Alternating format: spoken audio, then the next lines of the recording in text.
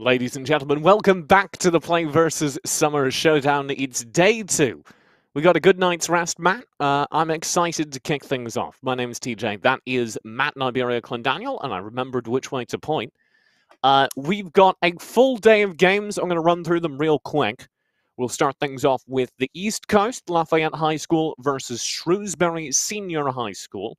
Then Lake Forest Academy versus Don Tyson School of Innovation in the Central Conference, and then Phoenix Country Day School versus Cherokee Trail High School. So I'm excited, man.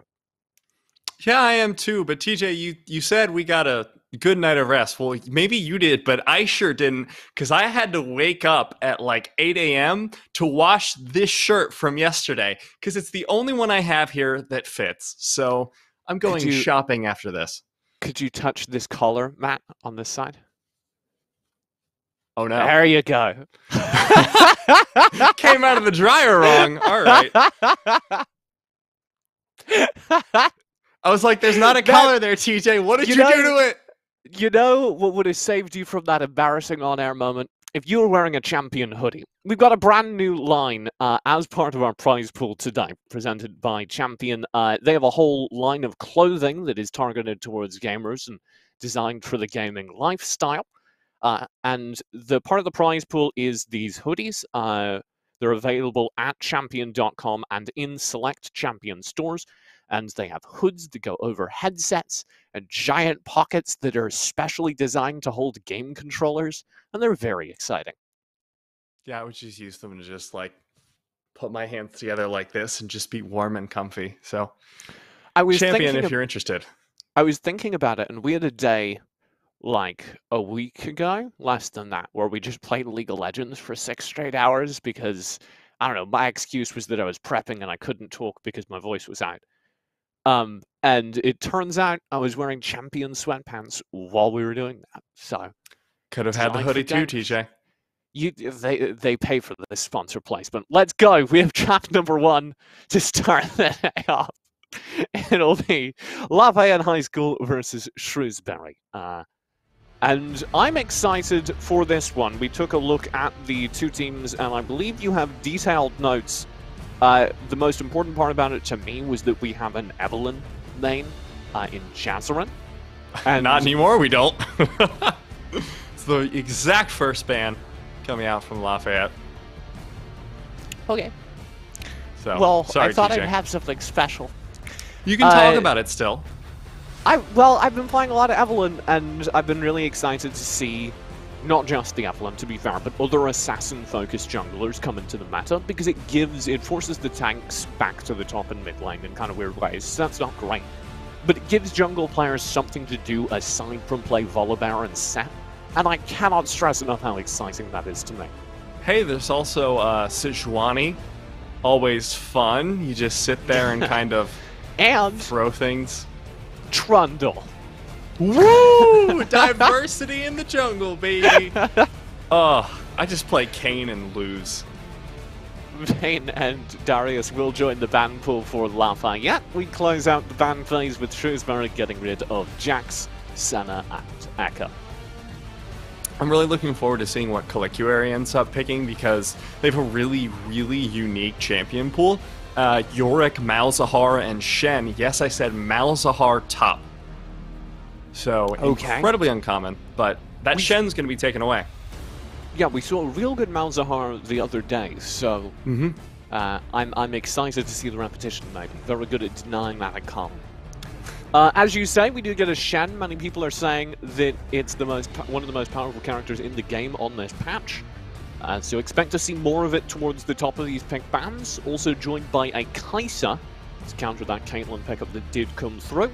We get Rakan down bottom alongside Caitlyn, and Mordekaiser in the top line. The Mordekaiser makes sense to me. You can force the Shen to take duels with you. If he tries to go for a stand united, you can force him into your death realm.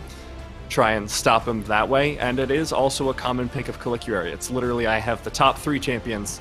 That was number 4. I'm excited that we keep seeing Kai'Sa, because the bot lane meta has been a little bit stagnant as well. It's Ashe versus Caitlyn, with occasionally other big carries being thrown in there, like Ezreal and Jhin. And I felt like people are sleeping on the potential of Kai'Sa to keep pace with the Caitlyn scaling and even be a little bit more effective during the early mid game. It makes a lot of sense to me, especially for Sajed. Longboy Golem plays a ton of really, I guess I'd call them enabler supports, things that buff up your AD carry and don't really have a primary role on top of that. You have a lot of Yuumi, you have Taric, and you have Tom Kench as well. So really focusing on keeping that AD carry alive. Alistar fulfills a similar role, incredibly strong peel and engage coming out of this bot lane. We do have a completed draft as we add in a Kassadin. Yes, a Kassadin into our mid lane and a Hecarim into our jungle. That will be the only lighter weight jungler we get, as it's Olaf over on the Shrewsbury side.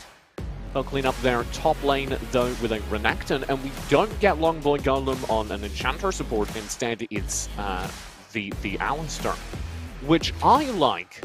Alongside Kai'Sa, I also think Alistar is undervalued. But alongside Kai'Sa, it works very well because he keeps people pinned down. He has a long CC chain. It's like him and Leona are the best for that, and he has a little bit more survivability than Leona. And if you can keep people full locked down right in auto attack range, the Kai'Sa has a field day. I agree with that, TJ, and that's all very important, but more important than that is we have a Renekton mid. Really? We already have the top laner locked in. It's certainly right. not going to be a Shen mid.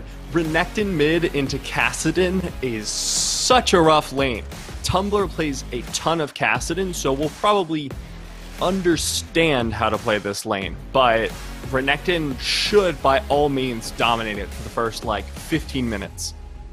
We were talking about this just yesterday, actually. We have seen some similar play along these lines in the European Masters.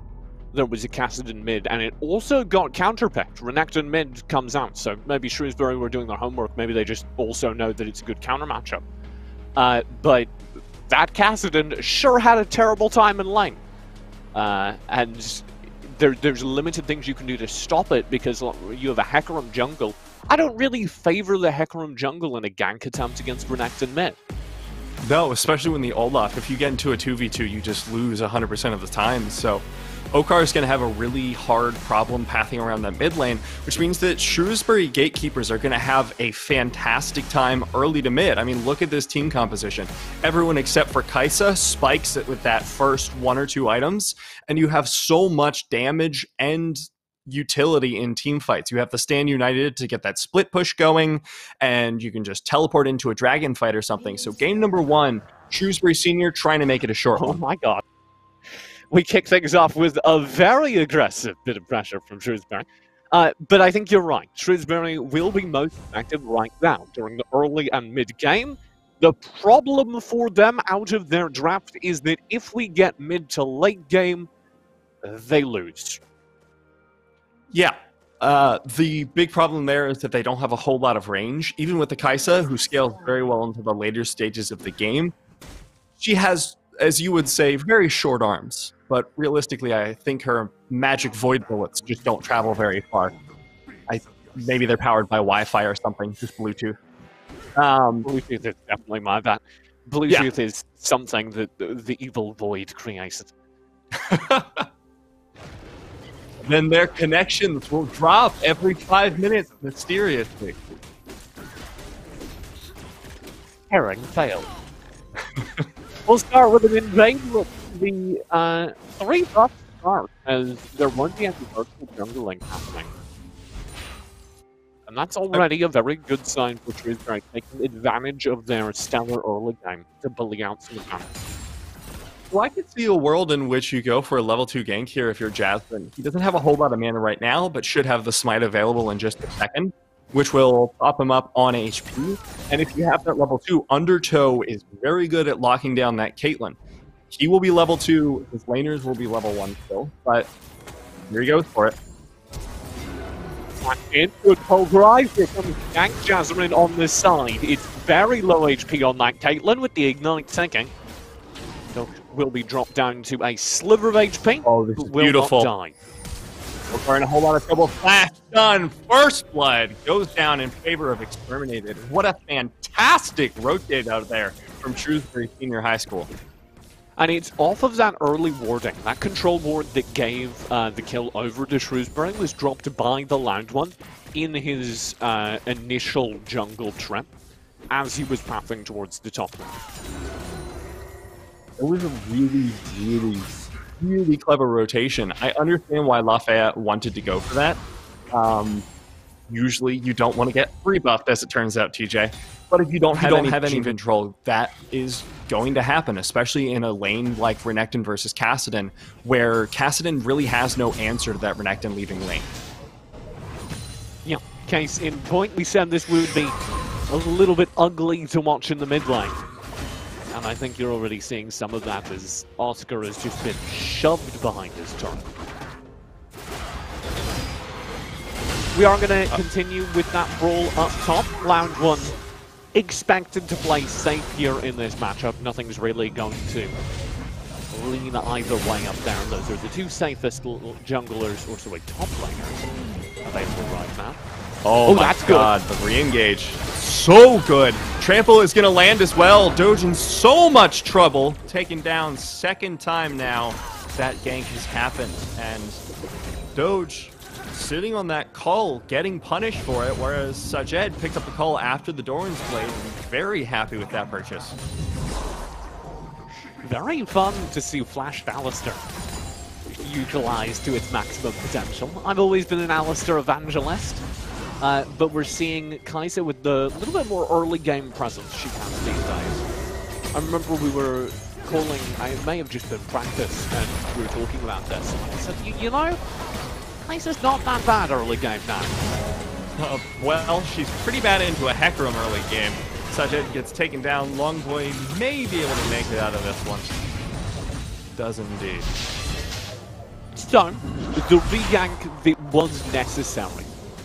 It's hard to set this up as a good start for Lafayette, but after the last exchange, they're at least not out of it.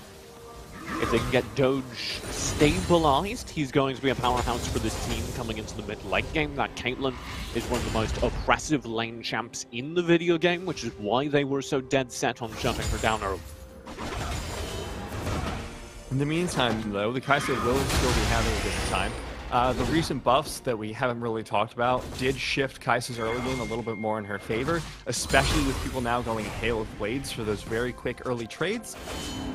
Pretty fantastic if you have someone like Alistair to just lock them down for you, get a few passive procs out. Man, shout out to this top lane, which is going to be just like dignified compared to everything else that's happening. Because Killer Carry's about to hit level 6, and that means there isn't really going to be a gank that happens.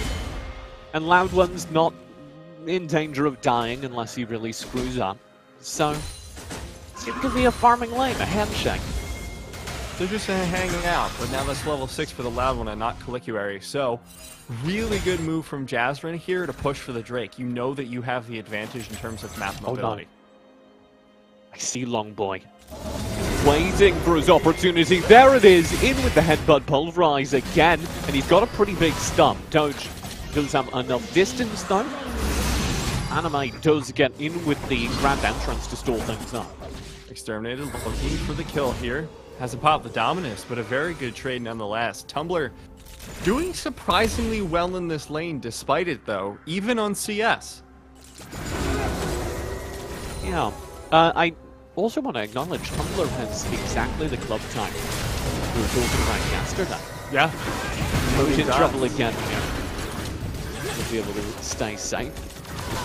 Don't think there's a Void Seeker Killer Instinct available. I think he's too far off level 6. But if he turns 6, like with that wave, he gets that kill. Oh, here it comes. Might get it either way. Sajed still alive under the tower. Teleport comes in as well. Sajed in trouble now, into the Death Realm. Stand United lands into the realm. Not quite there in time, but Sajed might be able to walk away. Little bit of HP. Oh! One more shot. Tumbler finds it. Rift Walk available, and here comes the pause. A 2v1 inside the Death Realm after Loud One arrives with the Stand United. Almost wins that fight. Tumblr has to come in to clean things up. He does take Sajid down. And that brings you up to speed. Then we started looking at a pause screen as apparently Okar disconnected. But that's okay. It gives us time to talk about club tags, because I think there's Right, enough to keep it's me on entertained screen. here. So Dots yesterday, we were talking about club tags, and we mentioned, I believe it was SHS had a club tag across the board, and we were like, wow, they're like super coordinated. You know, my high school's team certainly wouldn't have a club tag across all their players. And here we go, exactly the tag you brought up in that conversation, the 3 descending dots. Which is really fun, and it's really the only use for that system. I understand why they're deprecating it, but there are so many more club tags to talk about that I'm having fun with this game. So there is an official tag I was seeing that was being used by Shrewsbury. Sajid's not using it because he has his own tag of Sajid, which I think is fantastic. He's like, yes, my name in game is Sajid's Last Hope, but if you're not sure who I am, it's right there in the club tag. It's Sajid. The only team I'm on is my own. It does sort of feel that way in the bot lane, though. That's a 25 CS lead. Yeah, Sajid of Team Sajid is absolutely destroying that bot lane. I really like this item pickup from Sajid. You're going to be able to find the earlier Q evolve. A lot of times when you are playing a champion that builds you want to go for a very fast Muramana transform, because usually those champions use it as a major power spike. Kai'Sa doesn't. She's really using it just for that Q transform, so anything that gives you AD is going to go towards that goal. So double pickaxe is actually a really good buy on her, whereas on every other champion, it is probably the worst thing you could buy. And we're seeing the benefits of, I think, someone who's played their fair share of Kai'Sa. This looks really comfortable for Sajid. And so far, he's absolutely destroying. You've written here in our notes that they've won 2 state championships together, and I think we're seeing one. Yeah, actually, some of the players in the team have won 4. So it's a really winning team across, you know, generations of players.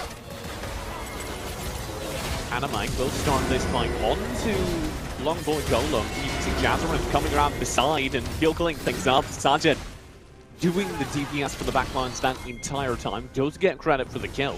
That's the 3rd death in lane for Doge.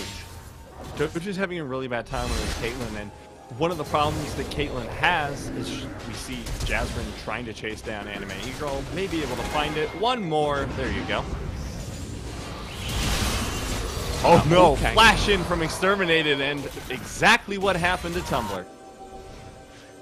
Got bought by God. Yeah, come on. Okay. Does start off a fight versus Shen in the top lane, but nothing happens there. This is, again, the safest lane. So Lafayette, it has gone from bad to worse. We did mention that they have a very winnable... They had a very winnable late game, but we're not like a headache there. Well, no, not at all. The problem they're going to be having here is... Oh, you no, just flashed onto a trap. And it still doesn't stop them. Another kill down bottom. Sajid claiming that alongside Jazzarin as Longboy Golem whips the Hex Flash. Ever so slightly, but turns it around. It's like, you know what? I didn't need that flash anyways. Headbutt pulverizes right over the wall. Able to find that combo onto Anime E-Girl. So the problem now for Lafayette is that they don't have anything to work with at this point. Tumblr's doing fantastically in lane, considering how difficult of a matchup it is, but it's starting to get worse and worse for him as the game goes on. Doge is getting absolutely stomped in the bottom lane. 50 gold advantage for Sajid. Because there has been so much pressure put down there. Doge doesn't really have a way back into the game for a while, so unless you can bring this super late, this should be Shrewsbury taking it over Lafayette. Shrewsbury Shrewsbury looking real good here in game one. Lafayette may be able to get something back here inside the Shadow Realm. Exterminated is hiding behind his turret. Will go down, but it'll be a 1-for-1 try. Oh no, that would have been worth it, but Sajed on point with the killer instinct. Big shutdown goes towards Calicuary for picking up Exterminated, but Sajed getting ever more fed off the back of that. And when you hit like mid-game at 10 minutes, that's really what we've done here for Shrewsbury. They're hitting their mid-game form at the 10-minute mark. It's really hard to screw that up. Because well, it really messes with the timing of the entire game as well, because we were saying that Lafayette really does get into the late game and be happy. The problem with that now is that the late game for Shrewsbury is going to be relatively a whole lot stronger because Lafayette was so far behind in the early game. And I think it's worth noting, like, how do you kill this Kaisa at this point? Because if she Killer Instincts, which is normally an offensive ability, the shielding she gains from it is now larger than Doge can reasonably burn through in time to win the fight. Yeah, Doge doesn't even have any AD items. Still, the Cull is the only AD provided, which I think is 8. Shout out to Cull. 8 AD. 1v2, Longboy Golem doesn't have any backup for that flash engage. There was nobody even close. And notice how little Longboy was punished for it. That's how dominant this game is so far.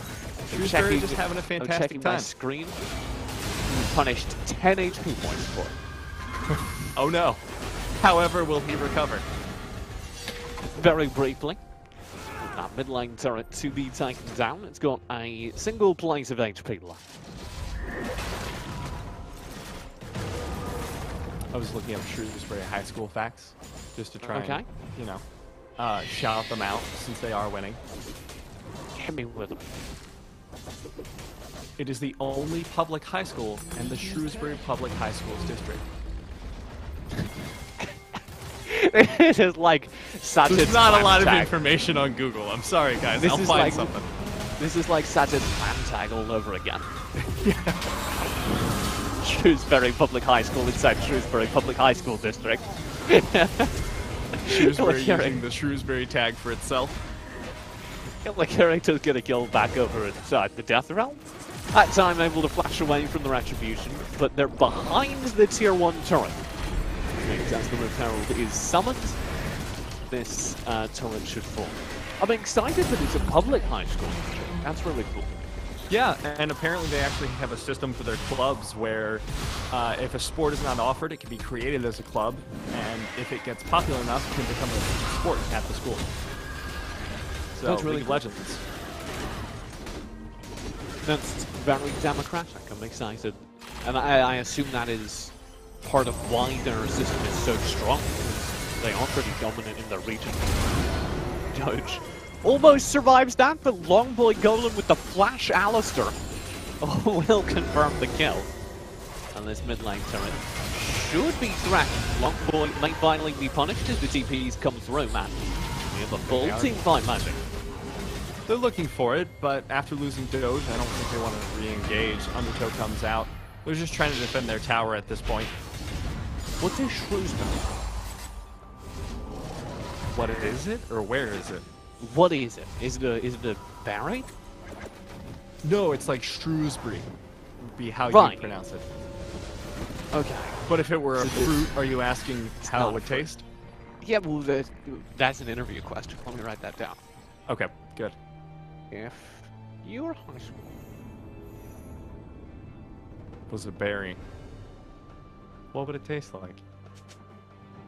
Because we have, I don't know if you've ever had them, TJ, but where I grew up, there were wild gooseberries. They're really good. They're like sour grapes. It's fantastic. My neighbor just like had them in his yard, and he was like, hey,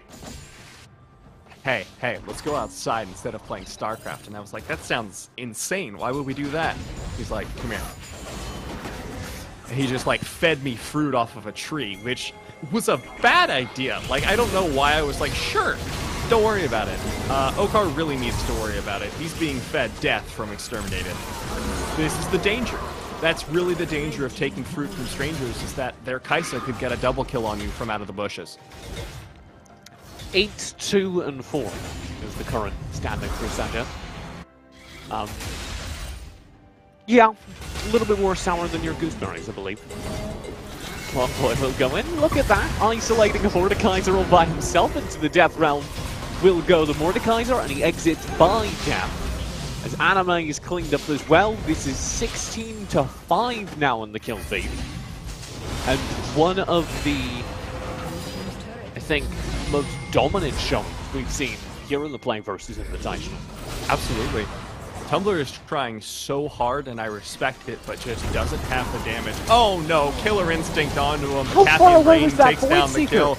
Loud One's alive! How far away was that Void Seeker cast from? I think it was cast from Red Buff.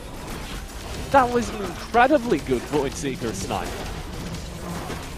And it does save Loud One, as you mentioned, which does matter at some point because of the shutdown gold, though.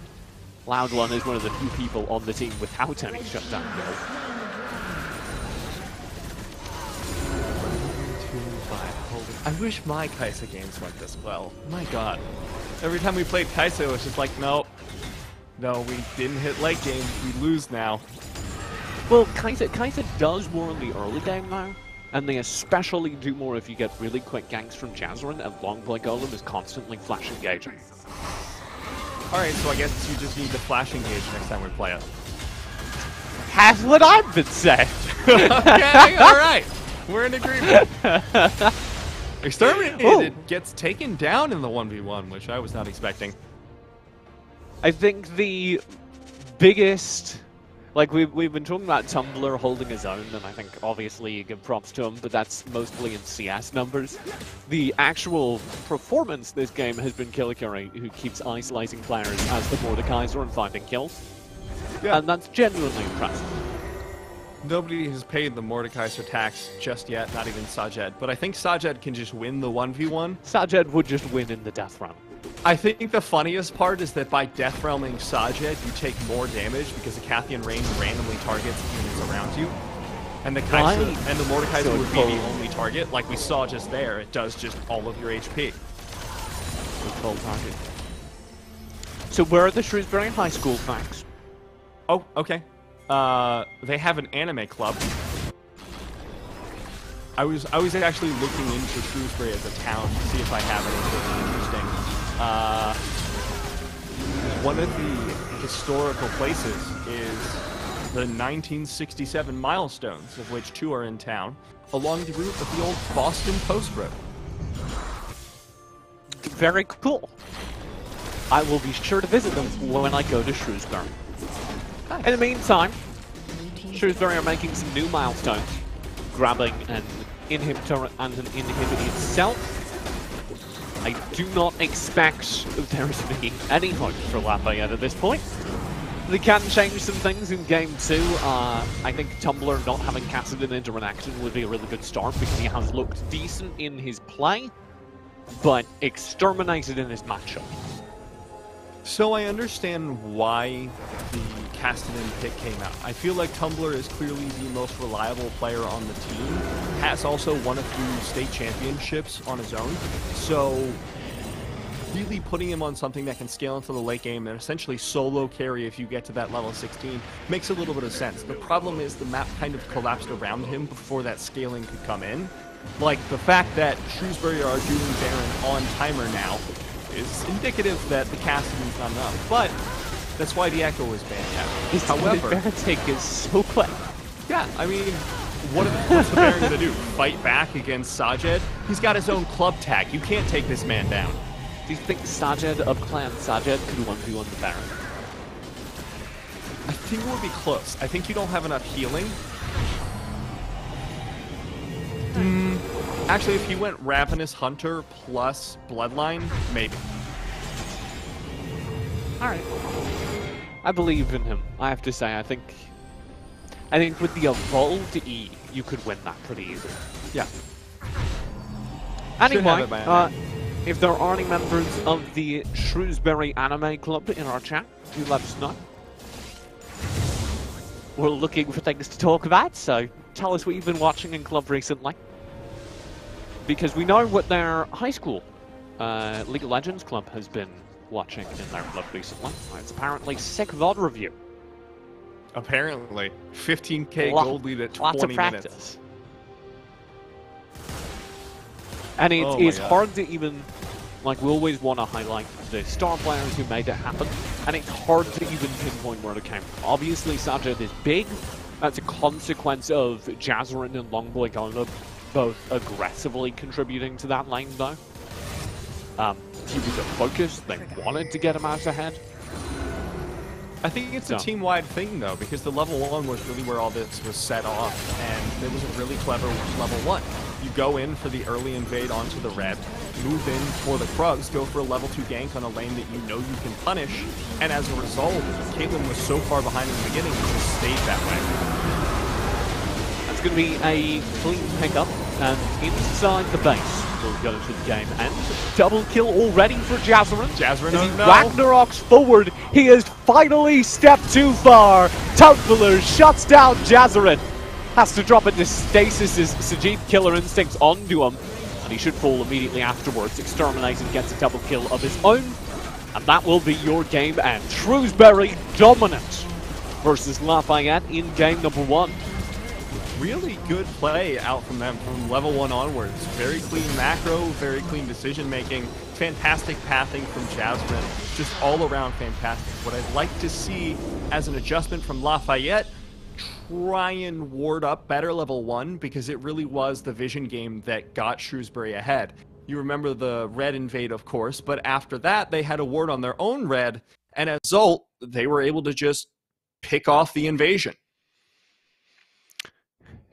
You know, I believe Tumblr got that shutdown gold at the end. I was like, maybe. It was 750 gold, TJ. They were at a 15k deficit. That's like a whole item. At 22 minutes. That's like a whole item. That's a lot of gold. It's a second tier, because there's a lot of crying happening after that game. I get you more mana. The more crying you do, the more mana you get. We are going to have to wrap this up and go to break. What would be, like, obviously Shrewsbury look dominant out of that, and it is hard to set up a narrative where Lafayette come back.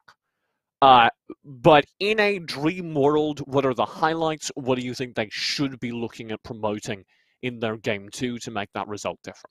I think Colliculary was fine. They need to have better vision around the level 1, and I want to see Tumblr on something with more early game impact, maybe something that can roam. I know he has played the Echo, so find something similar out of your pool. Maybe you can pull out the Vladimir. Has a little bit of impact. You can move it down into the bottom lane if you need to, post level 6, and set up some team fights, set up some ganks, and save your bot lane early. I'm going to go the opposite direction. I don't think you should be trying to save the bot lane. I think you should be trying to power up your mid and top side, because they looked like the most surviving members of that game. We're going to go to a quick break. Chance for maybe some redemption for Lafayette in game 2 on the other side of it. Don't go far.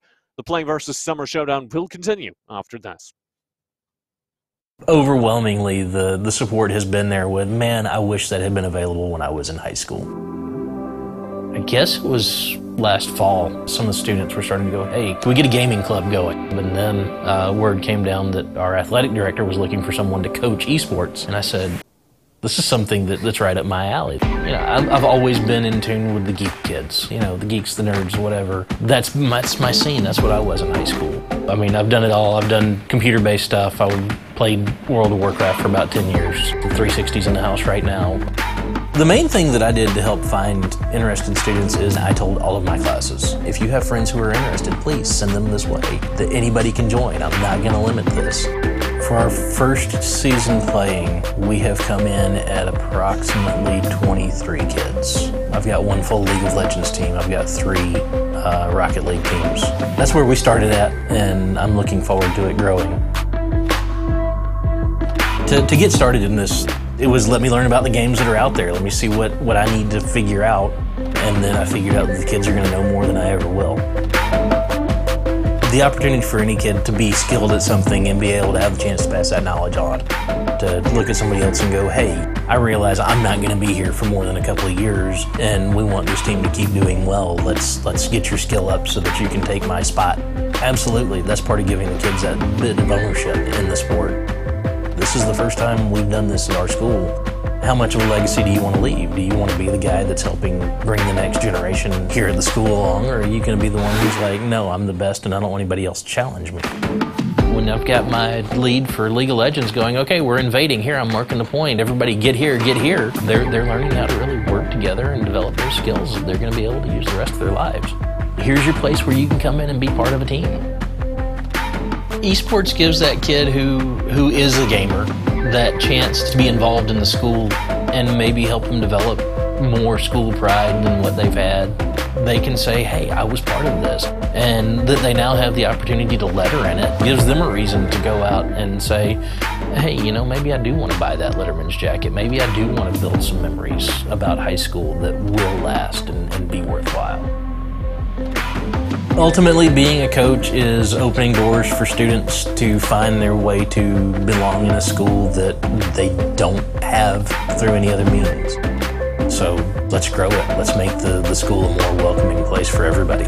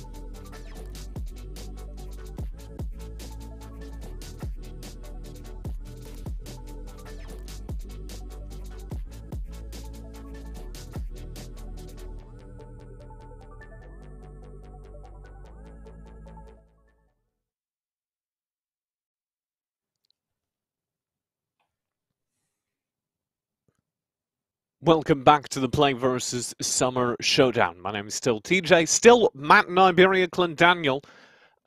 We are about to kick off Game 2 between Lafayette and Shrewsbury. Before we do, though, Matt, we need to give a shout-out to ritual motion skins, sorry, which are part of our prize pool. They are one of our presenting sponsors, and they look kind of like gloves that I always like gesture with my wrist whenever I'm doing this read. That support your wrist so that you don't injure it while you're playing with your high APM esports. They compare to splints, and they say their compression increases blood flow to the hand and reduces muscle fatigue.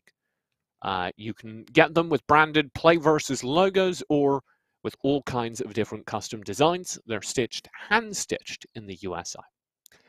Okay, game 2 between Shrewsbury and Lafayette. We did just talk about how devastating it was, Matt. We each had our theories for how Lafayette could improve in game 2. Do you think the draft is enough to save it? No. They need to change more than just the draft. That you need to change their level 1. They looked a little bit lost on it and didn't establish a whole lot of vision. Considering that last game we saw them go for a very, very deep invade from Shrewsbury, I would want to see like a 5-point start. You just cover all your jungle entrances and ward up after you leave. That way you can guarantee that no shenaniganry is going on without you knowing. And that way you can avoid the level 1 being the start of the snowball. It won't fix all of the problems, but it will fix the most glaring ones. Yeah, and I want to be, kind here, because the way these regional conferences work, you oftentimes do end up with a little bit of a disparity in the final 2 teams, right? And obviously this is a high school competition, and we can't expect these players to be executing pro-level plays. So I think the right lesson to take away is not that Lafayette are terrible. No, it not is at all. that I am astonished by Shrewsbury's level of map awareness and macro awareness. For a high school team, their level 1 was actually really impressive. They got out that early vision, did the invade, had their own buffs under control so that it couldn't be vertical jungled, and when there was the attempt at the late vertical jungle, they punished it. I think it was a really good look for Shrewsbury. That should be our big takeaway. Matt's having a few mic issues, so I will let him be silent for a hot moment. I believe we do have the draft ready to go, so we'll slide into it in a moment or two. There it is. A moment being the operative word. Matt, are you back with us? I am. Unfortunately, my microphone likes to have fun with my headphones, and I don't like to have fun, and your ears don't like to have fun either, so... That's what we're all about here at PlayVS, not having fun. And if you'd like Very to sign serious. up for more PlayVS tournaments where we don't have any fun at all, you can do so over at PlayVS. They have a collegiate tournament actually coming up for League of Legends, which I'm really excited for. So we'll see how that goes. Maybe some of the same players. Would that work? Is there any way it would work out, Matt? Possibly, yeah, because we have some players who did graduate this year. So it depends if there are any rosters here that have players on them that just graduated, right? We do have a few. We have a few players that say graduated in 2020. There you go. So I don't know about these games, but I did see that on the roster list earlier. All right. Maybe some of the same players. Shrewsbury High School. We'll start our ban phase. It's going to be Echo, Senna, and Jax knocked out. On the opposite side, we have Tarek, Alistair, and Evelyn gone. And I really like the bans here, of course, keeping the focus away from that Echo. You don't want to let that in because that is Tumblr's best champion by far. The Loud One picking up the Darius in the top lane, which was banned last game. So as a top laner myself, I hate Darius and I don't want to see it ever again. But as a person who plays the video game and likes to watch it, Darius can be really fun.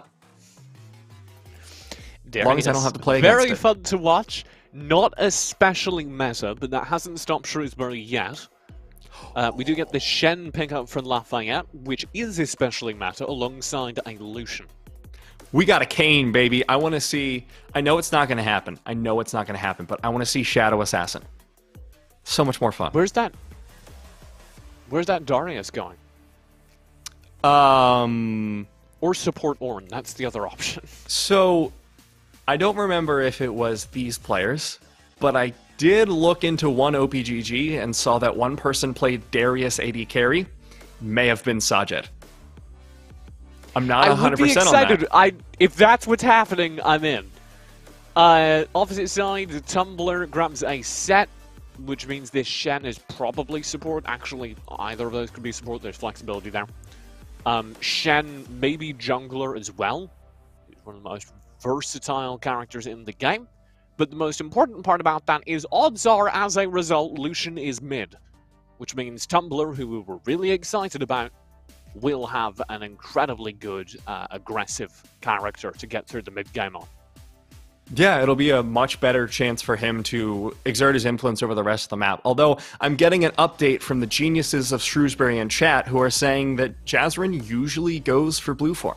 So, we never see it in competitive, but maybe we get to. I'm just saying, I'm gonna let them. I'm gonna trust the experts, and if they're wrong, gonna be hurt.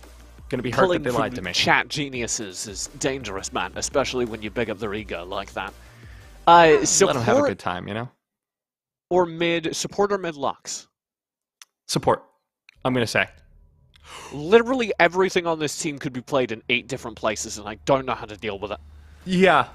All of them except for Lucian can be played support. It's going to be the Luxona bot lane, though, I think, which is really interesting. I agree. Luxona bot lane, Tumblr taking the Lucian mid, set into jungle, Shen in the top lane. This is a hell of a meta draft, all of a sudden. Lafayette have like, pulled out the Cloud9 draft. Incredibly. Like, the right side is LCS, and the left side is something. I'm more excited for the something, I'm going to be honest. I really like the bottom lane, though, from Sajed and Longboy. This is super hyper-aggressive, so much burst damage, and you're going into a Sona Lux, 2 of the squishiest champions in the game. So, goodbye Lafayette's bot lane. That's all I'm saying. We do have that to look forward to. We also have kind of brushed over the mid-Darius that did, in fact, come through. That will be into a Lucian. I feel like that should be an easy kite matchup for Lucian, but I'll admit I don't have the research. Am I wrong? So the one thing you can get into trouble with in this matchup is you kind of have to have perfect spacing as the Lucian, especially because mid lane is a very short lane and Darius usually runs Ghost or something similar to speed himself up. Lucian's a very short range AD carry, so if he missteps, that's a free pull and that's a free combo from the Darius into potentially a dead Lucian. Okay. If Exterminated can get his hands on Tumblr, it's over. But if Tumblr can keep him at arm's length, keep the social distancing up, Exterminated himself will be removed. We'll head into game immediately. And I have to say I like this draft from Lafayette. I think in any other matchup, if we just had the draft and we didn't have the previous result, I would be like, oh man, Lafayette clearly won draft.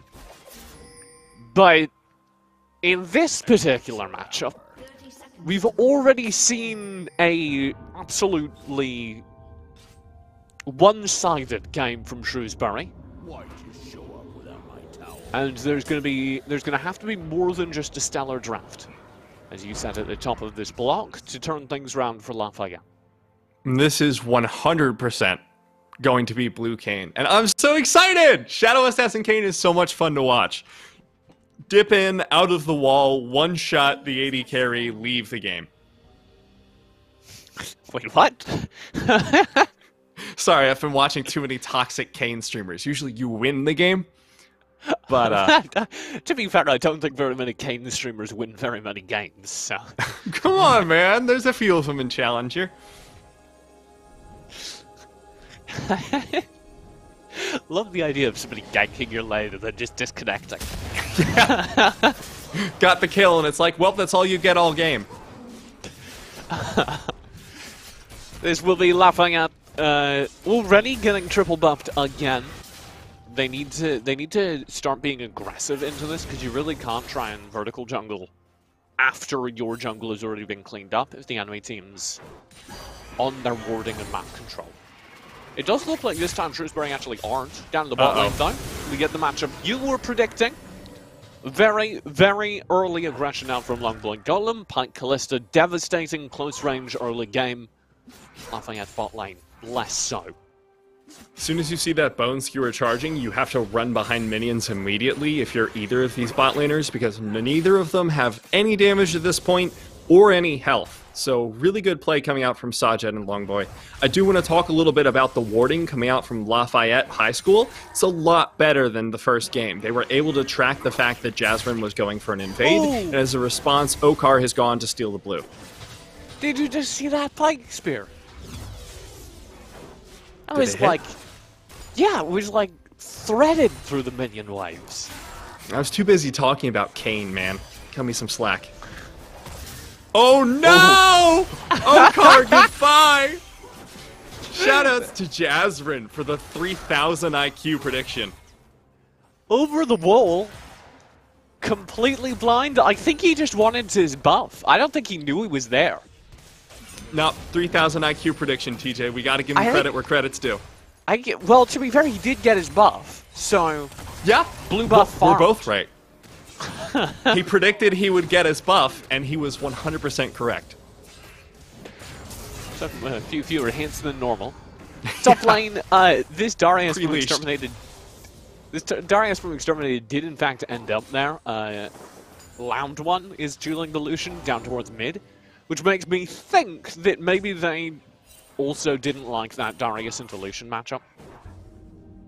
Yeah, Lucian's gonna have a lot more trouble into the Ornn once he gets a few items. You go Bramble Vest into like literally any armor, and suddenly Lucian's burst potential in early lane is basically negated. But early on, not very fun for this Ornn. Tumbler still poking away at either of these two tanky, shorter ranged characters. They've given Exterminated the Shen matchup though. And he is losing that so far. Not for long, I think. Give him a few more autos. Okay, maybe for long.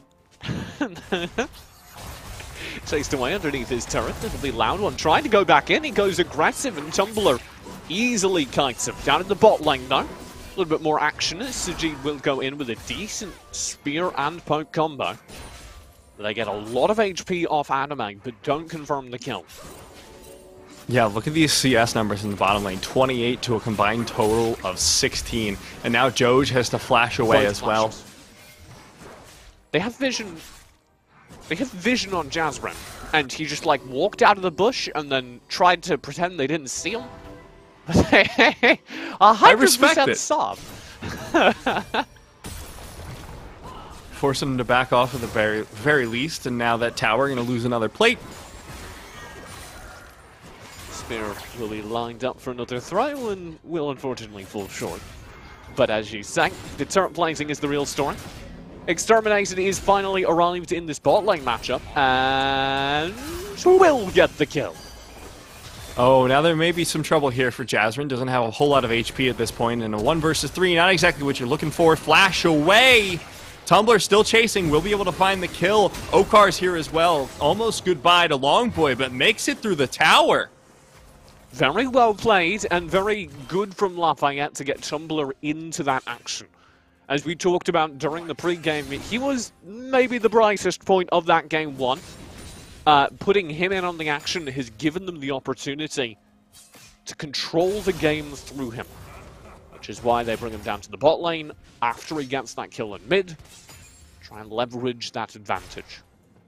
It's one of the many reasons that this composition is really good for Lafayette. When you have a Lucian mid, usually the problem is you have some other secondary carry and Lucian doesn't really get to shine, but if you have a player who is very clearly the standout like Tumbler, you can enable an AD carry very well with the Sona Lux combo. Lots of shields, lots of healing, and a lot of Ardent Sensor usage, so Tumbler can just pop off into later stages. I want to see the Muramana, and I think that's what we're getting with that pickaxe start.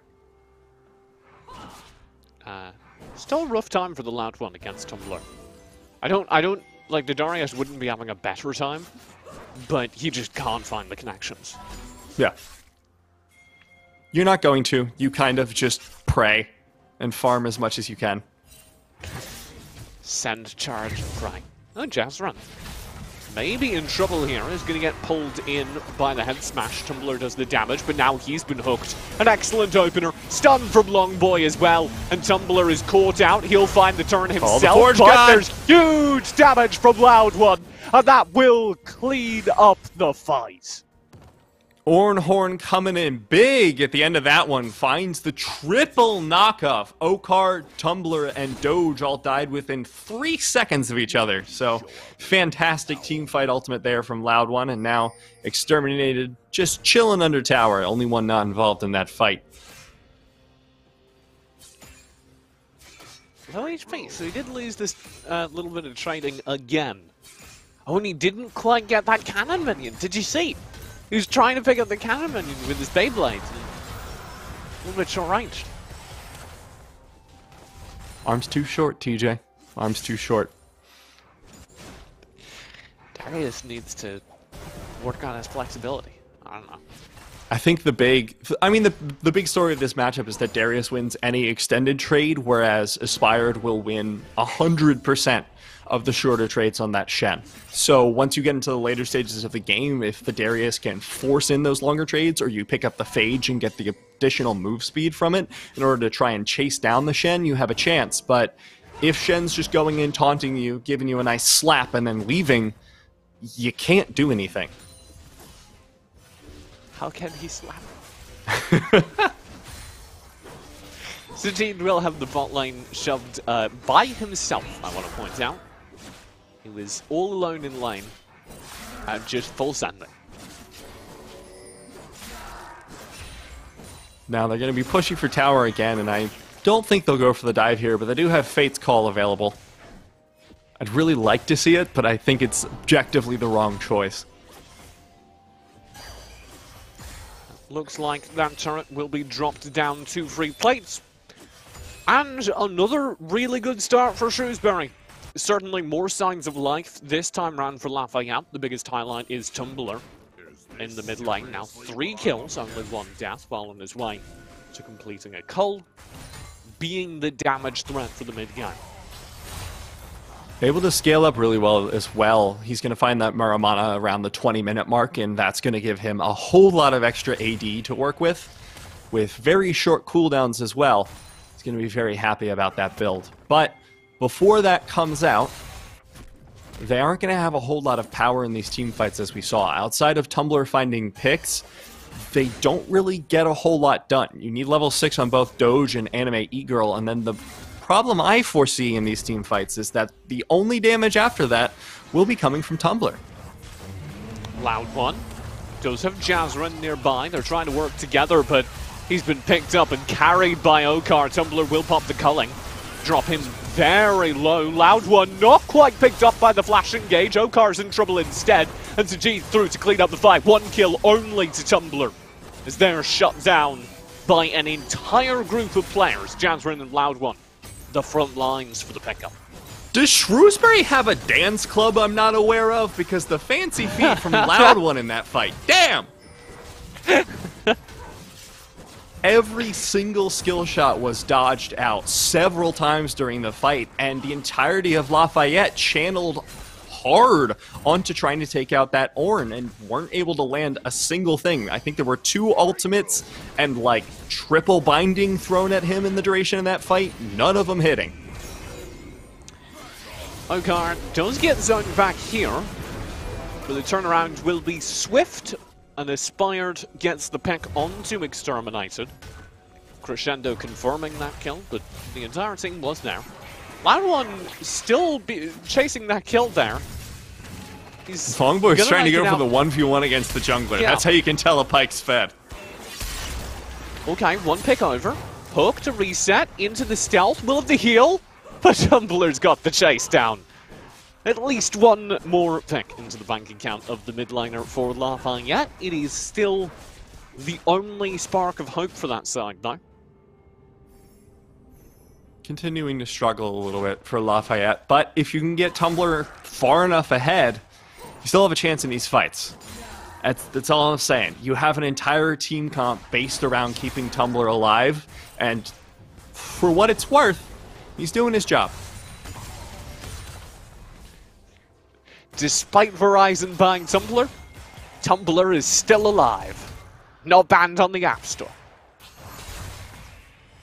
Was it actually banned on the App Store? It was briefly.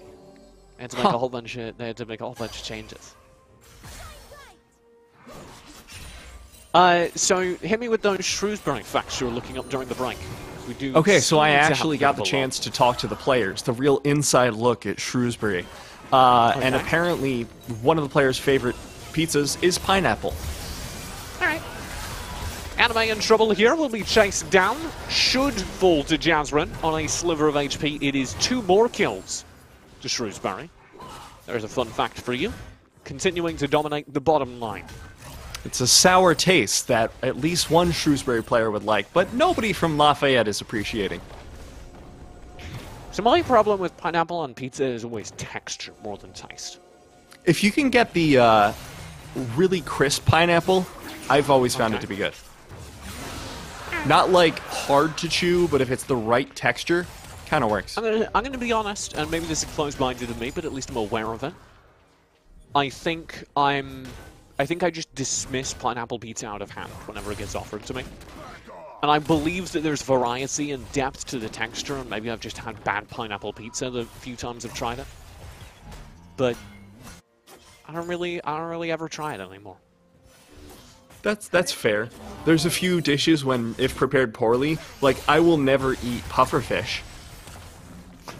I know that Pineapple there's pizza probably is great significantly pufferfish. less lethal than pufferfish, so I'm not.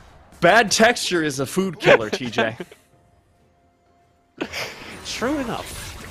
Hook will go in again in the bot lane. Longboy wants to pick up. Instead, we're mid though, where Okar is grabbing Loud One and slamming him into Tumbler. Tumbler will find it, but as will Jazrin. The answer back on that cane. Still haven't seen the transform. Come on, Jazrin. I want to see the blue cane. I know that's what you're going for, but I want the justification getting to actually see it. Oh my god. Sajid again with the pickup down bottom. Exterminated up top, is chasing Aspired, but still not quite winning those trades dominantly. So we turn our attention down to Anime, who is running for their life. Will barely get out. I like that Sajid's just building lethality. It's just like, sure, go for it. More swords. Yeah. And you can turn it into a Sanguine Blade, become a split push Callista. It's not great, but it's been done. Exterminated is just catching turret shots up there. Seen like 3 times he just steps into turret range and takes a turret shot for no reason. Okay, stun into Okar, half HP on him afterwards. Sajid and Longboy doing a truly incredible amount of damage. I think he was able to get the Pierce in to transfer the Spears to the next target off the Gromp. So if that is what happened, really well done by Sajid. In a little bit of trouble now. The flash in from Okar finds the face splitter. And Okar looks for more damage. Aspired takes the kill. Stand united across the map will confirm it. Signs of life from Lafayette. But they do lose Tumbler for it. Which might not be worth it, especially considering Jasmine's right back in. And that burst damage is incredible. Okar does have the shutdown. It's a very good head smash to secure it. And they want to keep this brawl going. Long spear from Longboy will bring Aspire back into it. Loud One is doing a decent chunk of damage at this point, but not enough to take out a Shen. Lafayette finding their way back into it slowly. Able to get pick after pick, and now Jazrin having a little bit of a crisis of identity as he's trying to figure out what item to pick up next. We'll settle on the Yumu's Ghostblade. I really like this blue cane build. 6 kills and you can't decide what item to pick up next. You just pick up any of them. Probably an improvement. What does it matter? Sure, go Sanguine Blade Cane. Does it matter? Yes. What am I? Yeah, actually, it kind of does. Well, I was thinking, you said, you know, pick any of them, does it matter? And I was believing in, like, Redemption Cane or something. No, well, please. He probably has the damage and raw stats to be like a threat to the squishies regardless. Right? Yeah, I can see that. I'm trying to think of the worst item that you could argue is viable, and Sanguine Blade was my answer to that. Okay. Tumbler will kite away, keeps himself at a distance. The culling will come out here in the mid lane as the Rift Herald joins Tumbler. Oh, a little bit of a mistiming on that light binding. So the Rift Herald may get its charge off, and indeed it does. All the while, the rest of Shrewsbury just looking for a way in. They're just happy poking out for the time being. Not going to be able to wave clear into this. They have really short range wave clear, which is a problem for them if they're trying to siege. That is the one thing that Lafayette are going to be leaning on for the next few minutes, is the fact that they can clear the waves really quick and keep those towers safe.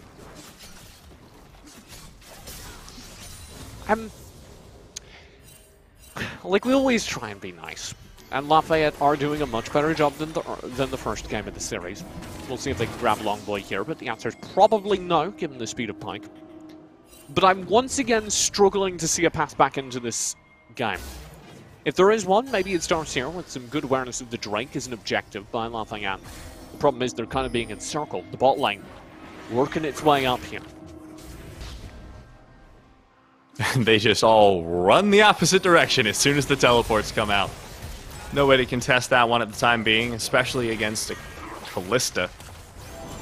Oh, he's terminated. Right on it, and he just gets light-bound, instantly blown up. A major pick for Lafayette. Now the team needs to run away. Call the Forge God will go through the entire team. Okar responds, ulting in, culling behind it. A little bit too short-ranged. Okar survives the engagement, and Aspire takes front lines. Big damage to Loud One. He should fall here, and he almost does. A sliver of HP, and Loud One survives. Sajid as well, and all the while in the back lines, it's been the Jasmine show. Looking for the pick onto set of all people, and not quite guessing it. He may be able to find the damage here. Shadow Assassin Kane does a ton. Okar, if he's able to catch up, will secure the kill, but Jazrin, too fast to catch for the time being. Beautiful Blades Reach. Two really good Blades Reach, and somehow, after losing their engage, Shrewsbury don't drop a single another player. It is only Exterminated who goes down in that fight. Really well done. The end of that by Shrewsbury, able to pick up the dragon as well. It's now Soul Point, 19 minutes. Jazrin has hit the Shadow Assassin, I will point out. It's very fun to watch. Thank you, Jazrin. Shout out to Shadow Assassin Jazrin. It is always delightful to watch teams be able to flex into their favorite characters and not necessarily a meta. But I have to say, I think we're seeing the limits of Darius here. A little bit, yeah. I mean, especially into these matchups, there's not a whole lot you can do until the mid to late game, especially into Shen, because Shen can just force short trades. You have to expend the Ghost, you have to expend the Flash in order to catch up to him, because he has a taunt that can stop you from doing anything. He's so fast! Have you seen Longboy's map movement? He's just running around the map at this point. Ghostblade Mobius, it's the build. Just zoom past the enemy. And you can see the vision control is absolute. Lafayette pins in maybe a third of the map, quarter, somewhere in that range. I think if he had the chance right now, Longboy would be able to one-shot Doge. Okay. Anime E-Girl has taken the opposite approach of Doge and itemization, who's Doge is going for the very standard build, and Anime E-Girl was like, I cannot afford to take damage. Tabbies and Seekers, let's go. Zonia's first. I don't think it's helping. I think you die either way. What was Anime E-Girl's name? Because I remember we were laughing about Ricky. The contrast between his name. Ricky? Yeah. So we got a spreadsheet that was like, what's your name, what's your first name, what's your in-game name? And so we have this line of a spreadsheet that reads, Ricky, Anime E-Girl. It's pretty great. Maybe one of the best player names. Not one I think you can take pro, but we'll see. Maybe change that along the lines. Pull a Zion Spartan. Anime E-Girl is now Ricky. Oh, very good Rivington impression. Oh, it's the full Rivington. Yeah, you just gotta get real grit in your voice. Talk a little bit about the Baron. 21 minutes in. 40k gold here for Southside. Just gotta add a little grit to it. Okay. Baron will be picked up, as you say, Rivington. That's not a good Rivington impression, TJ. Shrewsbury, sorry. Well, come on, let's hear it. I don't think I could do anywhere close to it, because I actually have a pretty high-pitched voice, so getting that gritty, I like to have to do the accent. Yeah, that is a lot of layers. Plus, you know, my boy Rivington, we go way back. Uh-huh, yeah, okay. Yeah, all right. And if there's one thing I know about Rivington, it's that he hates people impersonating. Oh, good. Oh, good. You tell me this now. Supposed best friend of Rivington. While we were, you know, hanging out drinking the other day. That's what he told Where me. did you guys meet, TJ?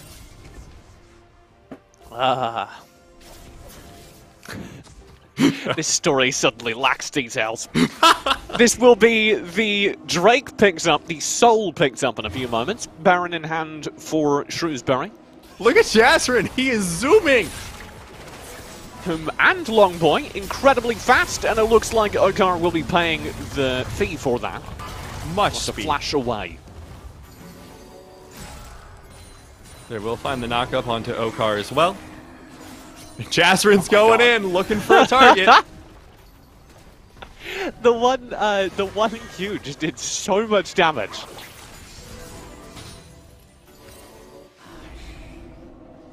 Looks I've like yet to see we won't. Jasrin get the opportunity to just 1v1 someone, but I want to see him use Umbral Trespass on like the Lux and just pop her. I'm still devastated because we haven't seen Longboy go for the full assassinate. So it looks like neither of us are going to be pleased. No, I was hoping for either of them to go, oh my god, that is a fast pike. Yeah, you were not with me earlier. Oh, look at the speed in this man. How fast does he go when he ults? Now that they have Cloud Soul. I want to see Jasrin ult too, and then pop Ghostblade immediately after. Go in, assassinate, zoom out at 900 move speed. We need to witness the speed force. Oh my god. Oh, we're about to! Oh my god! Goodbye, Ricky! The flash away will save you for now. But Jasrin's still alive for the time being. No Umbral Trespass left up. Will get taken down off the back of that, but that was very satisfying. Thank you, Jasrin. Very cool. Kill will come through. And that I guess the means there's Seeker's one- Tabby worked out for Anime E-Girl. Yeah, one less on the defense here as this turret will be shredded. The full engage will come through from Sanjeev, kiting from the front lines as Longboy has to run away. Does find the stun on Okar, who blows his Haymaker and is executed as a result. It's Aspire now for the front lines, and decent damage from him, but a double kill to Longboy. Assassinates both high HP targets on the opposite end, and it's just the lightweights now to stall out the game for Lafayette. Maybe able to find the pick. Sajed a little bit low. Exhaust goes in. It's up to Tumbler now to save the fight. Longboy goes down. Tumbler will save the base alongside Anime E-Girl. Very well played by Tumbler. Longboy, secretly the AD carry, it turns out. I believe he's building a GA there, so we can get full pike in a moment. When asked about future aspirations or plans, Sajid responded, pro. That's all. Nice. Good luck. What are you going to do with your life, Sajid? Pro. Pro what? Pro. Man's going to be a pro golfer. Can't touch that. Could be. Next, Tiger Woods. He's not a very good role model anymore, actually. Yeah, it was just kind of... What about Arnold Palmer? Has he done I know anything nothing suspect? about golf. Tiger Woods is the only golf player I know. So if you say So Arnold I know Palmer, the golfers because I owned a copy of Tiger Woods PGA Tour 2003 on the GameCube when I was like 7 years old. Huh. Was it a good game? Yeah, it was actually fun. I also had Madden 2002. Anime E-Girl has not very much So HP. much HP. No, so much comparatively. He just like took that full assassinate attempt to the forehead. Somehow came out on top. Crescendo will be popped. Doge does go down. Up to damper on Lafayette's plans, especially as Okar into the backline can't find the kill. He's now 1v4 and will go down. Longboy looking for the bone skewer up towards the top lane. Jasrin not done just yet, but Tumbler finds him. Cloud 1 and the rest of the team will get very aggressive here, and there are just 2 Nexus turrets remaining. So this should be the end of days here for Lafayette. He got that item upgrade. There you go. He just upgraded Sajid's Blade of the Rune King, and Lafayette just did it under fire. Combat Artificer. Be an achievement. What if League of Legends had achievements? Doesn't it? No? What are Eternals if not achievements? They're stat trackers. Uh-huh. What's an achievement? Stat trackers for multiple specified actions. Uh-huh. You know they're different, TJ. You're just playing with words in my heart. It's the same thing, Matt. I don't understand. But they're like boring. They're not. They even not pop up in interesting or the same. difficult. They even pop up in the same. First of all, there are some very cool Eternals. You take that back. But they're not difficult. It's just like Yeah, no, there are some. land there are on some 2 people very with specific settle, ones. No, which there is are some something you very would do. specific ones. Like every 3rd game is set. I think Riot are being very careful not to promote terrible playstyles with their Eternals. Yeah. Because if they give you one that's like, build Dead Man's Plate on Bard, that is all I'm doing every game. And that's Well, not... right, but you'd only have to do it once. What if you make one that's just like hit move speed with character? Like, yes, obviously I'm hitting that Eternal, so... Well, then Can't that's make the easier functions. because then Iron and Bronze will just be filled with achievement hunters. Already is, bro. What achievement? I was gunning what I for asked worst myself. player and didn't get it. Baron for the 2nd time for Shrewsbury, as they look to pick it up. Doesn't seem like there can be any possible contest, and the Elder Drake will be up in about a minute as well. Shrewsbury are just kind of playing with their food at this point. Feels like a little bit. Doesn't do any damage. The dance. I love how fast the dance is when Ornn gets stunned by Crescendo. Oh. Oh no, Longboy. Do it. I believe. He's got the rest of the team for backup as well. It is no longer just Longboy. A full engage from Okar. He goes over the wall to find Sajid, and they get a huge burst of damage. Tumbler finds the kill. He even survives the engage. Will be dropped into GA, but he'll come out the other side of that in a moment, ready to fight, ready to scrap. In the meantime, Exterminated is split pushing though. And Aspire can't defend against him anymore. Longboy Golem in a little bit of trouble. They're going to try and push for this Nexus right now. Everyone's rotating up, including Jazrin. They're going for the end, potentially, giving up the Elder entirely, it looks like. Lafayette, if they can pick up the Elder and back, can still win this, but Aspire has gone down. Okay, now the recalls are all important with Elder in hand. Several members have got back. Tumbler finds another kill. There's all the Nexus turrets down. Loud One and Jazrin just trying to focus it down, just trying to end the game, and they can't do it back. Lafayette stay alive and claim the Elder. Well done by Lafayette, capitalizing on a moment of short-sightedness from Southside High School. Or Shrewsbury, sorry. Southside was yesterday. Too many SHSs. You tripped me up with that. You tripped me up with that. Yeah, it was like, that sounds wrong. The inhibitor respawned, which I think two inhibits actually respawned, which stopped the waves from coming in. Yeah, but off the back of that now, I mean, we see how much damage Tumbler's able to put out on top of the Elder Drake. This composition is going to be a problem for the next few seconds. Few seconds being the critical phrase there. Yeah. As soon as the Elder fades, it's going to be difficult for Lafayette to win fights again. I will say, we are kind of headed towards that late game where their comp difference will start to matter. Crescendo does land. Good punch from the backlines. Loud One, very low. Okar cleaning things up though. Jazrin and Okar both going huge. They're able to find both of them, and now the Shen's in trouble as well. The chase down, Sajed looking for the triple, won't be able to find it, gets taken away by Exterminated. That's called teamwork, baby. pushing in now for the inhibitor, and this should be the game after a bit of a slower roll there in the latter half. Shrewsbury has picked up the second inhibitor and will be looking for the Nexus to take down Lafayette High School and win the Central Conference. East Conference. Don't need the inhibitor. I got it. Full rush in for the Nexus and a 2-0 for Shrewsbury, a dominant one at that over Lafayette, who did put up a bit more of a show. Tumblr, I want to give a shout out, Tumblr and Aspired. Actually, both looked really good in that second game. Yeah, it was looking a whole lot better from them. They found a composition that was working more effectively, but unfortunately for them, they just still couldn't pull it out. I think it was a lot of playing with their food from Shrewsbury to a point where they almost lost the game a bunch of times, which like almost lost the game is a little dramatic, but they did. They definitely could have lost the game after that. If that one Elder fight goes wrong, okay. Yeah. But overall, Very it works dominant. out very, very good. And I do believe we have an interview coming up. It was scheduled to be with the Loud One, who was on orange duty that game.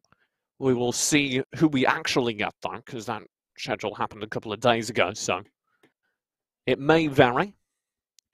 I think that was one of the most impressive performances we've seen from a high school. So let's do like the Game Theory Fantasy League of Legends thing. PlayVS launches another event cross-region. Sunny Hills or Shrewsbury? See, I would want to answer this question after the interview. Oh, you don't want to say that before just in case he's watching. That makes sense. Yeah. Don't want to get yourself in trouble. Shrewsbury, doesn't that actually really imply what your answer is, though? It implies but doesn't state it, TJ. Shrewsbury looked really good across that series. I think my big takeaway from it was how terrifying their bot lane was. I was really impressed with Sajid's Kaisa in game 1, but I want to actually specifically highlight Longboy Golem, who really made that bot lane scary multiple times in a row. I'm told we do have that interview ready, so we can pop on the Loud One, I believe, and kick things off. So, Oh, we get Sajid instead. We were lied as to your identity. How are you doing, Sajid? pretty good. About yourselves? Vibing, man. We were vibing to a lo-fi drumming that you guys just handed out. How this was, I believe, played yesterday for you. How does it feel to dominate a finals like that? Let's start there. Felt pretty good. It was a little underwhelming though, because I thought like it'd be a little bit harder. No flame, but I don't know. Like getting there was a little no flame, of course. getting there was a little harder than the actual finals itself. So, I don't know if you got a chance to watch yesterday's games at all, but do you think you would win against the other Eastern Conference? Which teams? They had Stanton and Parkview High School. Yeah, I think like Parkview, Stanton, those were both pretty good teams. I saw them. I don't know. I think it would be a better match. Probably win, to be honest. But It's the confidence I'd like to hear. It'd be a better match, I think. We were having a lot of fun because you guys were getting pretty off meta. You know, we had the Darius in play and that kind of thing.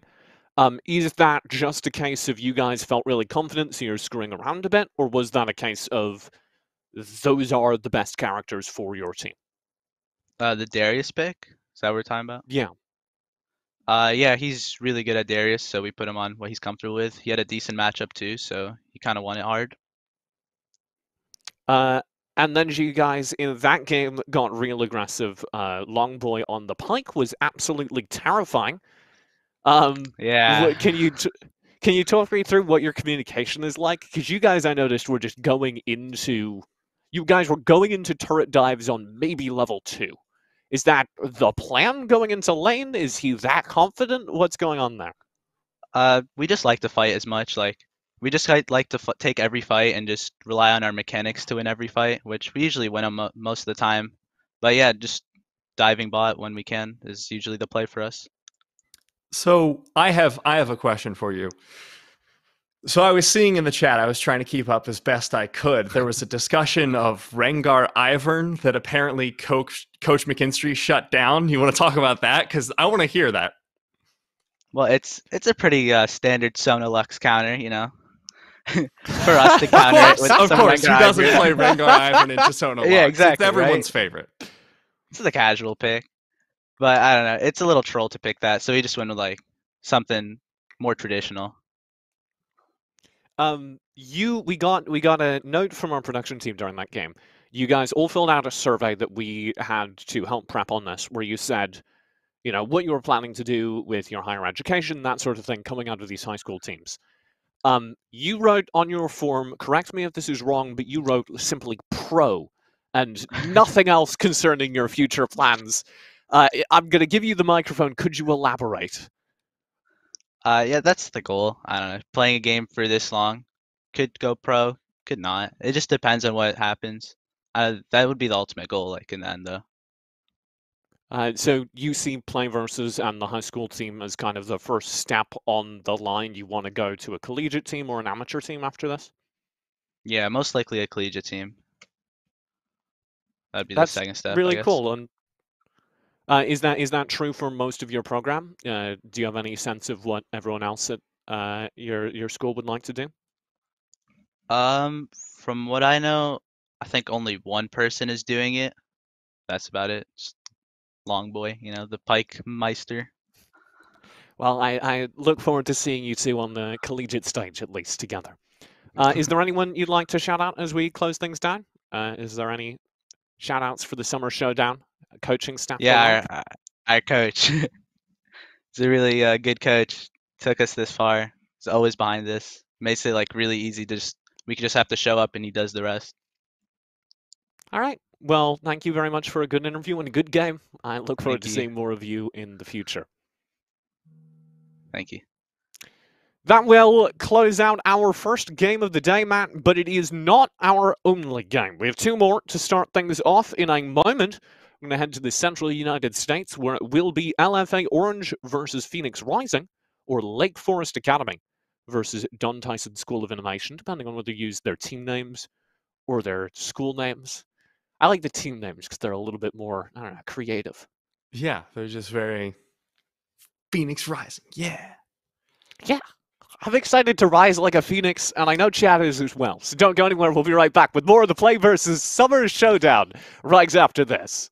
One of the greatest things is getting an email about how excited a parent is that their student is involved and is having a great time and wants to talk about their esports experience. I've always been a gamer. I usually wanted to play the single-player role-playing games and the WoW and StarCraft. I didn't really know a lot about esports. I didn't realize the extent of how large it was. Our athletic director walked into my office. He's like, just watch this video. It was a promo reel that said, esports is coming or something, games to be announced, and it was this hype video. And I was like, we have to do this. He's like, I don't have a coach. I was like, oh, when do we start? How do we do this? I would say that I'm actually stepping into the students' field. This was especially the case in season 0 and 1 with the seniors who had been playing for years. I was there to coach in the sense of be an organizer, be an encourager, be there to try and instill the elements of sportsmanship and athletic conduct. But I know and recognize that some of these players know more about these sports than I do. And I can let them be teachers as well to the new kids. And so having that relationship, that partnership with those students has been really important.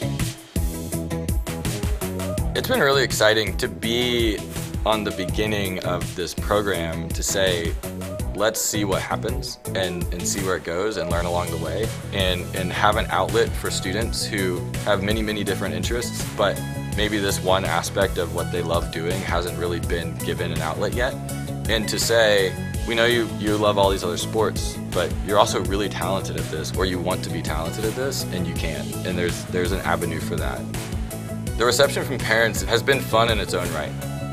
Parents say esports, like, what is this, video gaming? And the answer is, yeah, it is. That's the entry point. But I'd love for you to come to practice or check out some of these videos and these stats and let me show you the difference that we're trying to create here. When a parent comes and sees a game, specifically like League of Legends, from start to finish and goes, I had no idea that that's the level of intensity and the level of dedication that it takes to play one game and the endurance that it takes to do this and to communicate as a team. Like, I had no idea. Seeing that reception and that flip is really exciting, because then they're all in.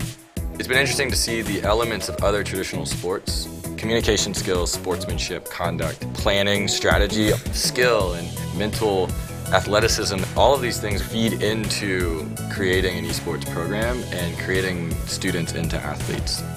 It's just been really fun to watch them progress really, really fast by having that team dynamic to fall upon.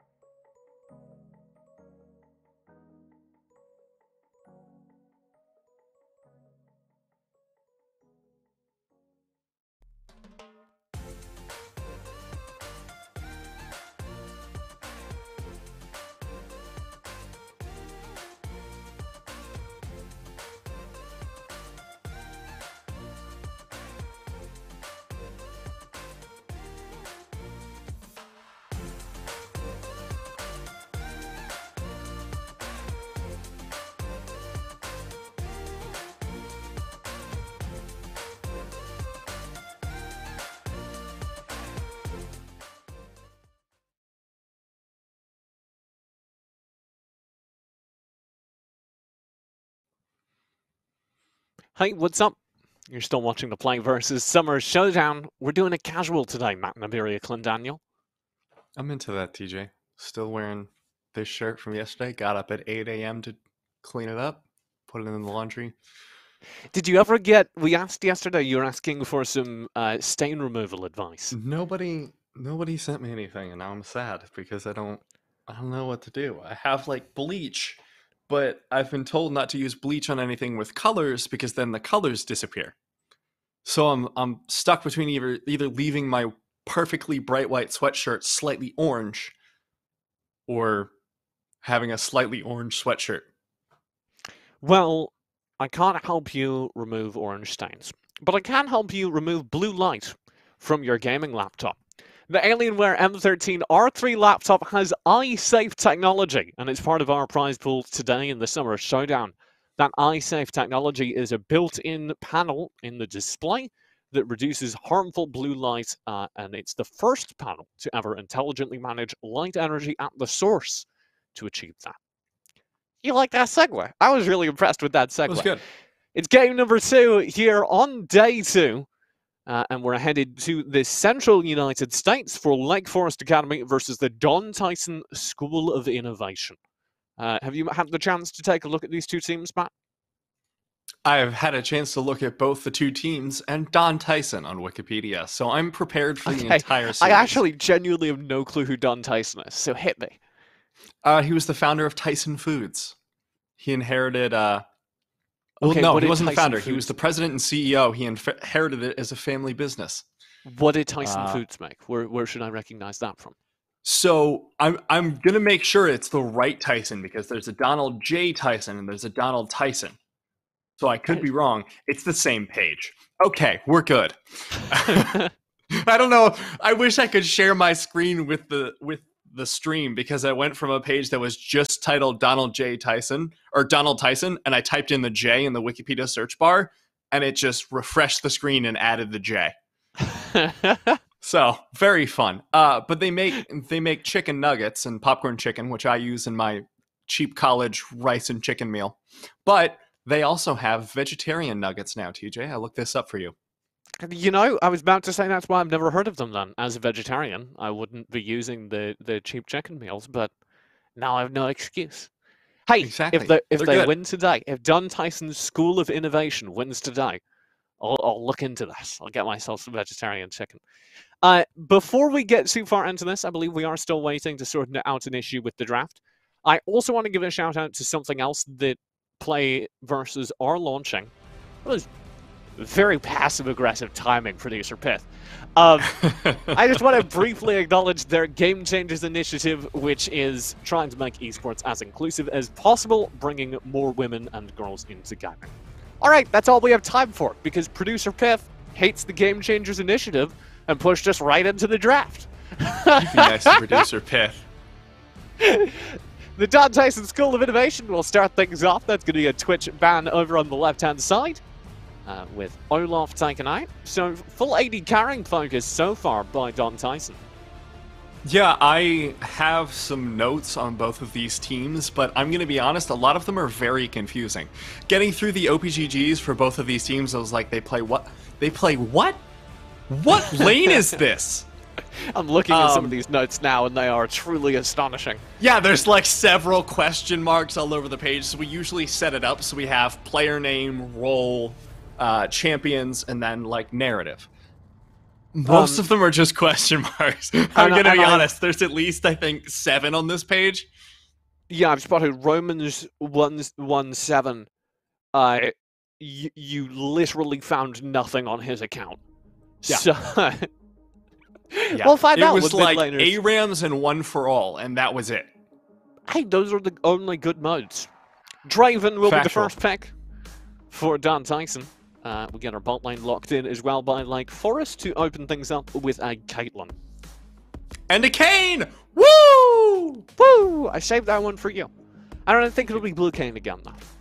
No, I highly doubt that. It's very uncommon. Oh no, not into Aatrox, please. Red Kayn and Aatrox are like really confusing when they're in the same game. Because they're both like similar. big, bulky Darkin boys with big weapons. Hopefully we'll be running a really flashy skin on one of them. True. Blast through that. We have a clue as to our mid laner's identity, unless that's support. It'll be Veigar, pulled out by John Tyson, which is exciting. And we get a top laner to counter the Aatrox. So overall, pretty positive on our draft so far, Matt. Yeah, I actually really like the Draven pickup because I was looking into the Draven pick earlier. They were actually going Dark Harvest of all the runes, which is not something I'm familiar with. So hopefully we get to see some interesting play out of that. I'm wondering if it'll be that Muramana Draven that we saw earlier on in the season about a month or two ago. I'm going to need to hold you here for a moment. Continue. Keep speaking. I'm doing some research. Okay, all right. Tinson, of course, with that Maokai pick in the top lane, I'm not sure how well that's actually going to do into the Aatrox. It is able to dodge out on the third strike using Twisted Advance, which gives a few iframes, but the tankiness isn't really going to come through into the later stages of the game, but if you go Bramble Vest, you should be able to scrap with the Aatrox very heavily, and in team fights, you're going to be able to contribute massively. Romans 1:17 is not a particularly memorable Bible verse. I'm gonna be honest. It's No, it's I a looked very it up earlier it's too. It's a solid Bible verse, but it is not. I looked it up too. I was like, surely this is going to be something, you know, that I've never heard of before, and I was like, oh no. All right, cool. I respect it. Anyway, we'll continue.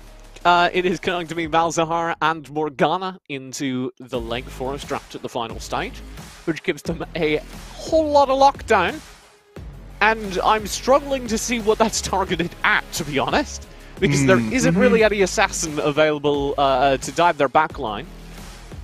But we'll certainly see full-on illegal movement from both sides between the Veigar, the Malzahar, and the Morgana.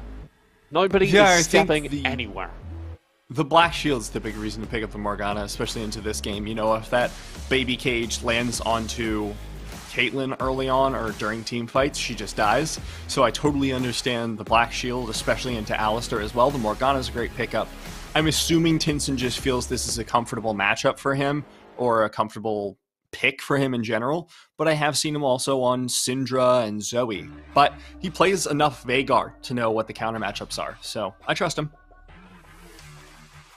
Maokai in the top lane is also exciting for me because it's one of the few characters that can bully Aatrox out of lane because he just straight up wins auto attack fights.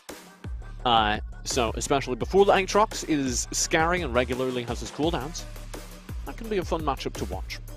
Yeah, I think if you get Bramble Vest on the Maokai, I was saying earlier, that's the way you really start fighting Aatrox. He no longer has access to all that healing. You can dodge away from his third hit and also his W, and you can just kind of smack him in the face a bunch, and then get to team fights, and you can just entirely interrupt his day. I think it's also important to highlight that top lane match because it's the only legit tank over on Lake Forest. As the Maokai gets knocked out of lane, there will be nobody that can take hits. Kane is okay at it, but he definitely prefers a more in-and-out play style. The healing we're going to be seeing out of the Conqueror version of Rost is massive, so I'm interested to see how well that's going to do in the later stages in those team fights. But for now, we're into game between Lake Forest Academy and Don Tyson's School of Innovation. I want to just call them Don Tyson, but it really does eventually sound like Don Tyson is playing some sick League of Legends. And that's not what I wish to apply. No. We did it with Roosevelt. Yes. Yeah. Shout out to Don Tyson. We'll kick things off with a fairly standard red start. Nothing actually... Red start from both sides. Nothing actually remarkable from it. No. We should have a fairly scaling early game across the board. Nobody's particularly benefited by early aggression. So we got time. I hope you loaded up on Don Tyson facts. Oh, you know I am, TJ.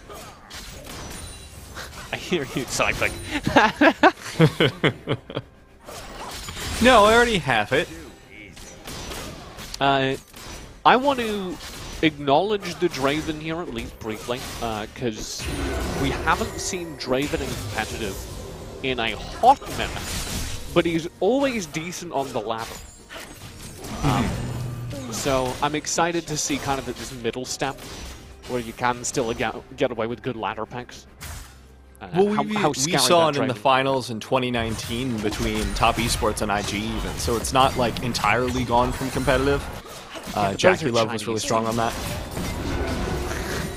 What, TJ? Their meta doesn't count. Their meta is whatever Alright. they're good at. It's basically true. solo queue. IG's like, what should we pick? And I'm like, I don't know. Whatever. Jackie Love's like, I've been nailing my Draven in solo queue. They just go with it, and I respect that, don't get me wrong. But it doesn't negate any observations you can make. Pressure down bottom thus far is going to that Draven, just able to shove out the lane. And early Maokai is having a bad time against the Aatrox. You have no way to stop his healing. He can stack up that Conqueror pretty well, so you're stuck in a bit of a rough matchup early on. A very rough matchup. Yeah.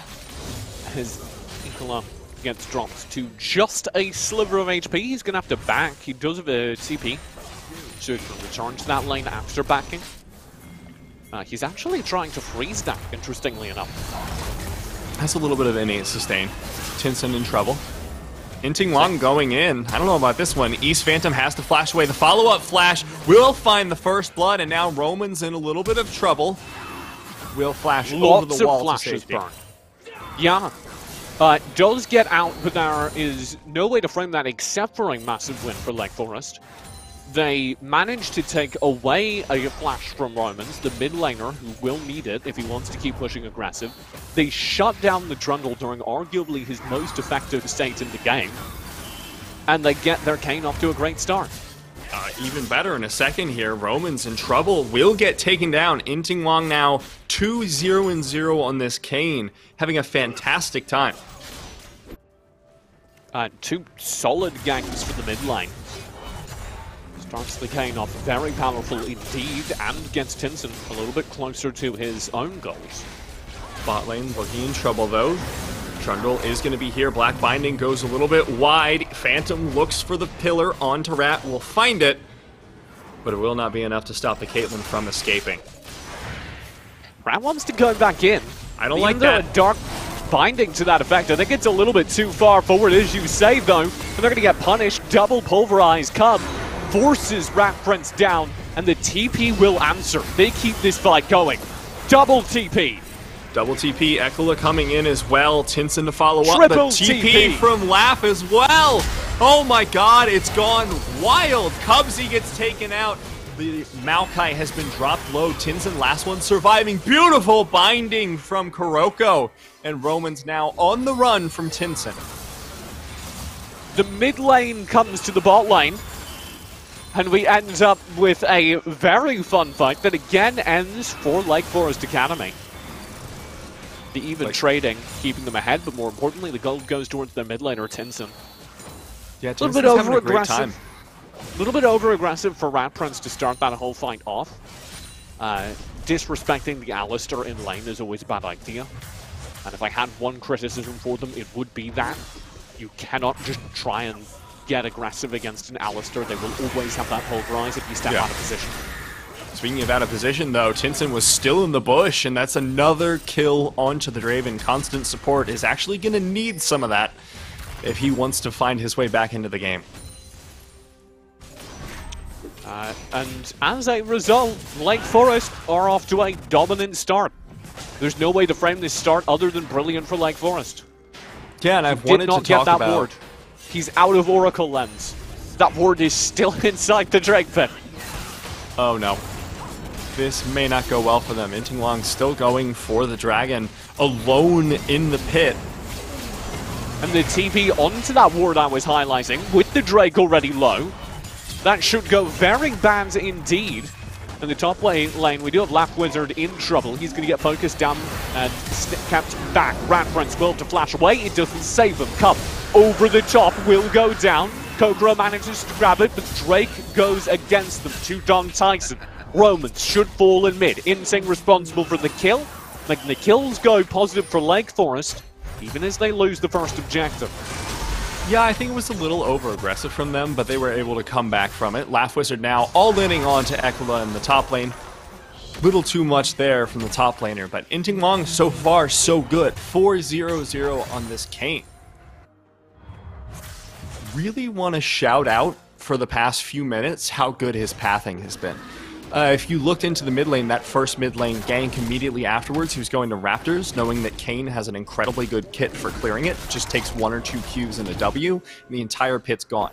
After that counter jungling, Tinson and he played very well, and you were able to take up a second gank in a row, take down Romans, and that has really set the pace of the game so far. The only mistake to point out, of course, would be that dragon take on low HP without an Oracle Lens. That would have set them a lot further behind if they'd lost the ensuing fight, but luckily they did win it and still have a way back in. Ooh. Rat Prince again steps a little bit too far forward here on the bot lane and gets destroyed as a result. Ooh, Whirling Death's able to find the kill on the back of it as well. Very dangerous Draven down here in the bottom lane. Yeah, he's been aggressive from moment one, and he's got the right support for it. Draven's really good with Alistar because, and it's very similar to the Kai'Sa matchup we talked about, again, he thrives with his auto attacks. And Alistar is really good at setting champs up to just pure auto attack for a bit. So looking at this build right now, I assume he's going to be going for something like a Ghostblade first to give him a little bit more move speed. And now that he picks up the Caulfield Warhammer, I look so smart. Will give him a lot of lethality, a lot more damage, especially alongside that Dark Harvest. Basically what this build is going to do for him, he's going to be looking for that last auto on low HP onto the Caitlyn to one-shot her. If there is one lane that's going well for Don Tyson, it is Black Wizard on the top lane. If he can keep this lane going, he will be a terrifying mid-game threat. We're talking about the LPL. And LPL Aatrox is doubling their opponent's CS and then coming down to dominate mid-game. Certainly was a thing. It's a classic. The Shy, of course, the most famous example, but you can say that about pretty much any top laner. You can also say that about going 0-7, so... It's really Inting in the top lane, player. also a classic LPL behavior. Yeah. Lap Wizard will be in trouble. Here comes the Rift Herald summoned. And Lap Wizard gets out. Rift Herald will not quite take the turret. Must have a sliver of HP left up there on the top lane. Tinson and Romans have come in for this. Cubsy a little bit too aggressive, gets the binding to the face. Good black shield off the back of that from Kuroko, and now Rat Prince trying to get the 1v1 onto constant support. Whirling Death has already gone out, putting down a lot of damage. Meanwhile, in the top lane, we've got even more fights going down. Ekala will fall. Tinson not able to follow up with the kill. And Constant got too aggressive in the bot lane. Rat Prince finds that kill somehow. That means Inting has to do some cleanup here on the top through Tinson, because that's given Don Tyson a way back into this game. It's a really ironic name for Inting Wang, because he is the one He's of two carrying. people who have not died this game, and he is hard carrying. I will say, I really don't like this build from Ekala. You want a Bramble Vest 100% into an Aatrox. There's so much healing in that kit that you need to get pushed down. He's rushing the Sunfire cape instead, which is very good for the wave clear. Don't get me wrong, but not going to stop the Aatrox matchup. I think I've just noticed that Inting actually has an LPL tag in this map. Oh, nice. So you got a fellow fan.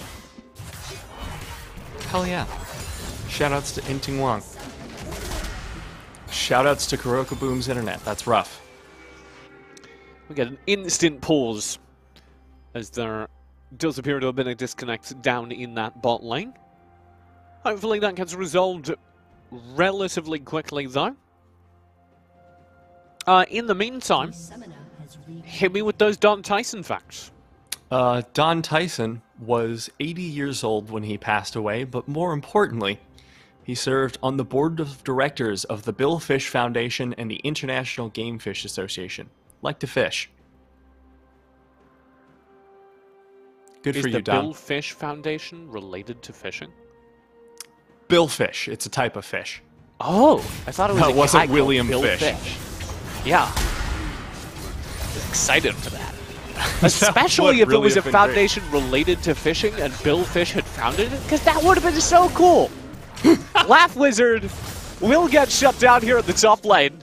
Maybe. Eventually, we get a Alright, finally. cutaway as Instinct finds his 5th kill of the game.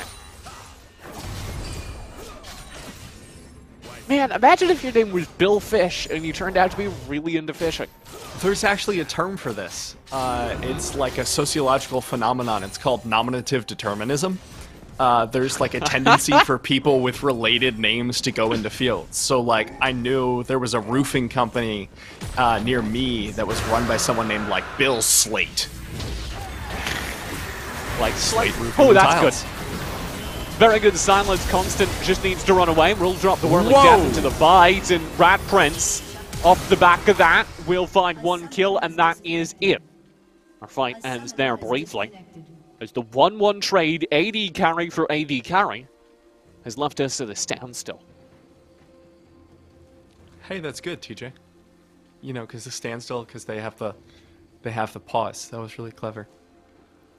I think, as soon as we come out of this pause, you're in charge of picking up the team fight. Okay. Because I don't want it like it's going to go 3-2-1, and you just need to hit it like that team fight has never stopped, okay? All right, I'm ready. But in the meantime, I was looking up vegetarian. No, I don't even have time to talk about vegetarian chicken. The pause is ending. Tinson's in trouble, gets taken down by Phantom. Beautiful ultimate from Romans to shut down Kuroko. Half marks. Good clean up for the vegetarian chicken, though, which is just, I thought the team fight was just going to be about that. Maybe it should have There'll been. be 2 major pickups to the Don Tyson School of Innovation, which bring them back into this game a bit. With constant support trading out his life, you hate to see it, but on the other hand, they shut down Tidsid and Rat Prince again. Constant support going for the Duskblade first. I don't think I like this. I'm going to be entirely honest. Full lethality Draven is like... not great. He tends to fall off in the later stages of the game if you build full lethality, and Ekela doesn't really have a reason to build a whole ton of magic resist, just enough to survive through the Vagar burst. But we're seeing the benefits of it here in the bottom lane as constant support just runs down Rat Prince. Barely survives! He survived! How did he survive? He didn't have a heal or anything. Didn't burn the flash, by the way. Nerves of steel and constant support finds the pick. Heals himself back up off the minion wave. Alright. That's terrifying. When you can just get run down under tower and still not get the kill. Speaking of, Kuroko's now in trouble. Kuroko in huge trouble, will drop himself into stasis and may have doomed Cubsy as a result of that. But the kill will be picked back up by constant support, who this time does die to the turret. And you've got an ace in the hole, which doesn't quite finish off the kill. It's Tinson to claim it. Burn the Unbreakable Will on top of it. Ekela trying to defend this control ward. Inting Wong has finally hit the transform, which means trouble for this Aatrox as Laugh Wizard gets taken down. 6 kills on this Kayn. Which is darn good, because Don Tyson's bot lane is stepping back up. Inting will keep going. He's taken a 1v2 here, and so far so good. He's Phantom, will manage to keep himself alive though. Flash away keeps him up. Tinson was in the area to try and isolate a player, but it looks like he'll just be safeguarding his jungler's retreat. Really good silence from Tinson to save. Landed on both Romans and Phantom. Constant support now going to try and get the run down. The flash forward, my god, that's aggressive, but it's working out so far. Whirling Death will land the first strike, but not the second. Yeah, I think if he gets the second hit, that's doable, but now he's in trouble. Ekela has arrived in lane, and he's kept up by the Pulverized. Constant healing himself up from the minion wave. Will be able to stay alive, then turn the fight. Ekela goes down. Constant support has 1, and constant support has 2. A double kill in the bot lane to the Draven.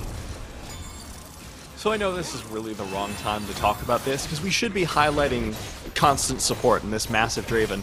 But before I forget, I want to give a shout out to Ekla, who wrote the pronunciation of their actual name in IPA, which is the International Phonetic Alphabet. And as a linguistics nerd, that's awesome. Give it a swing. Tangjin. I'm excited. I can't read IPA because I'm not a linguistics major. Yeah, it's like it's not quite a T, it's the theta. So it's the same consonant as thing. So it's Tangjin, which I thought was cool. Because I don't know how to pronounce that, but if you give me IPA, I can give it a shot. Oh man, there is producer no IPA pit. pronunciation. Producer pit on the ball.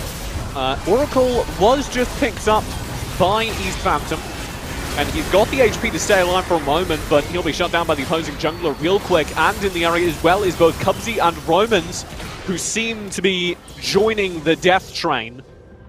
It'll be one more pickup at least. Cubsy may be able to slip away. He needs to survive the Dark Binding now, which does connect. Rat Prince claiming Cubsy's life, and Oracle was picked up at the cost of 4 players actually for Don Tyson. Constant Sport is the only player still alive. Beautiful play out of there from Lake Forest, and shoutouts to my boy Tangjin, because that is exactly how you play Maokai when you lose lane. I know, because whenever I play Maokai, I lose lane. Oh, also, here's the phonetic pronunciation again. You can see that theta, it's voiceless dental fricative, and then the D with the sort of lowercase z is basically the sound you have in joint or J or joke, something like that. So it'd be Tangjin. And he's going into the same major I actually had. I went into cognitive science, which combines linguistics, psychology, computer science, and a whole lot of other stuff, like I believe neuroscience in there as well. So if you're looking for a major, cognitive science, just saying. Drop computer science, pick up cognitive science. I forget how smart you are sometimes, Matt. Because when we're casting together, you have like one brain cell. And then you remember that we like start talking about linguistics, and I remember that you're actually much smarter than I am. I wouldn't say that, I just have a memory for cool things to me. Talking about memory, son. Oh, alright. You just have low RAM, high storage. No, that'd be high RAM. Yeah, I messed up my analogy. My long-term memory's not good, but I wasn't the computer science major, so I'm not going to challenge him on this. Yeah, I know, I was wrong. I mixed them up. That's why you switched RAM. to cognitive science. I get it. What? Yeah, kinda. I liked the theoretical side a lot more than the application, but then I realized I'd have to work in a lab, so I ran away to China to cast instead. How'd that work out for you? Pretty well. I'm still doing casting, so. Really? Tell me Yeah. more. I know, isn't that surprising? You thought we were just having a normal conversation where there happened to be like a video game in front of us, but we're actually professional casters with like producers and stuff. How disappointing for the producers. Rift Herald will be summoned in the mid lane. Don Tyson and co looking for a turret to make up for their early game, and Inting is back. Here comes a dangerous fight. Beautiful binding there from Kuroko, but it won't be enough. The Alistar engaged too strong. Inting Wong has to play this from the backline in order to save it for his team. Goes into the Umbral Trespass. That is a massive Aatrox in the backline. Inting Wong cannot find the 1v4. Triple kill for the lethality Draven, and Cubsy cleans up the last member of the fight as Tinson is forced to walk away from the tower. A very important win for Don Tyson. And now they're able to get the kills they need, as well as a turret. The investment into constant support pays off. Here is the Baron on timer. I don't know if they can do this. Oh, I underestimate the Draven damage. Oh my lord. But Tinson may be able to stop it. Has vision over the wall. If you can kill East Phantom here, or at least get him low enough that a Baron hit will do it. You can see there's some communication issues here. Some members of this team want to get off this, and it's very understandable. There's the headshot across the map, Ace and Holster. Oh, Cubsy does go down. Baron's on like no HP. does get scooped up successfully by Don Tyson. Here's Prince looking for the cleanup, though, to take away the Baron buffs. He's got 2. East Phantom will not find Prince, making it a quadra kill for Prince in the fight. And the only Baron buff available is on Laugh Wizard, who had already backed due to his low HP. Communication error, like you said, led to a very messy Baron. Granted, you now have a split pusher with the Baron buff, but off the back of that, Prince has so much more gold to work with. Should be able to pick up that eye edge on the next back, and suddenly that's going to be like one-shots coming out. Yeah, I was talking up the gap closed, and it should be noted the gold gap is almost non-existent at this point. But Don Tyson definitely lose a lot of the momentum they had out of that fight. As we talked about during the early game, almost everything, all of their damage right now comes from constant support, and he's not looking great to last till late game. Yeah, it's starting to fall off already, and you can see his build. He can no longer put in lethality. He's started on the Death Stance, finished that up, and he's going for an Executioner's now to eliminate the healing. Very good pickup. I would have liked to see it a little sooner, but that leaves him with very few options for damage, because Last Whisper, Mortal Reminder specifically, doesn't give a whole lot, and then you really only have one more slot to play with. So, Don Tyson need to find other sources of damage. Where does this come from? I would say Romans, actually. And then I would say Laugh Wizard, who is kind of disappointed, actually. After doing a really solid job during the early game, cleaning up a lot of pressure, dominating in CS, we haven't seen that, you know, arrival of the Aatrox phenomenon we're used to. Not quite, but we have seen him keep up very easily in CS, and surpassing pretty much everyone on the field. 172 CS on that Aatrox. Here's an engage from Cubsy, though. Inting, flash away, will keep him safe. Cubsy staying on the front lines here and getting chunked decently low. Kuroko will need to drop into stasis. He should die on the other end, but it's well-timed flash. He gets away, TP's in. Meantime, Prince getting focused down by East Phantom. Prince kiting well, will win that fight. Does go down. Now you've got Laugh Wizard in trouble. Ektiga is in the front lines to fight him, and Laugh Wizard can show off the Aatrox and still goes down. A sliver HP on almost everyone from Lake Forest Academy, but they win the fight. Win the fight with 3 members remaining. Now, Romans could walk in here, no longer has the Primordial Burst, but that doesn't matter. There's a whole lot of damage that can come out of a Veigar regardless, so I'd be real careful about this fight. They're going for it. They're starting the Drake here. Very important. If Don Tyson got it, it would have been a soul point for them. This keeps it tied up pretty even. Also gives Lake Forest a little bit more HP to work with. That's their second Ocean Drake. I'm really, really impressed by the team fight positioning out of Ekla this game. Especially in that fight, a lot of damage was being taken by the Ocean Drake, by Intingwang, who very nearly died multiple times, but Ekla moved in front of it and tried dancing between the Ocean Drake aggro and Romans to still zone him off while not dying, and managed it beautifully. And that was essentially why they still had a jungler at the end of the fight. I think the other thing to shout out, you know, as a disappointment though, is that it was the second fight that Prince has just been chased out of. Starting that fight, East Phantom decides he's going to kill Prince, and Prince is left to win a 1v1 versus him. I don't want to put too fine a point on it, but East Phantom is playing Trundle. It's not hard to isolate the Trundle and be like, ah, I know where he's going. Yeah. He's not got 5,000 dashes. We're not talking about a Carly. It should have been a much quicker call to isolate East Phantom, or at the very least protect Prince. Yeah, it would have just taken like 1 or 2 autos from literally anyone else to keep Prince alive. That said, the result of the team fight was still pretty strong. You keep the smite away from the dragon. So I can see a world in which they're double like... disconnect! Oh. The entire top side of Don Tyson vanishes. Uh-oh. Hopefully, This that is gets some resolved California very internet quickly. going on. I have had no problems with my California internet, so you take Really? that back. Do you have PG&E? I think so. Because they've been like, hey, sorry, we can't give you guys internet. There's too much internet going around. Stop it. Stop using the internet. We're going to have We to stop definitely- giving it to you. We definitely have had some slowdowns, but our internet specifically is run by a smaller local provider in the San Francisco area called Sonic. Shout out.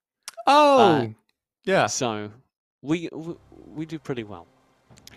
I believe we're about to get back into things, and we do. Producer Beth managing us perfectly. Don Tyson did put up a fight there for a couple brief skirmishes. Almost won that last one as well. Mm-hmm. But it does seem the momentum is ending. Oh, yeah. So is Phantom. That's all I can say about that one.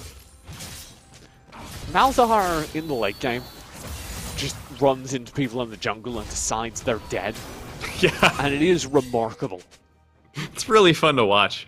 Not as fun to play against, again. No, really not fun to play against. Remove the champion from the game, Ryan. And not Yumi? Come on. I mean, both of them. Why not both? Why stop PUBG. it, too? We'll Hey, do you step think in Wild versus the Rift is gonna get Morgana. rid of champions? Does get Darkbound twice in that fight. But he's playing Alistair, so his HP bar is big, and he will be fine.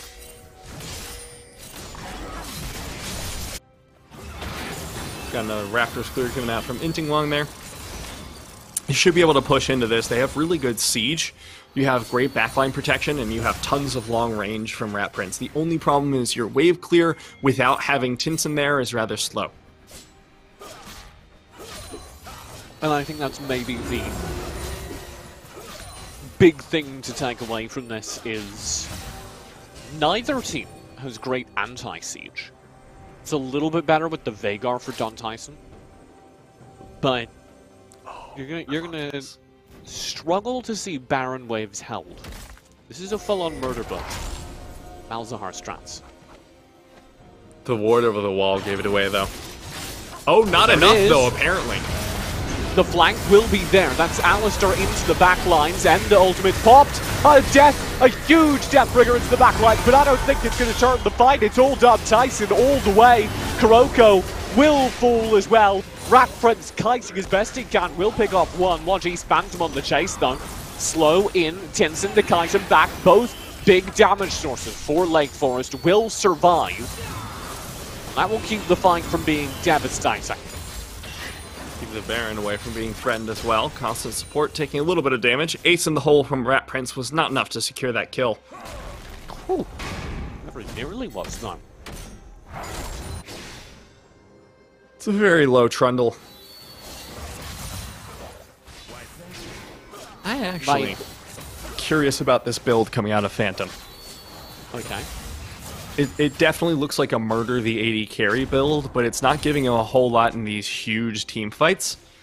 So, Yeah, it's full armor. It's like designed specifically for Rat Prince. And there's a decent amount of AP he's facing into, actually.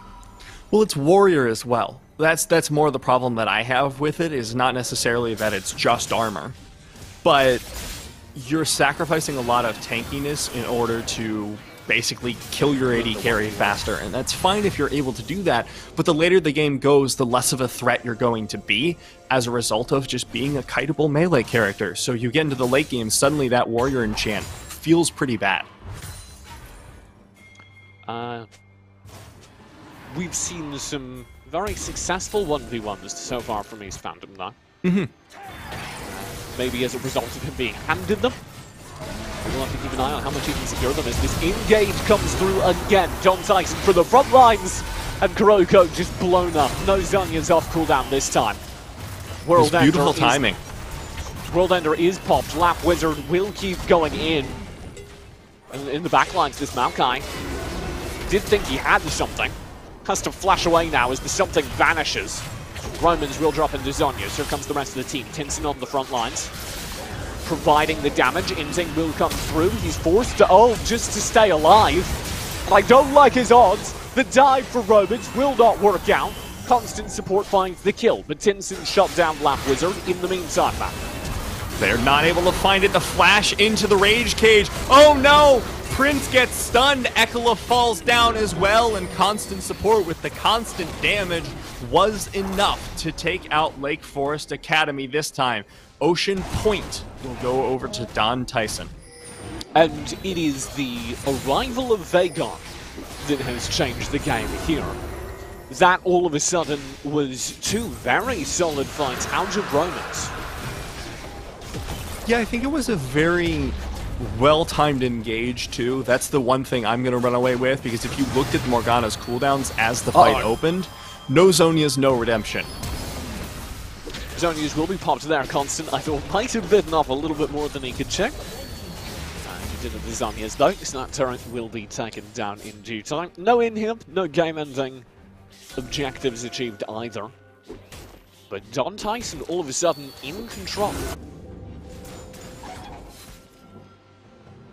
Well, result, East Phantom going to be clearing out a little bit of that vision in the bottom side, but Inting will answer up himself. And the problem I've been seeing in these fights is that Inting doesn't really have any support in the backline. Kane is very strong if he's not the only person threatening backline. Because there's time where you can jump into someone, pull aggro off yourself and onto someone else, because, I mean, who else are they going to hit? But the problem is that he and Ekela have been very split in these fights, and as a result, haven't been able to find any use for the Kane. He's 10-3, by all means, he should be doing fantastically. But if you can't get those angles, Kane is just sort of an assassin with no damage. Yeah, they did a really good job protecting both Constant and Romans in that last fight. Which has to be drawn as a contrast to Rat Prince, who's constantly getting dove. Phantom will do it again! Over the wall, Bats! They will find the fight, opens up, Whirling Death has gone down, Redemption is a positive for the side of Lake Forest, but they're being run down by a massive Aatrox, and Kane once again left alone in the backlines. Rat Prince very low, the silence saves him. It's Tinson and Rat Prince versus the world for what feels like the umpteenth time this game. Constant support taking a ton of damage, but has the GA available. Romans pops off the kill, 9-4 on this massive Vagar. Yeah, a truly massive Vagar now, and Constant support has successfully transitioned into late game. This may be game. Don Tyson unexpectedly coming out with a stellar mid to late game transition. Now they've got this Baron seemingly in the bag. Cubsy doesn't have the HP though. He's about to die to Baron. Yeah, need to avoid that as best as possible. He steals it! Where was his Phantom? He had smite. He was in base. Okay, Tinson. Okay. He died earlier, and I just assumed he was already on his way back into the fire. They wouldn't have started the Baron. Instead, a sequence of errors happened. The respawn timer is much longer than I thought it was. Romans, nobody is zoning, I think, because Cubsy was supposed to be doing that, but then Cubsy got dropped so low that he couldn't stay, so he leaves. The 280 carries don't have a whole lot of burst between them. Wild. All right, well, that certainly puts Lake Forest back into the game by a long shot. They were starting to fall behind because these fights aren't going their way, but now that they have the Baron buff, they should have objective pressure. But again, anti-siege is going to be a problem here for the side of Don Tyson. Anti-siege will be a big problem for Don Tyson. Lake Forest, with the Baron buff, will begin their siege. Poking poor Romans down a lot, and he's kind of the major source of lane clear. It's gotten a little bit better now that Black Wizard is online. Looking for more, but won't be able to find it. Because Don Tyson are absolutely willing to take fights into Lake Forest here. Yeah. I mean, Baron buff is often considered by a lot of teams to be just like, oh, can't fight into it, there's no way. But it's just a little bit of AP and AD. Ooh, Cubsy goes in, takes the fight. Black Wizard will follow right behind. World Ender was already spent. They're looking for more. Kuroko forced into stasis. There is the silence to follow it up. Beautiful knockback, but Ekela gets safe instead. Flash away, keeps him alive for the time being. Laugh Wizard incredibly low. Ace in the hole, blocked away.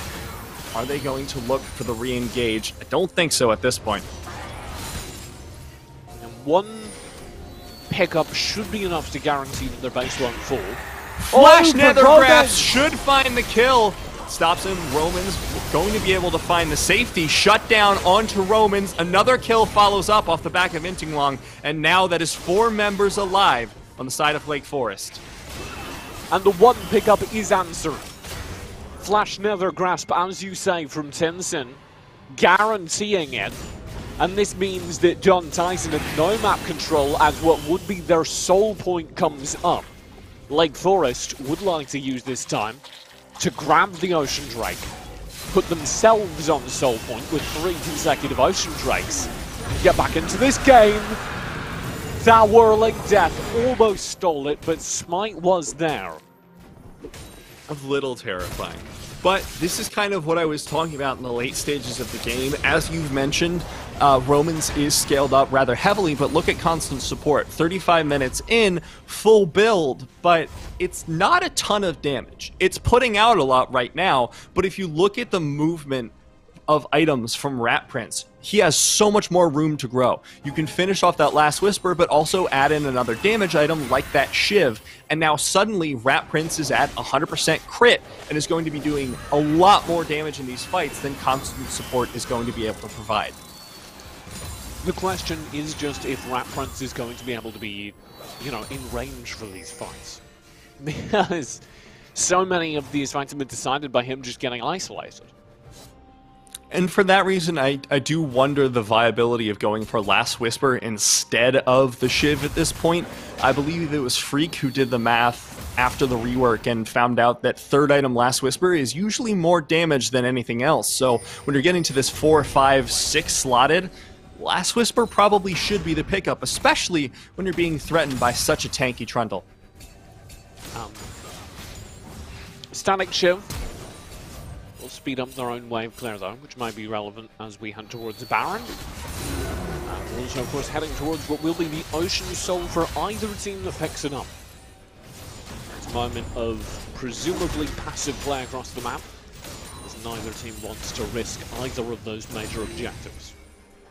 Interesting to me that nobody's really paying the Malzahar tax here. Laugh Wizard is the only one who's picked up a QSS and doesn't want to be disabled in these fights, but everyone else can be disabled after a skill shot comes their way, and that's a little bit more worrisome. Wow. They're just clearing all the way to in him. No minion wave or anything. Now they may pay the price. Potentially looking for the engage. Good Blades reach from Intinglong. They've decided they don't want to go for this anymore. Tinson's just been split pushing. Yeah, Tinson has gotten all the way to the turret. He'll take it. And here's the chase to make sure the backs can't punish him. Tinson all the way forward. Comes he does find Rat Prince. He's gone! Right at the start of the fight. Kuroko pops ultimate, finds 3 stuns. The World Ender's already there. And Rat Prince cannot be disabled. That's a major pickup. 2 of them. But all the while, Tinson is still trying to save that in him. I don't know if it's worth it at this point. You have to be able to get out as Tinson. They're just going to push and try and take the Nexus at this point. Tinson has the back available. He just wants to go for the base race. I don't think that's the right decision. It's not winnable. There's just no way. And maybe with his wave clear, the opposite would be winnable. 22 seconds before Rat Prince can respawn, and this game is just over. Back and forth, but John Tyson come out on top. Beautiful execution of the last stages of the game, and that Draven, to their credit, did not fall off. Constant support able to pump out damage for the entirety of the game, but it really came down to a lot of Roman's play in the later stages in those team fights, able to pop the core targets, and Rat Prince needs to have some safety in the backer side of those fights. I don't want to make it all about kind of team positioning as well, because Rat Prince was getting caught out in lane as well. Right? Yeah. So at some point, you have to say that the thing to work on for Rat Prince is positioning. And he certainly seemed mechanically capable of like winning the 1v1s and having good positioning in the 1v1s, but when it came to the macro positioning that was getting him into fights, there was a constant string of mistakes. And that was actually what the game ended off, essentially, was that last team fight, which was where Prince was a little bit too far forward and was able to be hit by a trundle pillar right behind him, blocking off his only escape route. So shout outs to that pillar, because that straight up ended the game. Well done by Phantom. And off of that, you're just dead. There's no coming back from not having your AD carry in the last fight of the game. And anytime your AD carry is dying multiple times before fights begin, or being driven out of fights to an extent that he's not contributing, and you're still winning fights, I want to highlight that's a darn good sign. Unfortunately, Lake Forest, all of that damage was coming from Insing and Tinson, and they both kind of fell off as we headed into late game. It became harder and harder to isolate players, which they both kind of need. So they were never going to win those late game team fights, which is devastating, but a great game one. So I can't wait for our draft, our game two. Don't go far. We will be back with more of the PlayVS Summer Showdown right after this. There is a stereotype for women in video games. A lot of people tend to think that we're not very good. Sometimes the male players get a little snarky, and sometimes I do have to put them in their place. 1v1 me, bruh. Come at me. I was bullied relentlessly in school, so video games became my escape. And eventually I started entering tournaments and making a name for myself.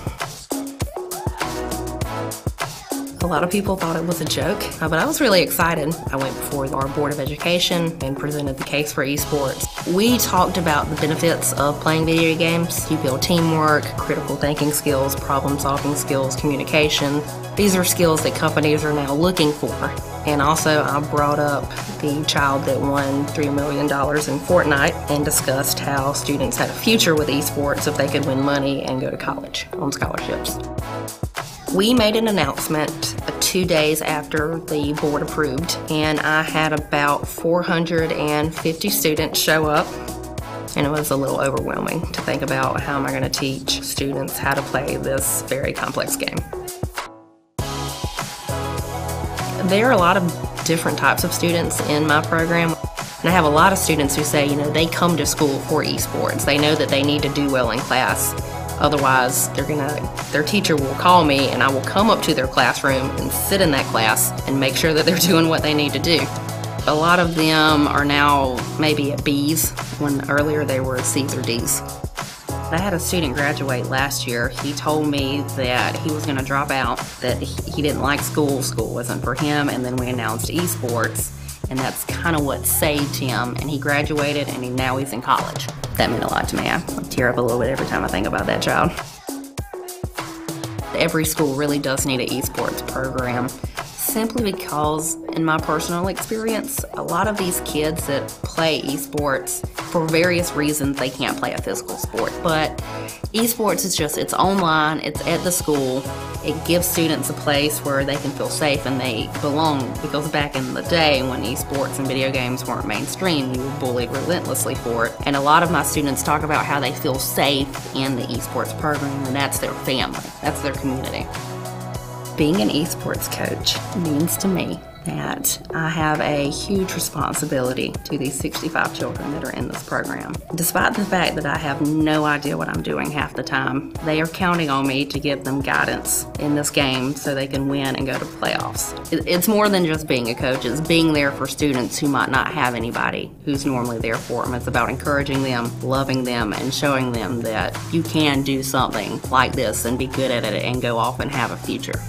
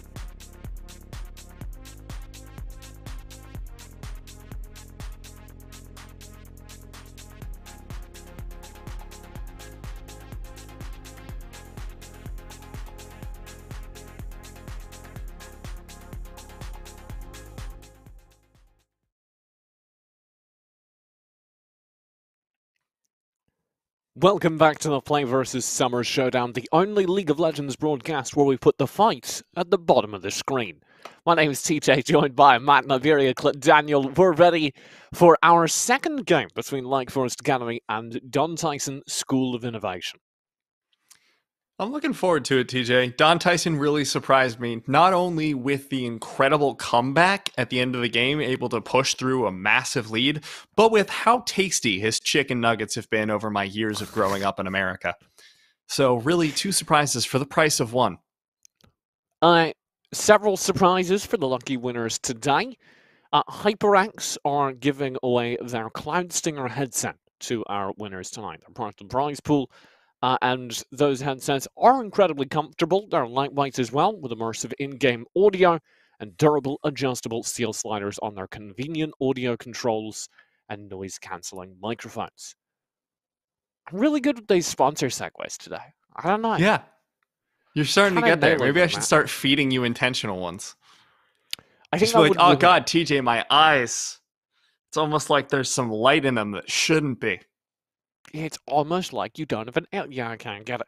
The problem is, it's too set up then, right? I feel like it works better if it's improv every time, you know? You know what else works better when it's improv? The draft. What's that, TJ?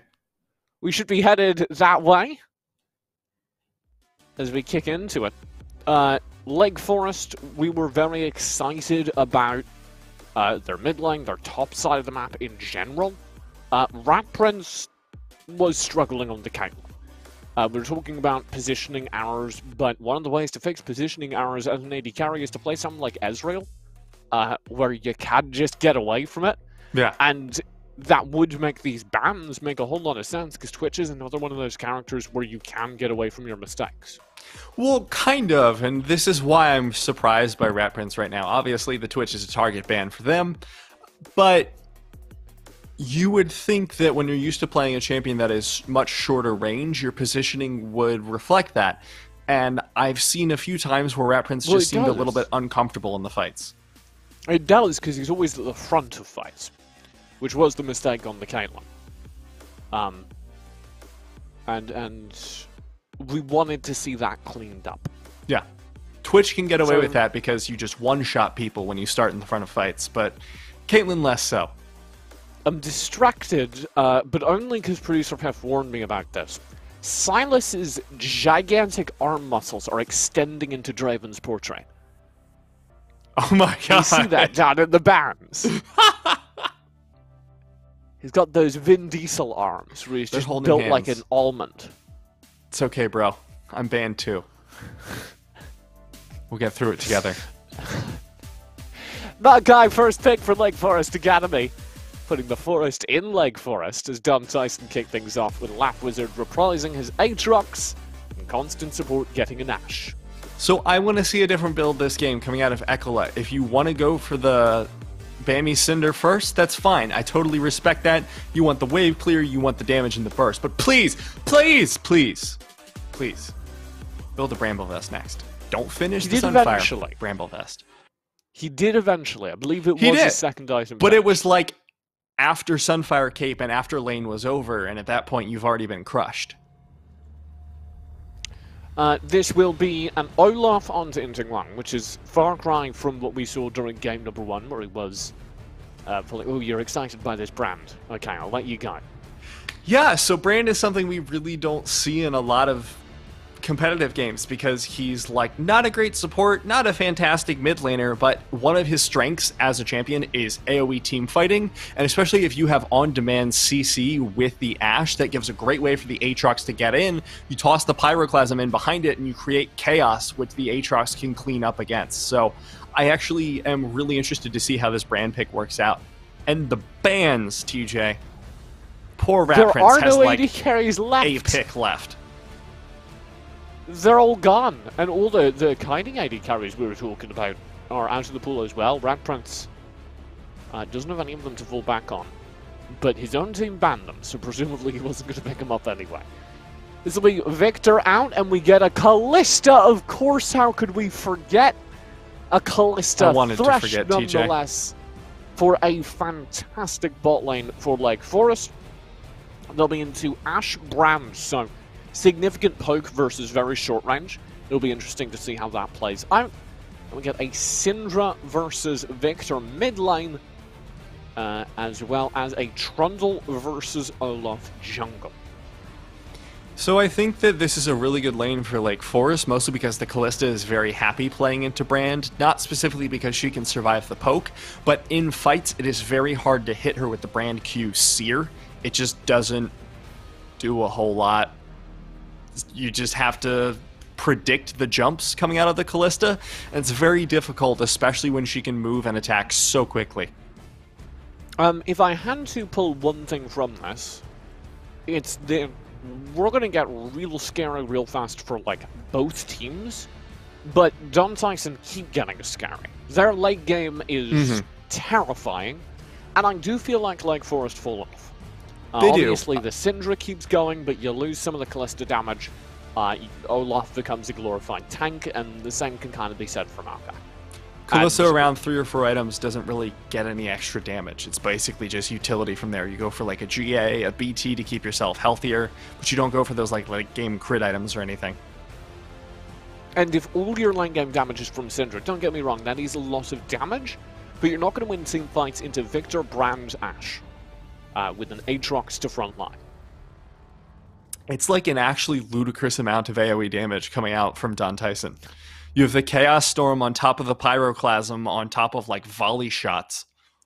And I've just realized the, like, combo power. They have so many AoE traps and pulls, right? Because you got, obviously, the Brand AoE thriving off the back of the Umbral Chains from the Aatrox, but you also just have the AoE slows from the Pillar, making it even harder to get out of the Brand AoE. And you can stun and trap people as the Victor, with the Lightning Storm chasing people who are already slowed and burning. Like, if there is a full-on 5-5 teamfight past the mid-game, I think Don Tyson are just genuinely terrifying. Well, even just the combo between Romans and Cubsy is going to be terrifying, because if you get them all into the gravity field, and it's the upgraded one which pops them into the center, suddenly that's a Pyroclasm hitting, you know, however many people you caught, probably 2 or 3, not the full 5. But you toss a Pillar of Flame into that as well, and that's just 5 people dead, 100% of the time. Alright, give me a name for the Brand comp. Welcome to game! Anyway, give me a name for the Brand Welcome away comp. from game. Give me a snappy composition name. Firestorm. Firestorm? That's, like, Chaos really Storm? edgy. It's a DC comic book hero. It's a really bad name. But I you know Riot what? I knew named... that. I'm just genuinely shocked that you knew that. You know how I know it, TJ. Really? Is it the CW? Yeah.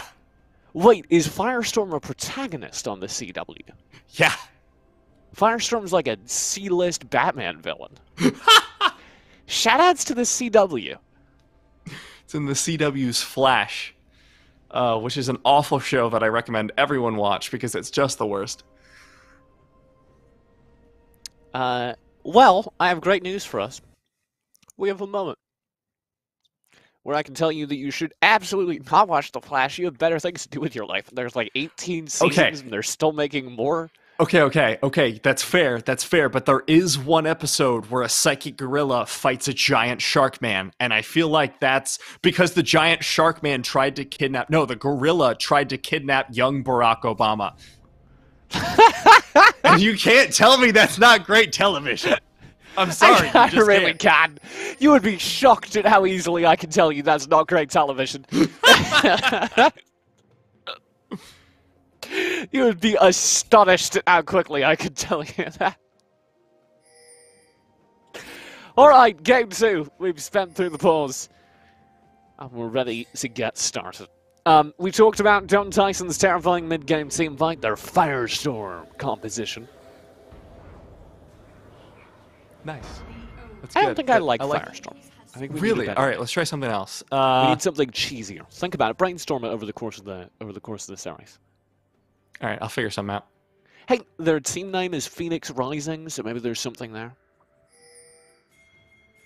Oh, now I'm just imagining a Phoenix that was rebuilt by Victor.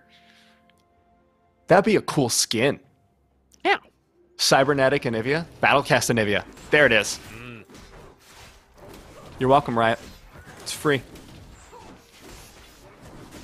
I don't understand why you're giving them money for free. They don't really got plenty. Oh, that's Ask for true. some back. That's free, Riot, if you hire me for more events. All right. No, be like, that's not free, Riot. That'll be $600. I'd rather just work an event. It's more fun. I want free But I money. suppose it is more effort.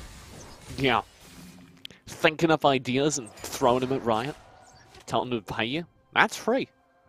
That's true. Very little work as well on my end. I can be like, pick a theme, pick a champion. I could roll dice for it. Could I just... feel like Riot should have and maybe have built an internal tool for this. I'm almost certain they have. They have like a list of their in-game universes. And they have a list of champions that don't have skins. And I think that's literally how they picked the skins for this year. Because they were like, well... They've actually said this. They're like, well, Skarner hasn't got any skins, so we're giving him a new skin. And it's coming from, I think, Darkstar. That's how we got Pajama Guardian Urgot. Okay, first of all, no, that's not how he got it, but it's a fantastic skin. Star Guardian Urgot has been a meme for, like, I want to say, ever since Star Guardian came out. And everyone was like, every time there was a new Star Guardian revealed, they're like, Urgot, haha, Urgot, Urgot. And Riot was like, no, we're never going to do a Star Guardian Urgot because that's just a dumb idea. But they never said they wouldn't do a Pajama Guardian Urgot. And that's how we got here. I want to see Darius in his championships. Lake Forest Academy are playing this game pretty slow to start things off, which is a little bit disappointing, to be honest. Rat Prince needs to get a little bit more aggressive to make me happy in that bot lane, because I don't like their late game team fight, and I'll stick to that. And as if he heard me, Matt, the fight begins. Speaking of aggression, there's the Ren for the first blood. Constant support looking for more damage with that Ashe. The slows are there, but a Ren will be available from Rat Prince in just a little bit. Kuroko, beautiful flay away, but Rat Prince will not stay alive. No Ren to follow it up. Aquila, meanwhile, in the top lane, having a little bit of trouble of his own as Kuroko goes down. Double kill to Constant support. Well, very, very good timing on the rotate from East Phantom. Showing up in the bot lane exactly when Constant support needed support. And backing him all the way to the hill, granting a double kill to Constant support on the Ashe to start things off. And up in the top lane. So far, so good for Laugh Wizard again. Yeah, having a good time in lane. Different start coming out here from Aquila. The Corrupting Potion instead of the Doran Shield. I don't... Oh no, it's both. That was a back and a teleport into lane. So it's not going great for Aquila. No. A rough start, to say the least. But we knew that, right? That was what happened to Aquila in the first game. And he's running back the matchup. You don't expect things to change too much. It's essentially going to be the same thing as last game where it was just like, hey, I'm a Maokai, I'm not really doing great in lane, but I'll come into these team fights and suddenly crush the entire fight. Just a matter of seeing how little you can get away with losing.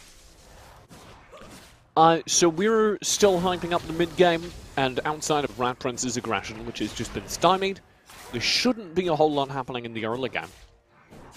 Which means, Matt, it's time for Don Tyson facts. Perfect. You know, I've been thinking about this, but I went on... Oh, look, we have that. We have Computer constant support science for facts. constant support. No, give me the Don Tyson facts. He grew up in Springdale, Arkansas, Okay. and completed his education at Kemper Military School in Boonville, Missouri.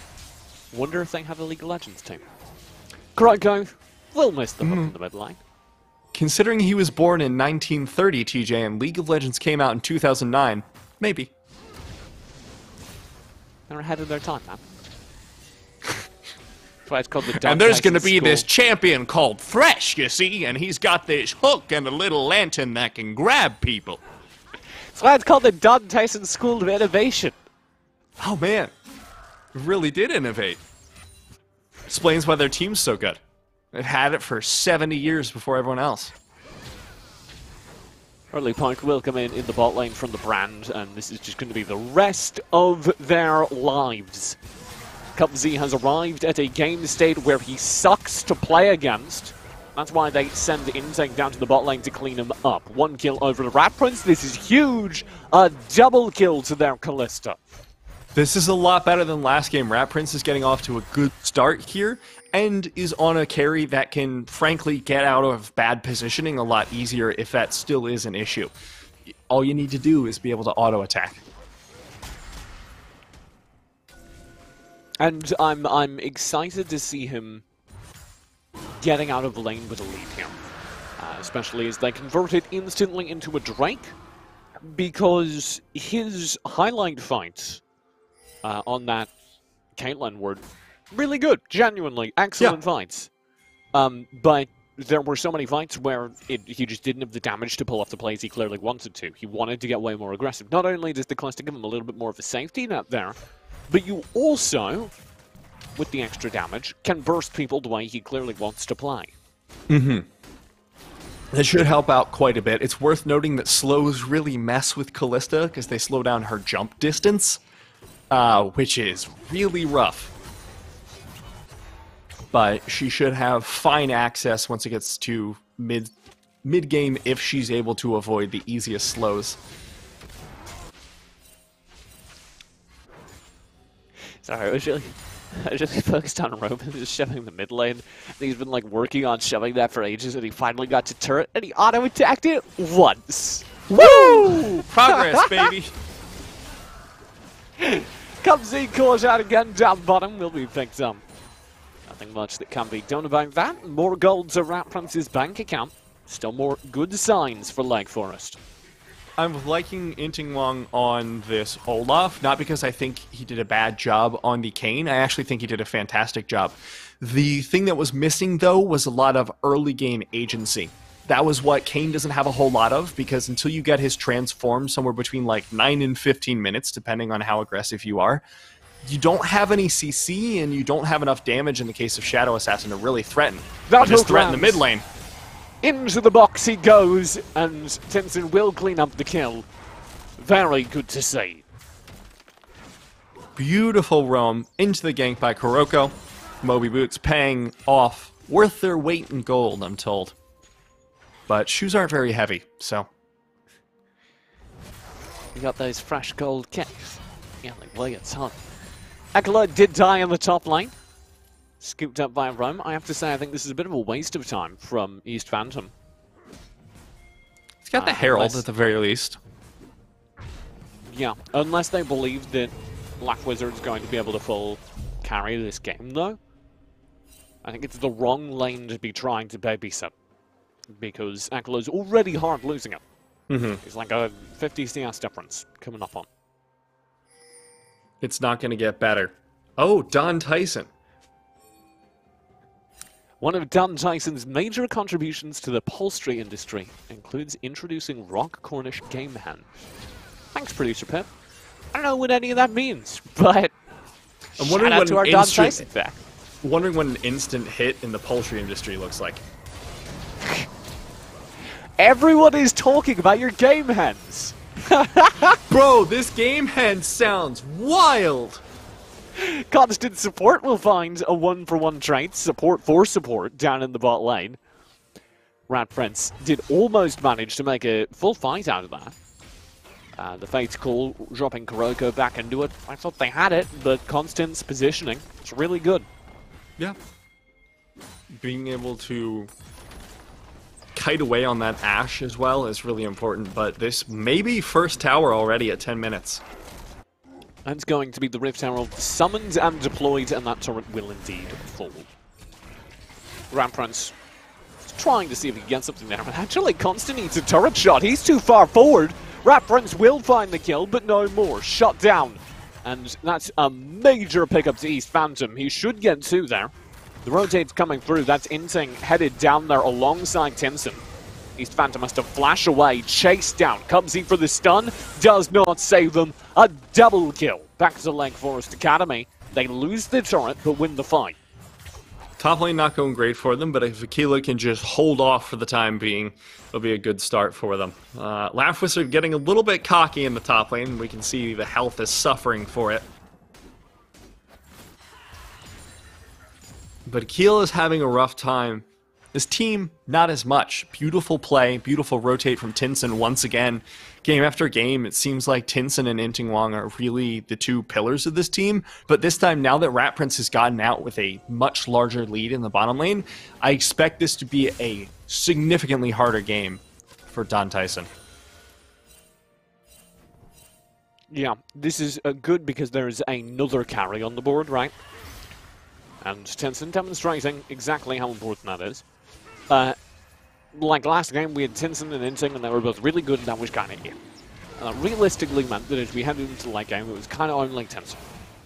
So it's really good to see that Tinson has somebody else who can be a damage threat in these major fights. They will not, however, be able to fight over that dragon. First one secured by Don Tyson, now bringing the total to 1-1. Aquila continued to be bullied in this top lane. Got enough HP now, and hey, he did listen to you. There's the Bramble Vest very early on. It's helping a little bit, but still not able to contest in the top lane, which is sort of what happens when the early game goes as poorly as it did. So now Aquila just has to hold on until team fights and just essentially seed CS, which really sucks. I don't know about that engage, buddy. Laugh Wizard over the top. We're really excited for Cumsy on the brand. We thought this was going to be a really fun wombo combo. Maybe we're still headed there, but I'm checking the KDs on the scientific note maybe. And Cumsy's been called out a few times down in the bot lane. Rat Prince bullying him with his higher damage. The problem Cubsy's running into is the same problem that Rat Prince found in game number 1. It's really hard to position properly on brand because he has no dashes, no move speed buffs, nothing like that, and his peel takes 2 spells. So once you get engaged upon, you're very squishy with little way to get yourself safe. Aquila may be able to stop this with the root, very good. Nature's Grasp able to save him for the time being, but this is a tower dive waiting to happen. Wizard setting up for it with East Phantom. Nobody else on this side of the map to help.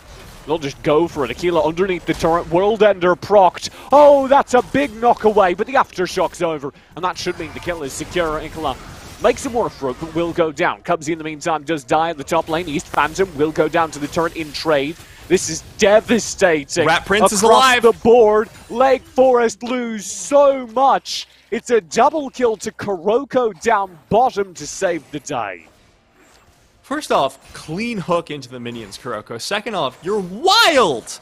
That was a beautiful team fight on the bottom side of the map, and even in the top lane, Aquila played that gank beautifully. The best you can hope for in that situation is a 1-for-1, and that's exactly what was achieved. Sure, the Aatrox is big, but so is your Callista, so is your Olaf, so now, too, is your Syndra. So now you have so much threat. Thresh! Sorry, continue. Well, that doesn't do as much in the team fights. Woo! Kuroko, Thresh, AD carry, let's see it! Woo! Crit Woo! Thresh doesn't... Sorry, TJ, he didn't run Hail of Blades. Can't go for it. Man, Hail of Blades Thresh is one of my favorite things. And some of the Korean players are doing it in solo queue, so maybe it'll hit. Oh no. I'm excited. I'd have for to check the world's math meta. on Flay damage to see if that's even worth it. I'm excited for it in the world's meta. Intingwang may be caught out here, and they'll turn the tables as Tinson arrives. Laugh Wizard is around the side. He's going to get poked back here, burned down, shut down. A major pickup for Tinson. Here comes the rest of the team. Cubsy needs to toss the Pyroclasm, but it's on cooldown, which means Rat Prince gets to run wild in the front of the fight. East Phantom gets slowed down by the Ren, but will not be killed. As a result, they're going to be turning onto this Rift Herald here. Pyroclasm machine broke. Understandable. Have a nice day. Hook will go wide. Cubsy burned down again by Tinson, but there is backup this time. Roman's there to save the day. Tinson will grab the Rift Herald in the meantime. Or sorry, his teammates will. I like to think Tinson's cheering them on now from the afterlife. Yeah, I'm not sure that cheering them on in the afterlife was quite worth it there for Tinson, but maybe if they can find something here. Oh, Constant with a step forward there. Instantly rushed down, smited and focused, but he's more than got the damage with the backup of Romans. And now Kuroko and Rat Prince are both in trouble enough to flash away. Oh, what a hook! What a hook! And the Fates call forward, Flay immediately afterwards. Kuroko, you nutcase! Lake Forest dominates a fight in the mid lane. Kuroko, the monster Thresh support. 2 amazing Threshes in 2 days here at the PlayVS Summer Showdown. And off the back of that, Lake Forest Academy will be able to pick up this mid lane tower and break the game and the mid lane wide open. Genuinely in all of that play, every single step of it was perfect from Rat Prince and Kuroko. And as a result, they have map control right as the next Drake is scheduled to come up. Just stunning from them. And now, how do you respond for Don Tyson? They don't have ultimates except for the Pyroclasm and the Whirlbender. And Rat Prince will be able to full heal off this dragon and secure it with more damage than Smite. So you just have to give this up. Oh no, Cubsy. Good lord. Tinson, that was unnecessary. That's just bullying, I think, at that point. He might be regretting it. He's going to get rushed down. He's Phantom on the chase. Akala Oh will no! turn. Gets focused. Goodbye, Akala. Yet more damage to the ecology. The problem there was that Ekalo went for the lantern and it just faded as he moved for it, so kind of got baited a little bit there by Kuroko, but considering how well Kuroko's been playing the entire game, I think you can kind of live with that. I'm going to contest that it is not a Thresh's fault when someone doesn't click on the lantern in time. So I think what may have happened was Kuroko moved out of range. I wasn't able to see it. That still doesn't sound like his fault. You know what? Fair enough. Hell yeah, Kuroko. Click on the lantern faster. Unfortunate times for Kuroko and Lake Forest Academy. But they do still find that second Drake. And they only lose their top laner, who was already losing for it. So, net game. Off the back of this, Don Tyson will have to reset, try and find objectives on the map, but there isn't really anything to fight for. So at this point, I think it's just a farm game until some vision can be established for a pick. And we did talk about this. Don Tyson spiked pretty powerfully towards the late game. The tools for it aren't set up for the perfect Firestorm Wombo combo we were all excited about. But they still have plenty of late game damage, and we are going to see those fall-offs from characters like Callista if we go long enough. Oh, beautiful there from Tinson. Another assassination onto the poor Bran. Cubsy's just having a rough time, man. Just not walking into Tinson. Not the greatest. Tinson with the awareness to full CC him and burst him every time he comes around the corner. Oh, Kill's a kill, man. Speaking of kills, Phantom. these Phantoms should be down here. Ren not going to be able to find it. The chase down comes in from Inting Wong, not living up to his name as he survives the dive. Rat Prince now into the backlines. Laugh Wizard tries to chase down. The Rend is still off cooldown. So Rat Prince will secure it. 2 kills for both the mid laner and the AD carry. Only Cubsy left alive. The Herald survives. Sheldon's still up with 36 HP. He'll get another charge. They may be pushing for the end here at this point. There's 10 seconds left, so I don't think they can go for it. Just the inhib will be. If they can kill the inhib before the Shelly charge. That Rift Herald is still up. Doesn't get another charge, thank God, but... That's what I thought they might be going for, TJ. I was excited. We might have gotten a Dancing Rift Herald. I think it would have died on its next charge. It only had 5 HP.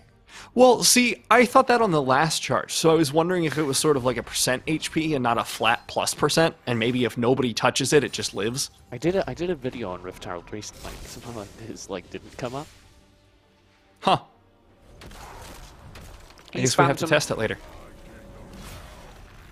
Does know where Kuroko is where that sentence was going. Doesn't know where Inting is, though. Which could make this a little bit messier as the death sentence comes through. He suddenly realizes this isn't the fight he wanted. And Tinson's in the area as well. He'll call his back up first over the wall. The kill shutdown does come through. The true Karen of Lake Forest is gone as the Thrash will fall. Death Dance has now been picked up. Cubsy, no! This is abuse! Somebody get Cubsy a counselor. Have to explain League of Legends to them first. And then he threw a bunch of balls at me and it really hurt. It's like, was this in gym class or... No. He was a really nice mage that floated with like 3 balls around her head. I feel like counselors probably understand League of Legends. I'm just going out on a limb and saying that if your job is treating high school students for depression, you probably know what League of Legends Yeah, you probably understand video games. That's a good point. Forest Academy. League of Legends or World of Warcraft? League of Legends? Go sit over there. I don't think was WoW popular enough with high school students anymore. Not anymore, but like MMOs aren't popular anymore, and I didn't want to say like Fortnite or something because that's boomer now. One person I knew in high school played World of Warcraft. Really? I knew a lot of people who played it. Yeah, but that's because you're a boomer. I'm It's Drake. Oh, he's 4 years older. putting soul point for Lake Forest. Fortnite's kind of a like very general game. Pretty much everyone has played Fortnite in some form. I think Minecraft is like still the hotness. Minecraft is cool, but the Zoomers, like the young Zoomers, don't think so. No, they All the do. kids- My girlfriend's brother is like 13 and loves Minecraft. All the kids I know around that age think Minecraft is like for boring people. Oh my I love God. it, which probably tracks. Harrow finds nobody. Tragic. 1k HP on the Baron. It's stolen! Very well done. A successful secure from Rat Prince. I apologize, I got excited. Yeah, it was just the Ren. But that's okay. I got really stolen excited. away from the jungler by his AD carry. I got really excited because of my dyslexia. I misread Slain. And then I was like, wait, how did Ratford steal it? Okay. Rat Prince has Saline the Baron. The good news is, the only person that has stolen that away from Reference was himself, because success comes from the inside. That's a really nice message, TJ. No problem. That one Reference. raptor is running back to its home with stories of terror. It's just like, oh my god, there's this Doesn't lady quite with believe spears exact- in her. That will probably end this game and bring us to a 1-1 tie, though. This Baron push is pretty scary. We've talked about how if we last super long time. Okay, death sentence in. This may be it. Not able to find enough damage on the Laugh Wizard just yet. Sitting on 2 items. If we go to like 30 minutes, I start to see Don Tyson turn this. Yeah. Or if they win a really cool team fight like Hero. But that's going to be hard. One inhib already down is splitting their attention. Constant support is just joining the mid lane forces now, and he's being pulled back by the super minions. Rat Prince taking turret aggro. Not ideal, but we'll heal it up rather quickly. And that continues to stall out this push. No engage found from Lake Forest. I'm taking some content to issue with just- Don Tyson's itemization this game, because if you look over at Rat Prince, it's just the healing build. And there is no healing reduction on anyone except for Phantom. Finally, the engage comes through. Fate's Call into the play. Beautiful again. And East Phantom's just gone. There is at least one trade back. Kuroko and Intic both go down, and now it's actually huge from Lap Wizard. They find the combo back. Tinson is the last player alive as Don Tyson hold by their Nexus. Don Tyson barely hold on, and it will go for longer now. Soul Point is the next thing on the map coming up in a minute, but this will give Don Tyson time to reset. They've gotten gold from the shutdowns. If they can find another fight like that, they're in it still. That was actually a huge team fight from Don Tyson. finally some of the combos come out. We get the late game victor damage from Romans paying huge dividends, as well as the lane win from Laugh Wizard finally cashing that check. And it buys them time, as we talked about. If we get to around the 30-minute mark, I actually favor their team fight. Yeah, speaking of that though, I know this may seem a nitpick to some, but the itemization from Phantom here I'm really not liking for the second game now, because Black Cleaver on Trundle doesn't really do a whole lot. Sure, you're shredding the armor, but there's not a ton of armor to shred this game in the first place. Maybe go for something if you're looking for damage, like an Iceborne Gauntlet, even a Titanic Hydra. Something in that vein that gives you a little bit more tankiness, because your job is basically to soak up damage. You can't do a whole lot with just the Black Cleaver. So if you go for even Knight's Vow, because your ID carry is going to be lacking that, something like a Locket as well, you get a lot more gold value out of lower income. Kuroko and Co are setting up for this Drake. This would be sole for Lake Forest Academy if they were able to find it. Will be contested at this point, just trying to clear out the vision for the meantime. Have been spotted, but everyone knows what's going to be happening here. Don Tyson trying to get into the pit. Gets a huge stun off from Tinson, and Cubsy's just dead. Poor Cubsy! Executed again by Syndra Fire raining from the sky. The arrow will not steal the Drake. Just like that, you have the Cloud Soul for Lake Forest Academy. This is, you know, the least scary soul, but still a significant bump in win rates if you look at pro games. I feel like in this composition, it's actually a pretty decent soul. You get Maokai with a lot more move speed on the engage from Nature's Wrath. You have a lot more mobility for Tinson to just run away after ulting, and Rat Prince with Fate's Call is just going to be able to move around the fights a lot more easily. Fate's Call should be able to work on yourself. You should be able to self-cast Fate's Call. Just use it as a dash. Yeah. Don't worry, guys. I'm going in. Yeah, zoom! I throw myself at the fight as Callista. Yeet! Full engage. Lake Forest aren't doing that, thankfully. They're instead backing away with the soul in hand. They want to reset as this Baron comes up. This is probably a game-ending fight for Baron.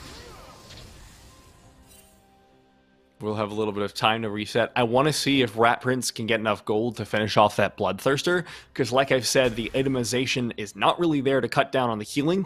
Now, Constant has picked up healing reduction. Hey! I was just excited for you. That's 2 healing reduction items now. You can't really complain. I can complain because they're not on the Aatrox, TJ. Never tell me I can't complain. I'll figure it out. Understandable. I grew up in suburban America. I know how to complain. Very good. Don Tyson will be setting things up to contest this Baron. Lake Forest are aware if they can catch Tinson, that would be huge, and they do! The Infernal Chains connect! Tinson is gone at the start of the all-important Baron fight. I'm not going to be able to have that massive amount of damage that has shut down Cubsy multiple fights in a row now. Off the back of that, Don Tyson will be able to take this Baron unless a last-ditch attempt is made by Lake Forest. Full contest, Romans playing around the side for it as the engage comes in. No HP left on the Baron. Enika and Co right into the front lines, but the hold is good so far. There's nothing to challenge constant support. Baron is scooped up successfully by Don Tyson Academy. And just like that, a complete team ace against Lake Forest. And the late game has arrived. Laugh Wizard teleporting down immediately into the bottom lane. Don Tyson will not be stopped. They are hungry for the win. Taking down the tier 2 off that teleport. Now, Tinson is back up. Maybe trying to contest this. But if Tinson gets caught out, it's the end of the game for Lake Forest. If Tinson dies alone here, his timer is long enough that, as you say, the game is just over. He needs to play so safe All the turrets have fallen. It doesn't look like Don Tyson will get an inhib. Good flash away there from Constant. They just needed to buy time. Really good play from Don Tyson, able to get that pick off in the beginning of the fight. So Tinson needs to be careful because he is really the main carry of this team at this point. Sure, Rat Prince does a lot of damage when in range, but as we saw in that last fight, zoned off the Baron almost entirely. So Tinson really is the linchpin as we get into the later and later stages of the game. And especially, you know, Rat Prince's damage is good, but constant support more than matches him at this point. Especially in sustained damage into the tankier members of the board, of which there are now 2 on both sides. I'd say constant support by this point just out-damages Rat Prince entirely. So a rough time to be a Rat Prince in one lane. Oh, Cubsy. Whenever I see Cubsy walking forward, especially with a very close zoom, and I can't quite see what's below him, I'm just like, oh! Is Tinson within the same zip code? I'm worried. He is! Tinson shoving towards mid lane. All of this control for Lake Forest, knowing that the Elder will be the next objective up. Still a ways away, but of course the positioning fight starts now. Tinson able to get a stun and get out of there pretty easily. They're now looking. Fate's Call will not land on the Constant. Flash forward the play. Into the hook. Constant is down. Lake Forest Academy will have the run of this fight, chasing down onto Romans. And Tinson in trouble in the backline, but Phantom will not be able to take out this massive 80 carry. Gets one more kill. Laugh Wizard, the massive Aatrox, the hope for Don Tyson, able to find a triple. And now Ekala, last one standing in the fight, gets chased down by the demon of the top lane. Laugh Wizard should be able to chase down the last kill, but regardless, Don Tyson have found the victory in the fight and potentially the game. Those are some long death timers. And it comes off of the Firestorm composition we were hyping up. It finally shows up in a team fight. Cubsy procs the ultimate right in the middle of an entire cluster of Lake Forest players. And sure, Rat Prince is doing damage, chasing down the backline.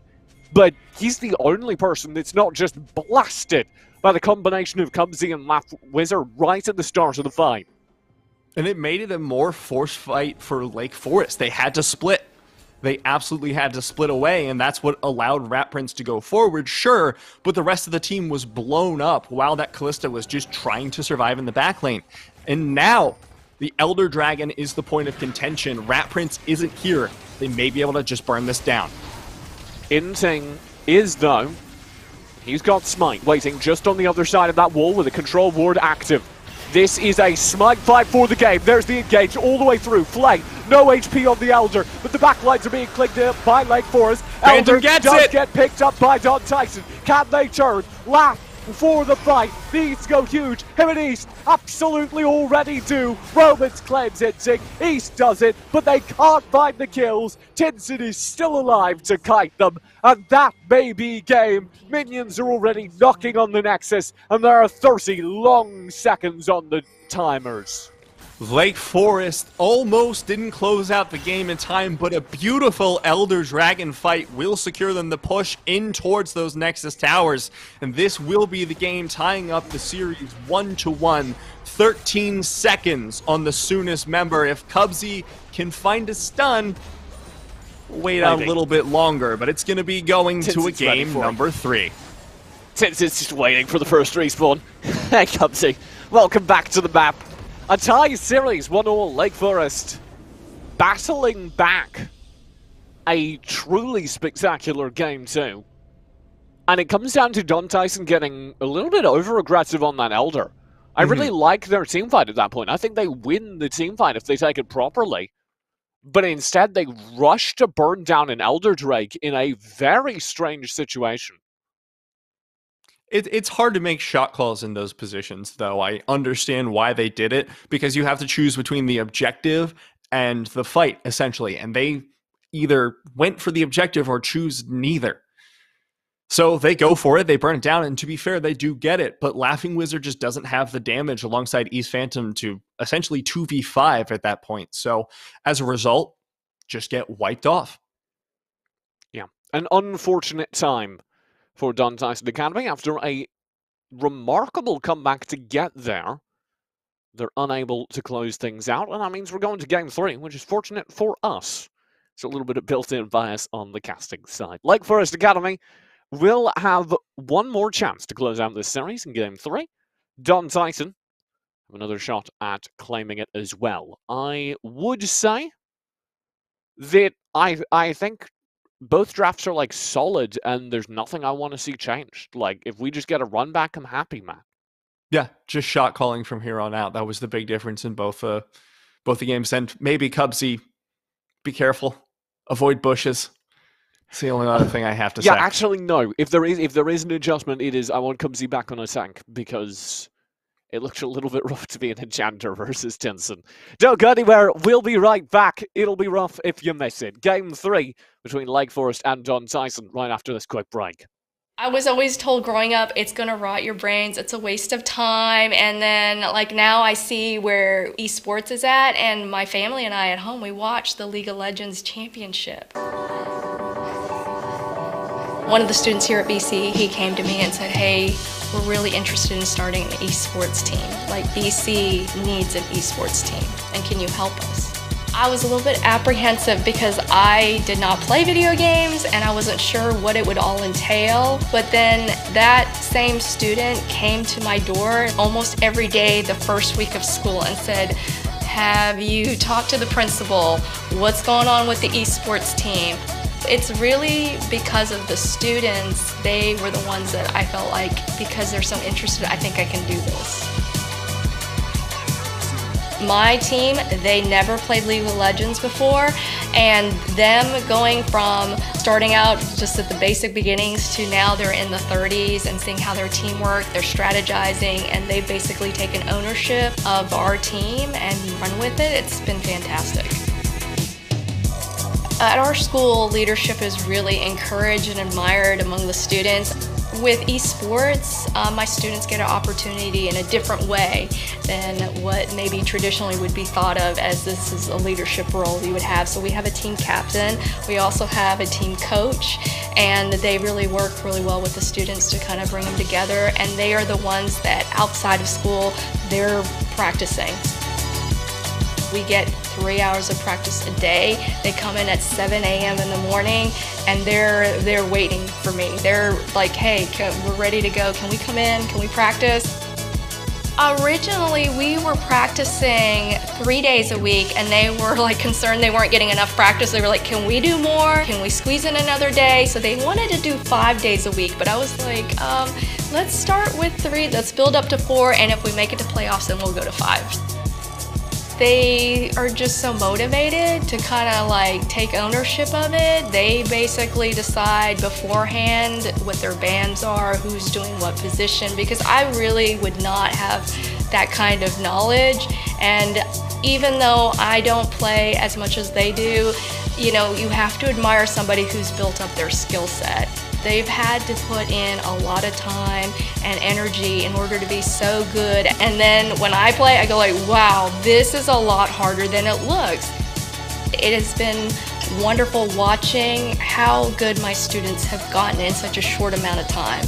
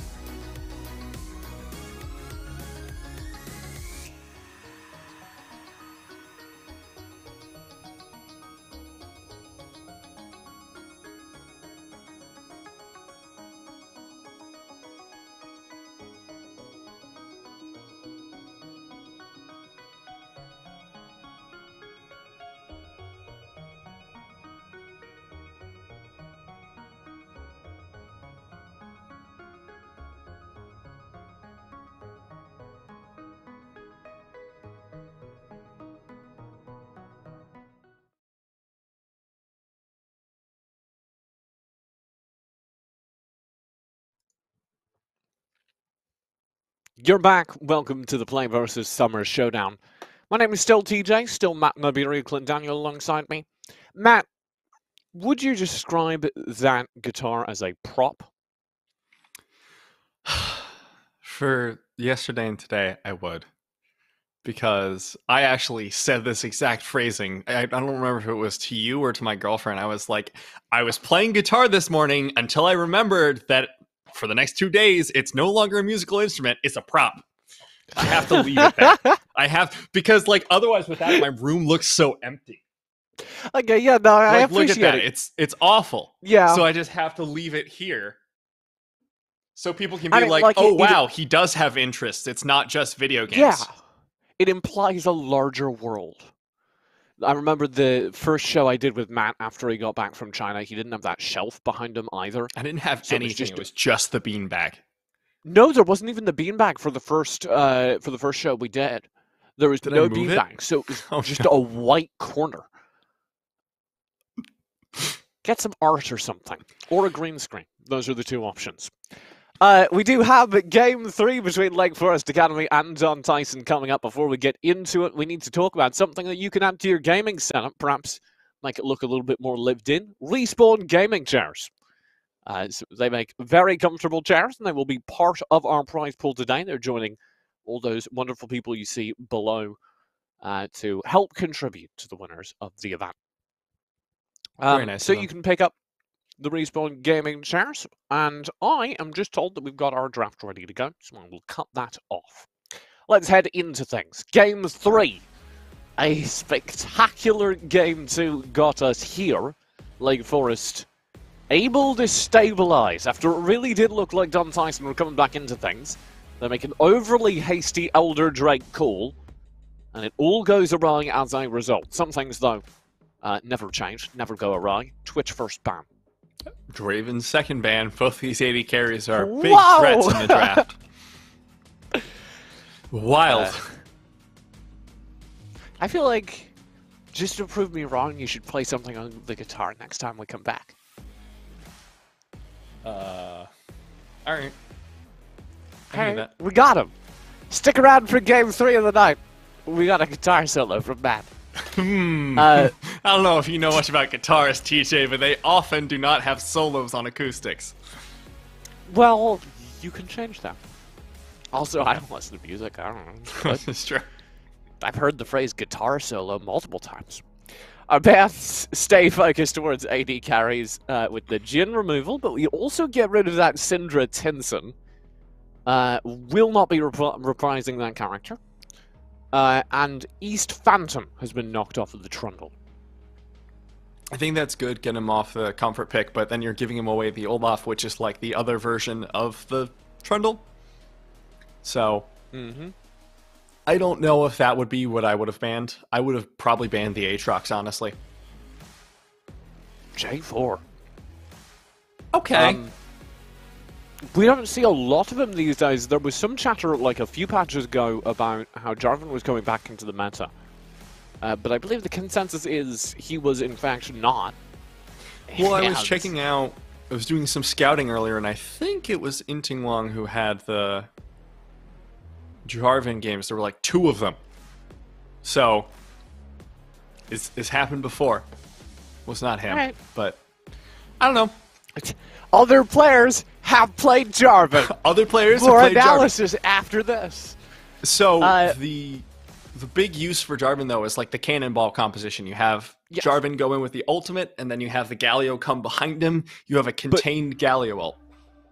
But we also get the Wombo combo with the Orianna very frequently, and that is where we're headed here. So Cataclysm into Shockwave is a fantastic fight starter. We've seen Lake Forest like those very set team fights. Don Tyson get a Rumble away. This is very important as a pick because it takes another combination on top of that Cataclysm out of Lake Forest's hands. But it also is a decent answer alongside the Lucian there, which implies that Lucian will be played either top lane or AD carry. Could go Rumble mid or top. Lots of flexibility. I think it would be, out of this composition as it stands, it would be Rumble top and Lucian mid right now, just to counter into the Orianna. Yeah.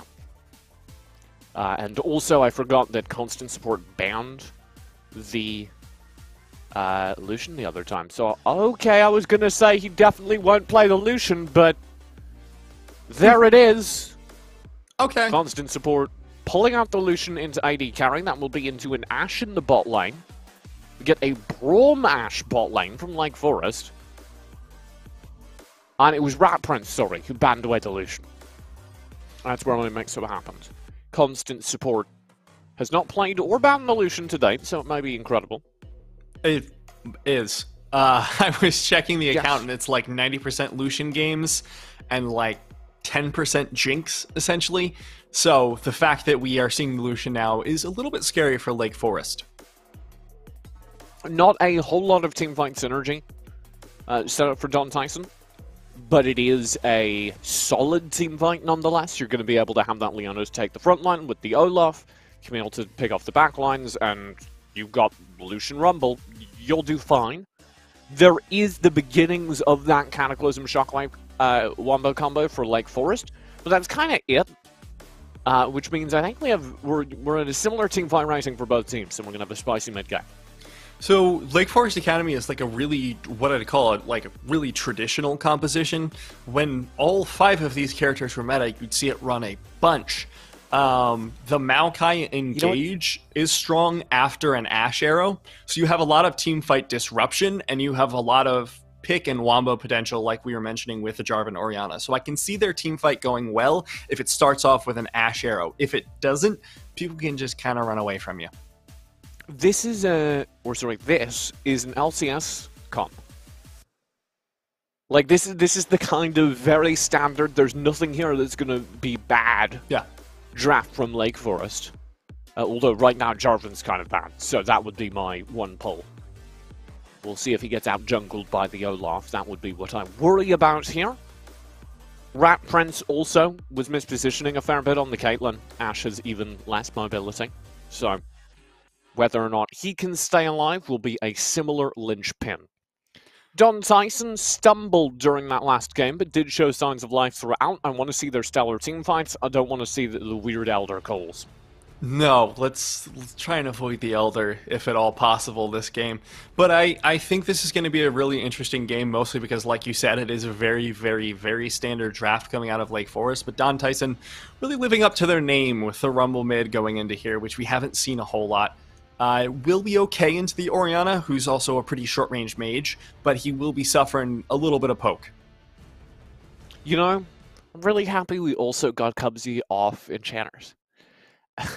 Because we're into an Orianna game that's not quite a Syndra, but Tinson's still going to be able to bully people in the mid-game, and I don't know what would happen to Cubsy. We'd need that esports therapist. I'm expecting Cubsy to just full-on go for the engage every time he sees Tinson now. Just Give like me revenge! Leona onto Tinson every single fight. It was so Solar funny. Flare. Also, because you're not going to be able to spend the full Leona engage in the bot lane a whole lot unless Kuroko makes some mistakes. Yeah. The players were talking after game number 2, and Cubsy was like, I don't want to ever talk about that brand game ever again. Is Cubsy in our chat? Yeah, Cubsy was there in the middle of the brand game. And he was like, just wait till you see this brand support die 9 more times to the Syndra. And to his credit, that was when he was 0-5, and he did end up 1-14. So, great math. The math program is clearly very strong at Don Tyson School of Innovation. Don Tyson, the School of Innovation, innovating in how to feed the opposing Syndra. Very good, Cubsy. Hope you're still around. Enjoy Learning well from the legacy of Don Tyson, feeding America.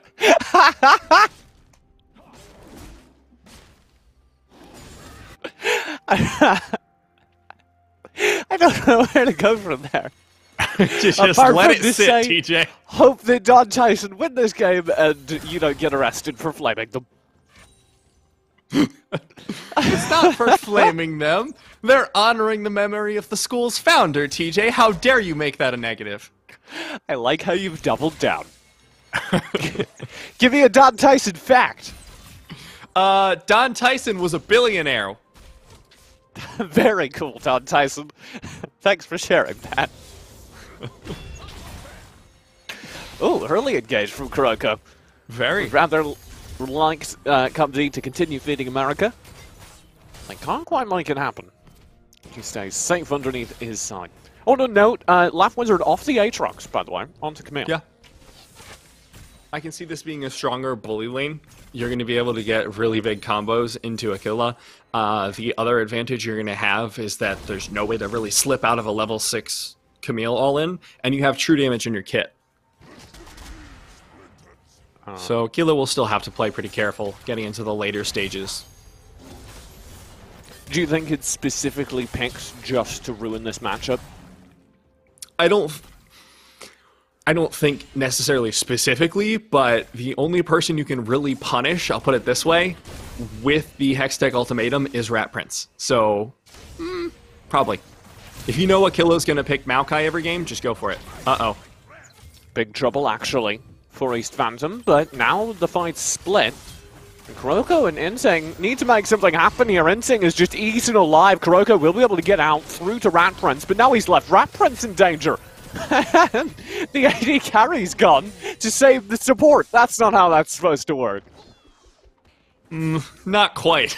And now East Phantom has picked up a double kill on the bottom lane, which is a huge start here for the jungler of Don Tyson.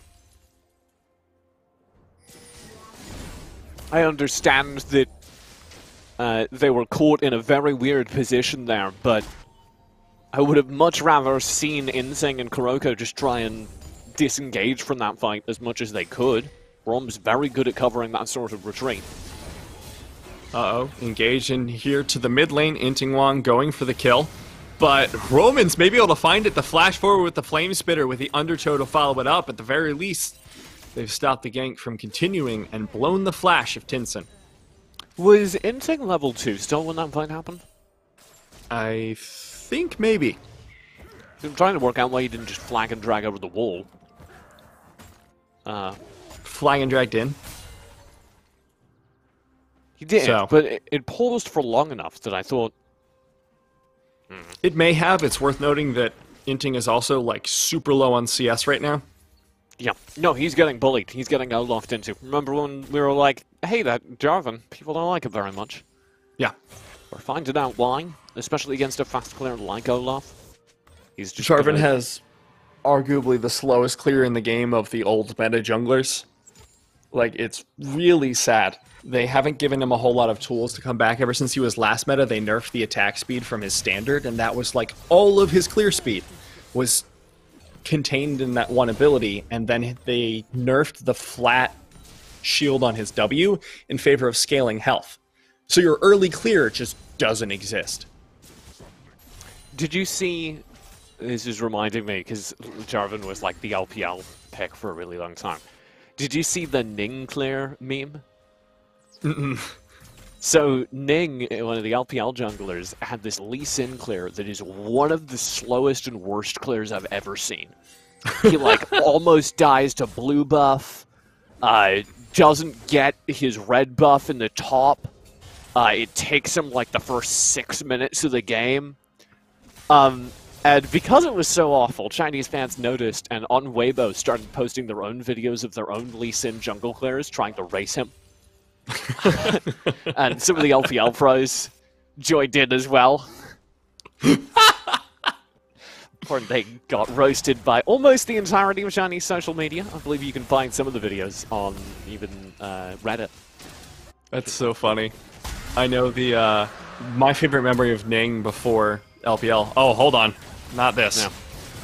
Not this. Full engage from Insing into the back lines. East will go down. Nice pick, actually. But the equalizer is huge. Shockwave will try and stall this out further. You can see Rat Prince in the back lines going huge. It's a double kill to him. And Don Tyson are slaughtered in the bot lane. Beautiful, beautiful team fight there from Lake Forest. Able to keep Rat Prince safe the entire time, just free firing in the back line. That should give a sizable advantage when coming back into lane. May even be able to pick up the full Caulfield's Warhammer off it. Now, Laugh Wizard up in the top lane, having a bit of a fun time playing around with Aquila. Not as big of a lead as last time just yet, but able to have a whole lot more kill pressure for sure.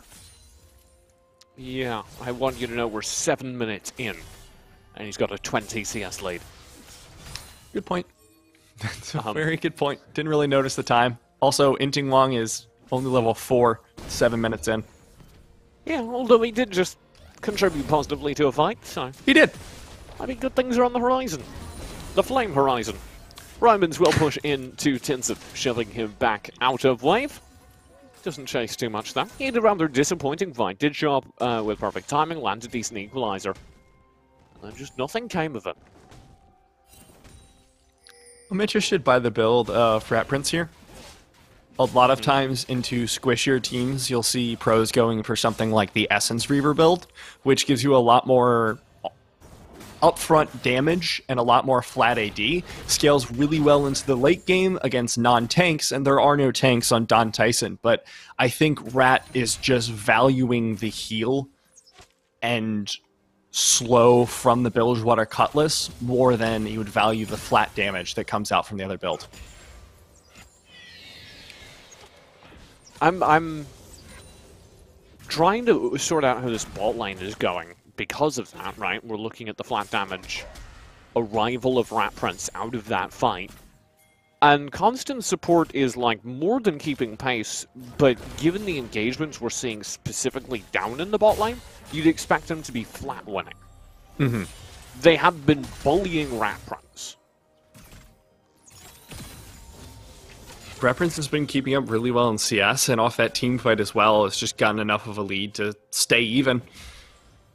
Will not freeze the wave just yet. Instead, opting to push it and try and get some control. Beautiful arrow! And now, Inting Wong going into the middle of the fight. Cubsy with a beautiful engage to follow up. Laugh Wizard jumps in. The Flash Hextech ultimatum onto Rat Prince. And there goes the 80 carry of Lake Forest Academy. A beautiful fight from Don Tyson School of Innovation. Beautifully played by Cubsy. The fight may not be over it because it continues here in the mid lane. Romans thinks he has something. Nobody really racing up, so it's all on these two. Equalizer, flash forward, doesn't get over the shockwave. And Tinson will survive. Maybe an eighth of his HP bar left. Romans is looking again for a way in against the minions, but not a decisive victory. Down bottom, I wanted to highlight Cubsy, using the stopwatch perfectly there, but also just recognizing, okay, full focus on me. I can just Zenith Blade Rat Prince, keep going aggro, and win out. Yeah, and Inting Wong didn't really find a way into that fight and just got blown up. It happened again in this fight. Rat Prince doing the best to try and keep up with it. Will now find the stun onto constant support. And Don Tyson bit off a little bit more than they can chew. Feeling too big for their britches there. This is very similar to that Elder Drake fight. There's no reason for them to fight there. I disagree with the idea of just engaging as a principle. Because you get stronger if you don't take that fight. They've just taken the turret. They have a whole lot of gold in their bank accounts to go cash. And the people they're playing have just returned from base. So they are an item or two up.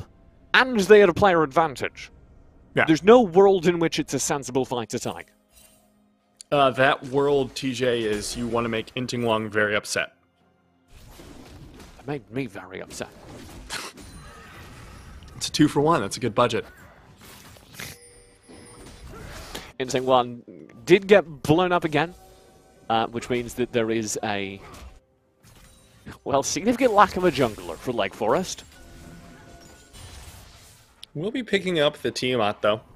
So at the very least, we'll have enough clear speed coming into this next fight to contribute, essentially.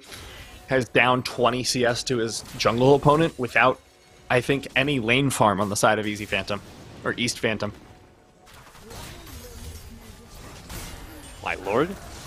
Okay, so Drake in the makings. Glacial Fissure, Equalizer combo, does land decently. Comes in caught out, very far forward, will go down. Good shockwave as well. The Rat Prince from the back of the fight is untargeted, and that's why the culling had to go huge. East Phantom and Constant find the kills necessary.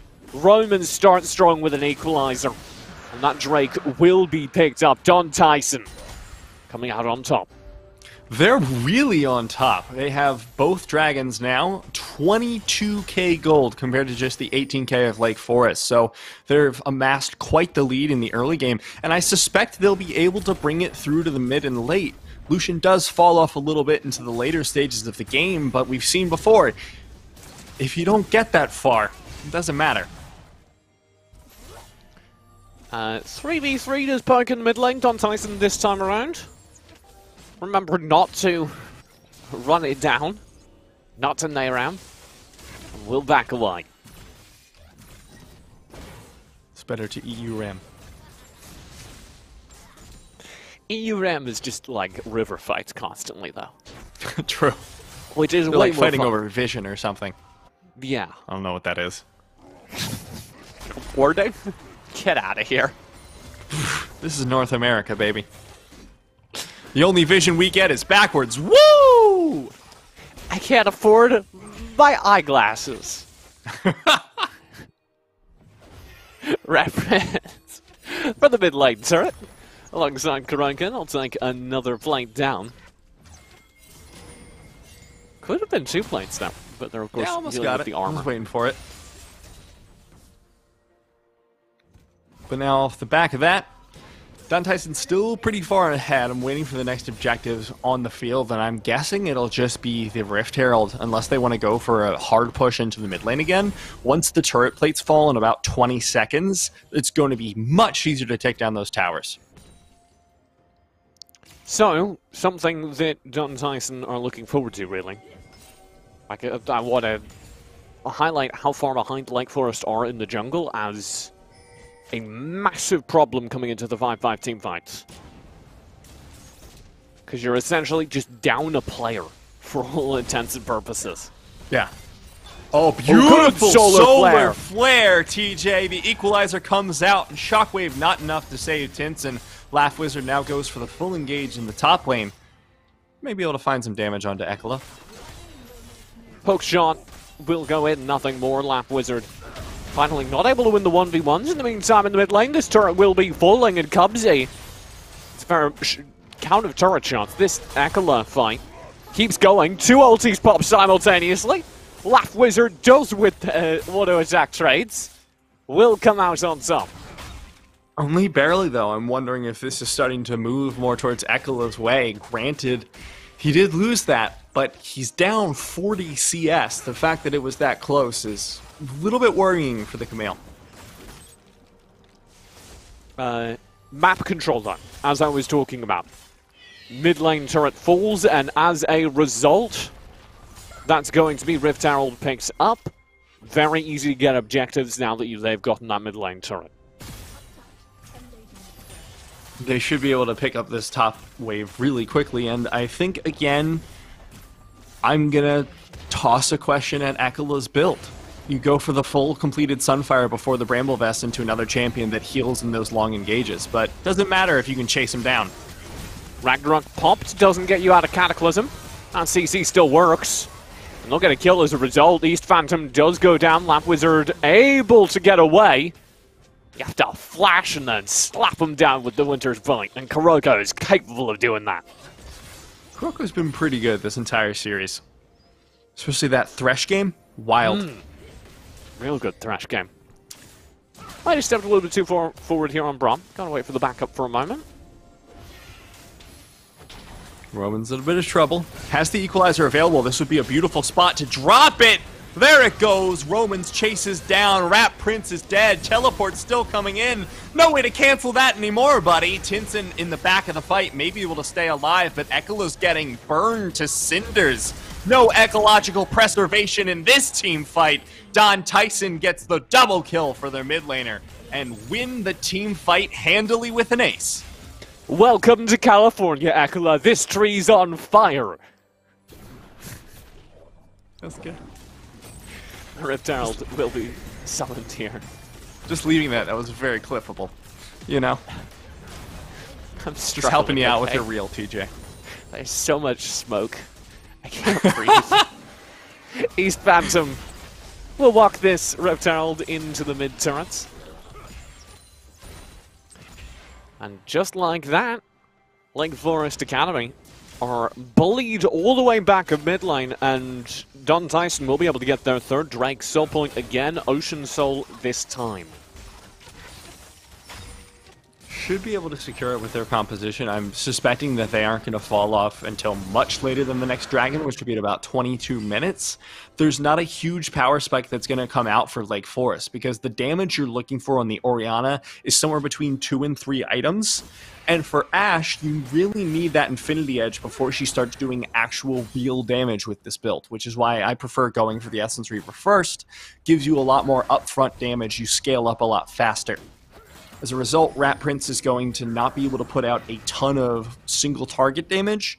And as we've seen, if Don Tyson's able to fight around a choke point, they will just melt them before that little tick of damage means anything. Oh my god. Laugh Wizard.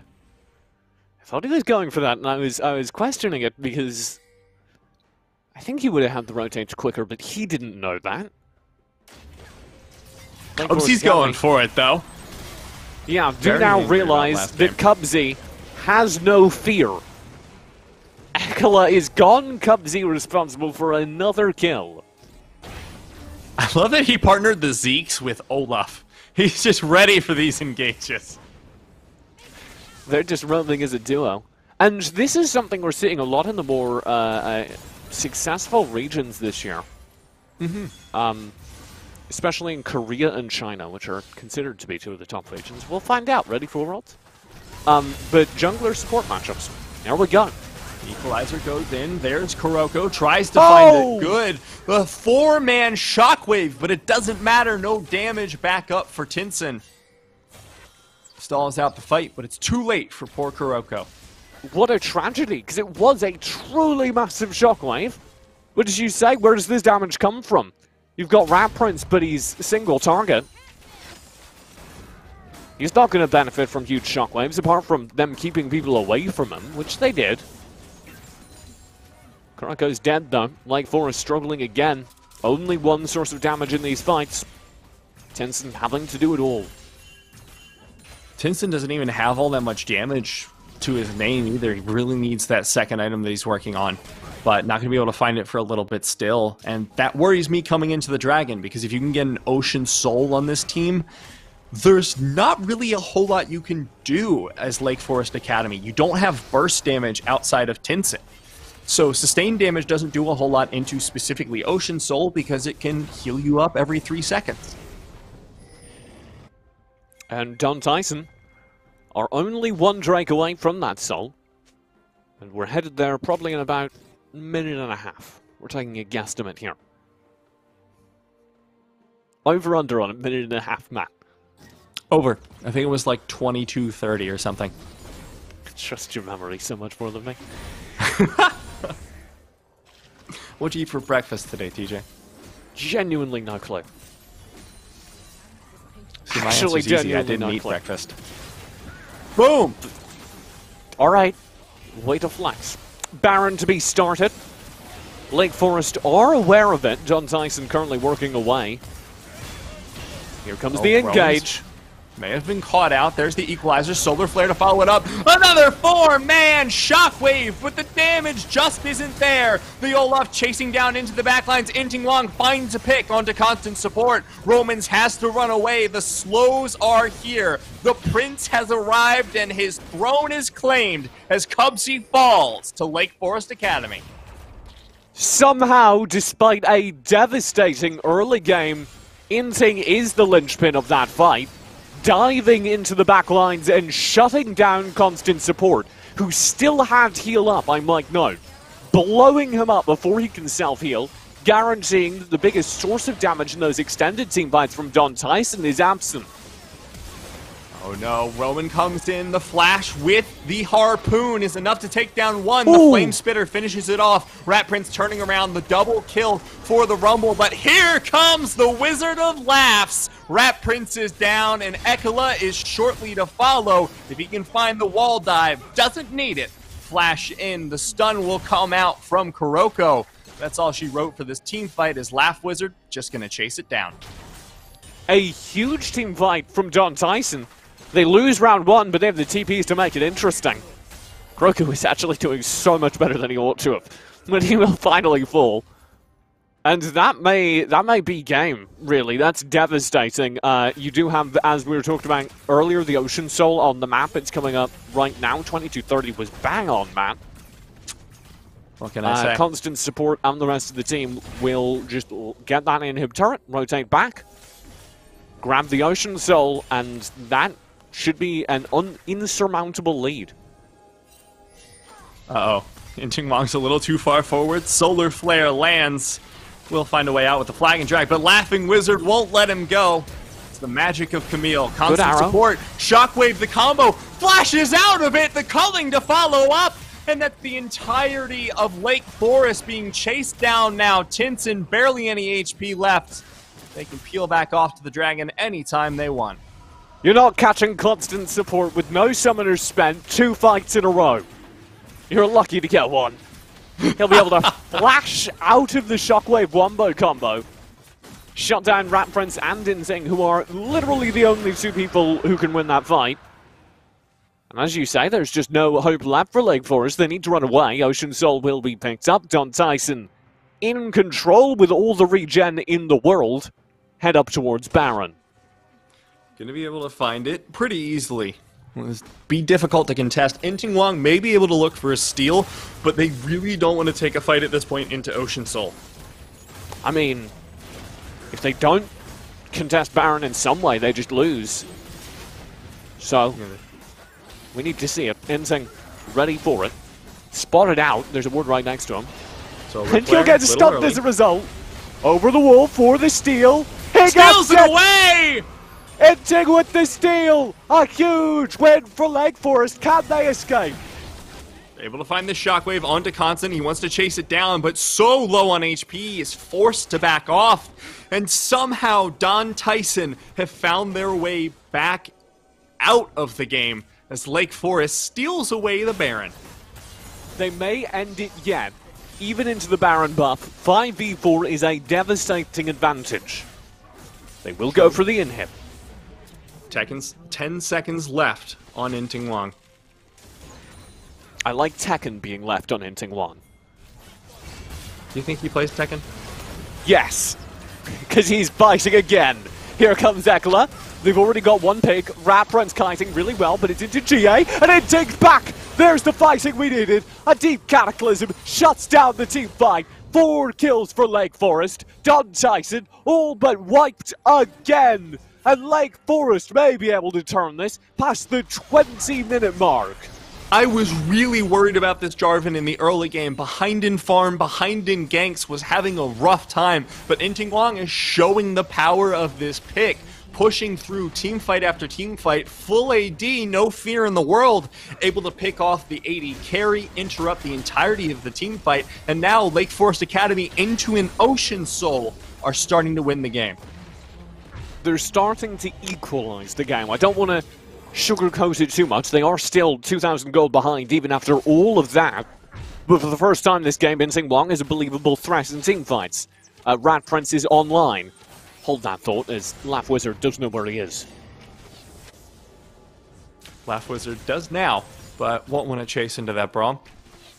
Rat Prince should be able to make it out of there, no problem. Very, very well played by Lake Forest to be able to bring this game all the way back. Like, this has just been a masterclass in understanding what you have to do all game. Understanding your objectives. The exact thing that lost Don Tyson the previous game, when they rushed that Elder Drake. They understand, hey, we just have to contest this Baron. Ideally, we only do it with Inting, though. Inting goes over the wall, does die, because of course he does, but he gets the steal, and the rest of the team, no, okay, time to leave. Don't try and save Inting. Just get out of here. Very good macro from Lake Forest. And as you remember, we were talking about the lack of damage they have. Rat Prince now has the Infinity Edge, so going into this next fight, they will actually be ahead in damage of Constant Support, who's not finished his 3rd item yet. Kuroko, looking for the vision. The next team fight, you're already setting up for it, will presumably be around the Elder, which is coming up. A wise old Drake with game-ending potential. For Lake Forest, should they be able to pick it up. On the other side, Don Tyson. Really don't need it. They have But the if they do default get it- advantage still. Be a huge pickup for them. Should be coming up around the 28-minute mark, somewhere in there. So keep your eyes peeled for that one. Can we get another Don Tyson fact? You'd have to ask the producer for that because Wikipedia ran out. Just said he had How long money is his and liked article? fishing. How long is this article? Not even a full page. They're really disappointing. It Someone is. from I Don feel like Tyson needs to get on Donald that. J. Tyson has more to give us. Someone from Don Tyson School of Innovation needs to expand that Wikipedia article. Chad has requested a lakeside fact. I didn't think we had those. I'm going to look for him. Alright. Elder Drake's still more than a minute away, so we'll be sitting in a lull state for a moment. Lake Forest, not Lakeside. But you can find a lake if there's a lakeside school. Lake Forest Academy. Mm-hmm. Oh, he's looking for that. I'll It's a acknowledge college that Lake prep Forest. school for boarding Okay. and day students. in Ooh. Illinois. Shoutouts to my day students in Illinois. It's time to kick things off for the Elder. Minute away. And Cubsy has vision, I think. He's looking for Dude, some their of the head of second school time. has an awesome name. Are you ready? Quickly. Jose de Jesus. That's all. Get ready for the team fight. It's a great name. I love him. Already. I can tell he's a great guy. East Phantom will be zoning for it. They are looking for a fight. Don Tyson. Lap Wizard cancels the hook shot engage. And they'll turn things around, still focused around this Elder as it summons. Do Don Tyson rush it awkwardly again? I would really hope not for their sake. Akala wants to go for the front line engage, has enough health to work with for it.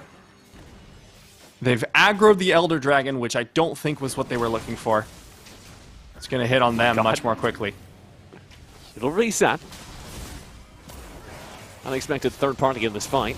Into there it is! The beautiful Cataclysm into the back. Cubsy the focus now for Lake Forest Academy. But meanwhile, their tank has gone down. A huge equalizer from Roman's constant support trying to stay up. But Roman's the last one alive. The beautiful, beautiful play there from Rat Prince. The ace and the quadra coming out from the side of Lake Forest Academy. And Inting the Jarvan we doubted, the completely blasted out of game jungler, the Flame Horizon jungler, comes back when it counts for two back-to-back critical plays, stealing the Baron, securing the team fight, and maybe stealing the game away from Don Tyson. This is a beautiful Elder Drake opportunity. The Baron is up as well, so once Lake Forest Inhibitor comes back up, or if they even just aggressively clear the mid-wave, they can go for that Baron. The mascot of Lake Forest Academy is the... Sorry, can you pronounce that? Caxi? Caxi, which is ancient Greek for ribbit. Oh, hell yeah. Okay, that's actually very cool, Lake Forest Yeah. Academy. Do we have a photo of that in Producer Pep? I'm interested now. Shout out to Lake Forest packs, especially as they turn this game back around. Next objective will be Baron. Lake Forest want to force a fight quickly while they still have the Elder. They have a really nice garden called the Formal Gardens, and I can tell because they've done fantastically at growing a lead in this game. That's why they're getting an Ocean Soul buff. It's all the gardening. Oh, very good arrow in. Lap Wizard forced into stasis. Solar Flare will slow down this fight, but Lap Wizard is still dead. Lake Forest get the player advantage necessary to force Baron. That's the thing about Ocean Soul. Doesn't do a whole lot against that Elder Drake execute. Now the Baron will be taken by Lake Forest. They may have just turned this game around, but look at the minimap, TJ. They're just going for the game end. The back door! They've got to start backing. With the Baron buff, it'll be quick.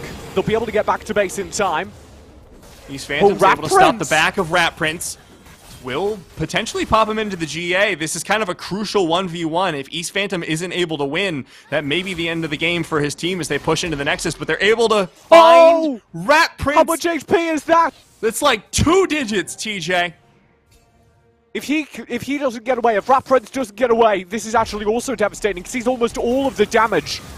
And he's Beautiful gone. culling, and the engage in the middle of the fight to teleport behind it. Solar Flare will not find its mark, but Laugh Wizard will. Hextech Ultimatum into the backline, 3-man Shockwave to follow it up. Tinson is down, the re-engage from Inting Wang is here, but he's down! Ekala isn't tanky enough to tank the brunt of 4 men from Don Tyson Academy. And now Kuroko falls as the last member of Lake Forest Academy makes a desperate attempt to save the Nexus. There's nothing left in the base, though. It's just Kuroko for 18 long seconds till Rat Prince respawns, and he will go down, dropping Laugh Wizard actually incredibly low, but it won't save the game. Don Tyson in Game 3 pick up the 2-1 win. Beautiful, beautiful end of the game from Don Tyson.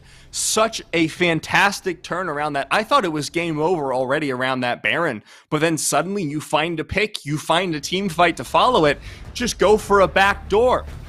And you force a fight off that and win. It is entirely off of the fact that we lost Rat Prince. His recall gets cancelled and that game is over. Because he was literally all of the damage. Yeah. They could not win a fight without him. So, an incredibly heads-up play from East Phantom in the jungle role. We really had a spectacular jungle matchup across all 3 games. Oh yeah, Just it was so much fun to watch the 2 of them fighting back and forth for control. We do have an interview in a moment. I believe that will be with Akala. We'll get to talk to him about pronunciation. Oh, fantastic. As we're headed there, I do want to give a shout out to Respawn Gaming Chairs once again, because we did kind of fiddle it in the early phase of this. They, of course, are part of the prize pool, and they will be offering their chairs to the winners of the tournament throughout the day. You can check out more details about the prize pool over at the PlayVS website, which is linked below the stream, I believe. They are currently running a collegiate tournament. I checked after yesterday. I was like, oh man, you can sign up for the collegiate tournament. You can. But it is ongoing, I believe. So maybe if your school is running, the collegiate is like participating, you can join their team. I don't know what substitution rules are. But there's a currently ongoing pretty massive collegiate partnership with Riot. That you can check out over at the PlayVS website. They also have many more programs running throughout the year for multiple different games, so I would highly encourage you to go there. Let's focus in on putting a little bit of a fine point around this series, though, because this really could have gone either way, all the way down to the final minutes of Game 3. And I feel like Lake Forest benefited massively from their investment in the early game. And that is the first time we've seen a team be aware enough of macro to do that. Yeah, they really had a huge advantage early and then snowballed it into the later stages of the game. And I was really impressed by the level of play we're seeing. We saw yesterday some very high-level stomps, some mid-level close games, but I feel like this is one of the better quality close series that we've seen over these past 2 days. Let's check out our interview then, because I believe I have just been told we're ready to go. And we do have Cumsy, the support player for Don Tyson School of Innovation. I held that thought, because I was like, it's going to be Cumsy 100%, but we've been faked out before. So we'll go to you, Cumsy, now that your identity's been confirmed. How are you doing? You did... Yep. Yeah, you did just close out that game on air in kind of spectacular fashion. Can you talk through what the communications were like on the team when you realized you had Rat Prince the Ash cooldown?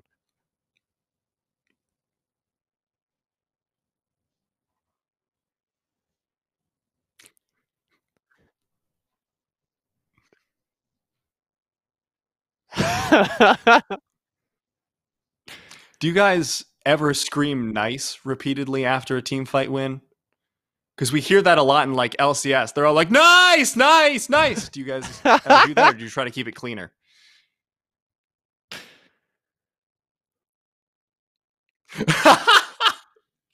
All right.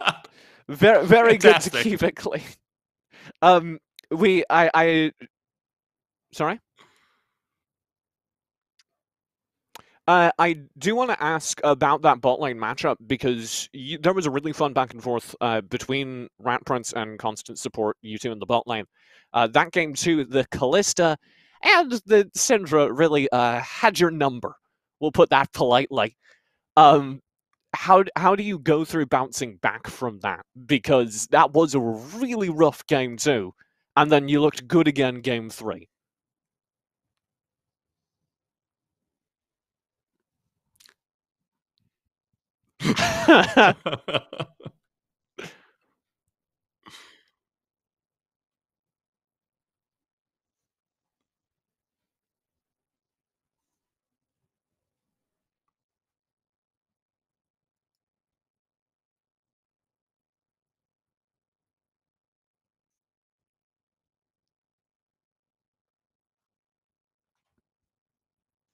I'll win every day. So your team felt good, your comms were still good, there was no worry after that game too, Yes. because it was lost in such narrow fashion? Yeah. Okay, so if East Phantom gets Olaf, it's GG every game. As soon as Olaf was picked, he said out loud, "It's game over." His Olaf is wicked. I feel I like was a now little Wake nervous, though. Forest are upset about banning away the Warwick game 1. Yeah, this Warwick is bad. I don't know why they did that. That was weird. I'm not sure what that was. Across the entire series, we saw some really cool macro plays, and I don't want to take away from that, but I am going to ask you guys about a specific mistake. Game 2, you guys are pretty much at a 50-50 game state. The Elder's up. I would say you guys have a slight edge, and you rush into an Elder fight. Do you... Well, I'll frame it this way. Do you think that was a mistake? And if so, how does it happen? If not, why not? Okay, so we were antsy. We wanted Elder. If we got the Elder, we would win easily because I can ult and then they all get below a certain deficit and they blow up. Our main shot caller is East Phantom, and he said, "Rush it, rush the Elder Dragon, and we win."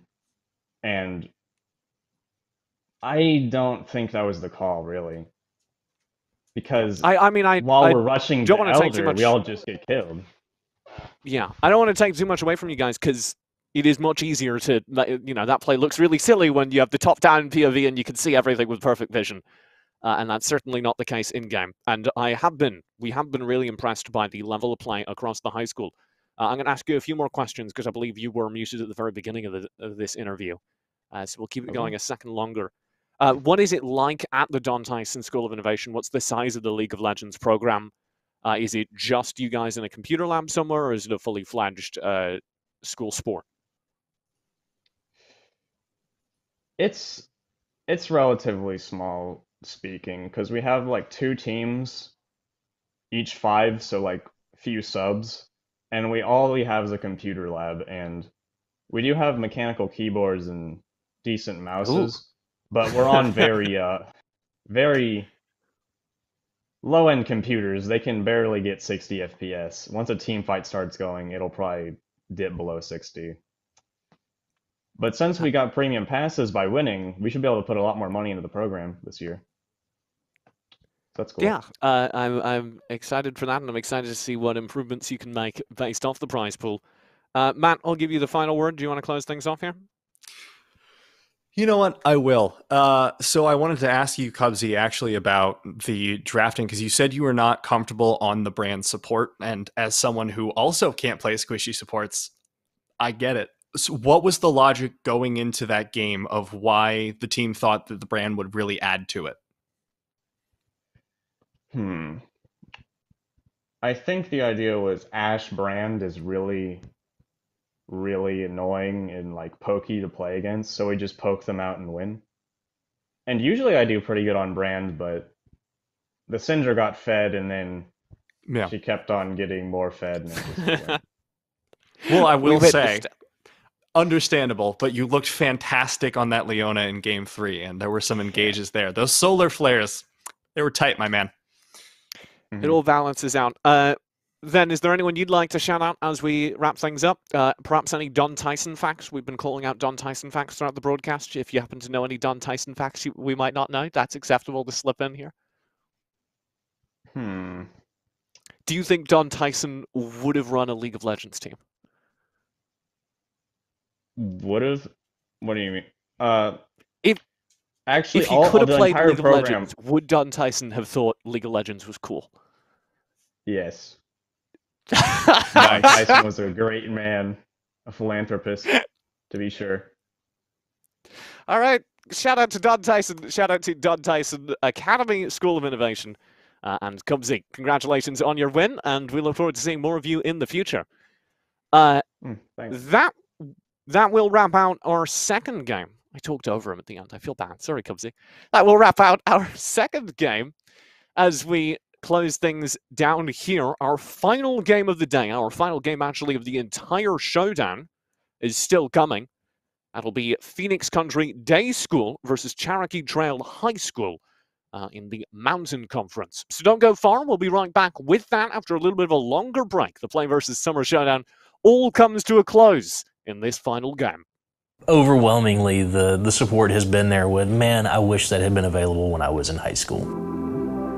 I guess it was last fall, some of the students were starting to go, hey, can we get a gaming club going? And then word came down that our athletic director was looking for someone to coach esports. And I said, this is something that's right up my alley. You know, I've always been in tune with the geek kids, you know, the geeks, the nerds, whatever. That's my scene. That's what I was in high school. I mean, I've done it all. I've done computer-based stuff. I played World of Warcraft for about 10 years.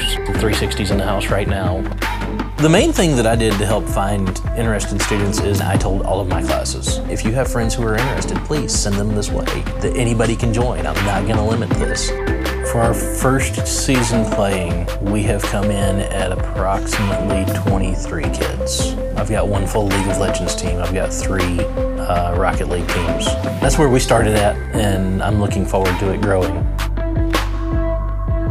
To get started in this, it was let me learn about the games that are out there. Let me see what I need to figure out. And then I figured out that the kids are going to know more than I ever will. The opportunity for any kid to be skilled at something and be able to have the chance to pass that knowledge on. To look at somebody else and go, hey, I realize I'm not going to be here for more than a couple of years, and we want this team to keep doing well. Let's get your skill up so that you can take my spot. Absolutely, that's part of giving the kids that bit of ownership in the sport. This is the first time we've done this at our school. How much of a legacy do you want to leave? Do you want to be the guy that's helping bring the next generation here at the school along, or are you going to be the one who's like, no, I'm the best and I don't want anybody else to challenge me? When I've got my lead for League of Legends going, okay, we're invading here, I'm marking the point, everybody get here, they're learning how to really work together and develop their skills that they're going to be able to use the rest of their lives. Here's your place where you can come in and be part of a team. Esports gives that kid who is a gamer that chance to be involved in the school and maybe help them develop more school pride than what they've had.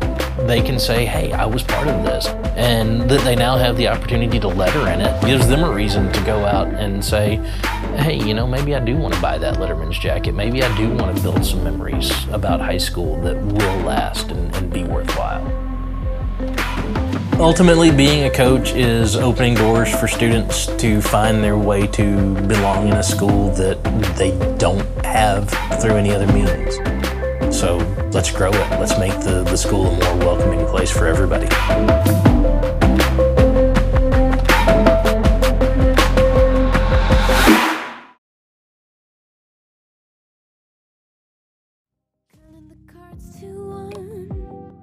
Queen of Hearts never breaks. Falling asleep, here might just take a while. Try not to grind your teeth, dreaming to touch my style. Well,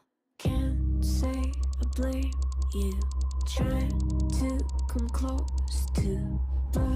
All you can do. See me fly, you know they'll never catch me for it. See me fly, the way I put my finger on it. See me fly, you got it, then try to tell me you got the wrong guy.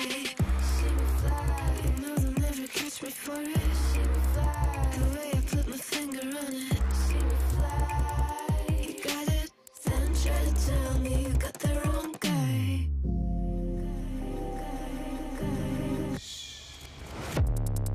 Got the wrong.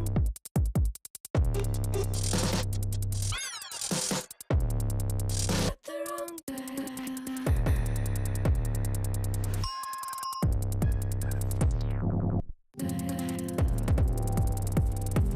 Then try to tell me you got the wrong guy.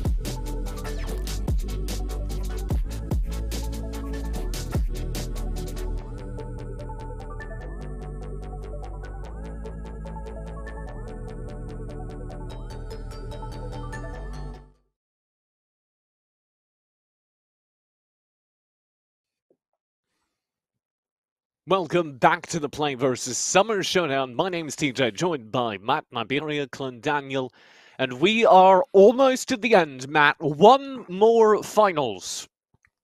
I am ready. I am refueled. I'm ready for mountain time. Excited. I've never cast anyone in mountain time. All of the blocks have internal names, right? They're all named after a League of Legends champion. And this one is actually the Malphite block and the mountain region. I just really like that. Yeah. Somebody, I assume that was at Play Versus that came up with that. Might be at our production company, but I really appreciate it. All right, so we're headed into game. Before we get too into Phoenix 100 Day School versus Cherokee Trail High School, I would like to touch on one of our sponsors. Of course, that would be Ritual Skins with their wonderful compression splints for your hands. Very useful for those of us who play with a high APM on characters like Yuumi. They'll protect your wrists and make sure that you stay safe.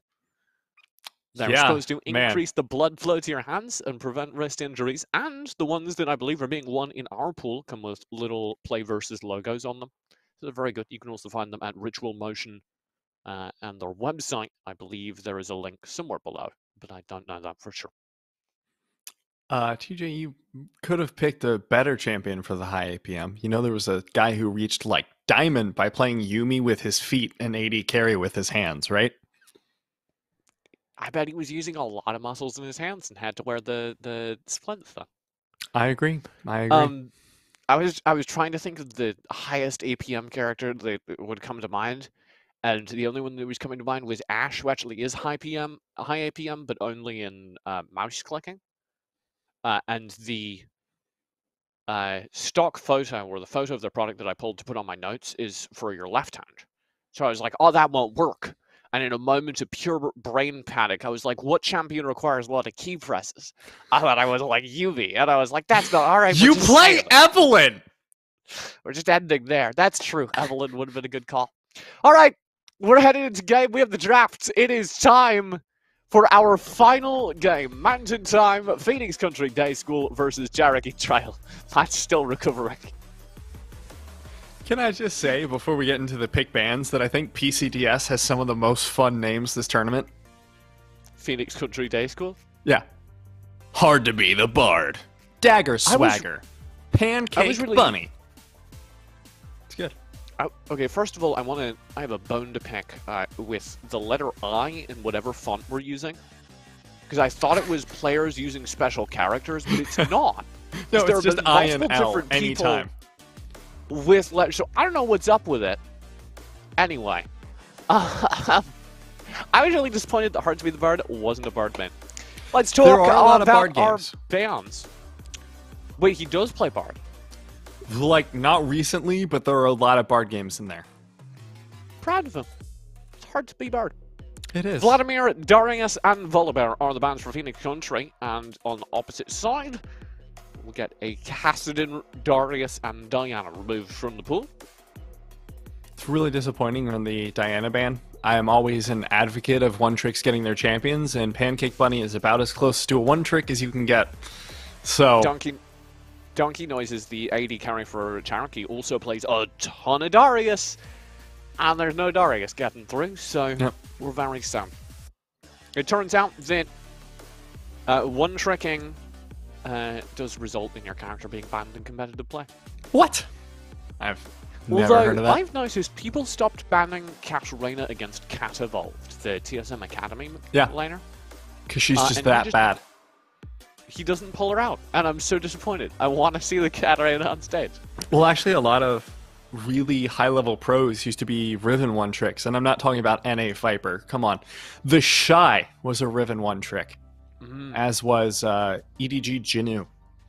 So, neither of them play it when it's open either. Disappointing. One-tricks lack loyalty. It's going to be Caitlyn, Echo, and Lux over on the left-hand side. The Caitlyn Lux lane already brutal. Dagger may have his Echo for the jungle, which would be very exciting. At the very least, it's being picked. Could go mid as well. We do have Olaf probably against him in the jungle, and a Morgana Ashe lane down bottom. So we have two kind of mirrored lanes. I have to say, though, I think Lux Caitlyn is just better Morgana Ashe. In some ways, yes, but the problem you have in this lane is that Ashe Morgana is actually considered a hard counter to Caitlyn in some situations because her Piltover Peacemaker forces her to stand still. So you get a free binding, and then Ashe can get into range and just wail away. And that does cause a lot of problems for Caitlyn, so it's a high onus of positioning on the side of the Caitlyn in that lane. I'm excited to see how that turns out then, because it's all about the Lux engage. A lot of pressure on Science. We got Camille for our top lane, and Yone pulled out. Yone, which confirms baby! It's going to be Echo Jungle, and Matt has his jubilant cry as we do get the new mid laner brought out into mid. You can't get this in LCS, folks, because it's banned. So we get to see Yone and a That is Nico. true. Christmas come early. I'm so excited for this. All right, so probably Nico mid into Yone. I don't know how that matchup is going to go. I'm going to guess poorly for the Yone because he's stuck charging into you if he wants to use his third Q, and that is where Nico thrives. As a result, Pancake Bunny going to have a very bad game. But also, not a whole lot of escape tools for the Nika, right? No. So if Pancake Bunny gets a successful combo off, the Nico just struggles. It's kind of about whoever hits their power spike first, and that might be the Yone. Usually not. I think 2 items is really where Yone starts to become a champion, not just hit a power spike, but like become viable. So I think Nico is going to hit it faster, especially if it's Glacial Augment. Okay. Yeah. Glacial Augment. Top lane, we have Mordekaiser against Camille, which will be fun. Just going to call that out as we didn't. So the big question mark matchups for me are the Echo. I need to see the Echo.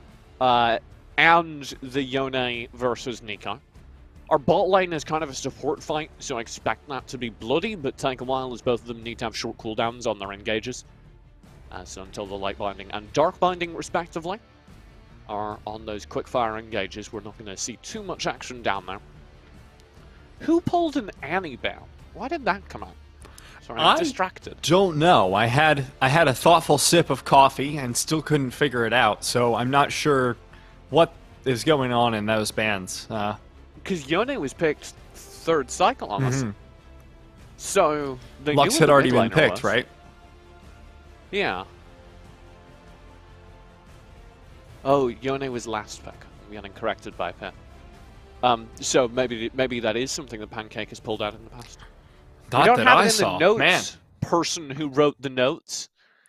I didn't see any Annie games, TJ.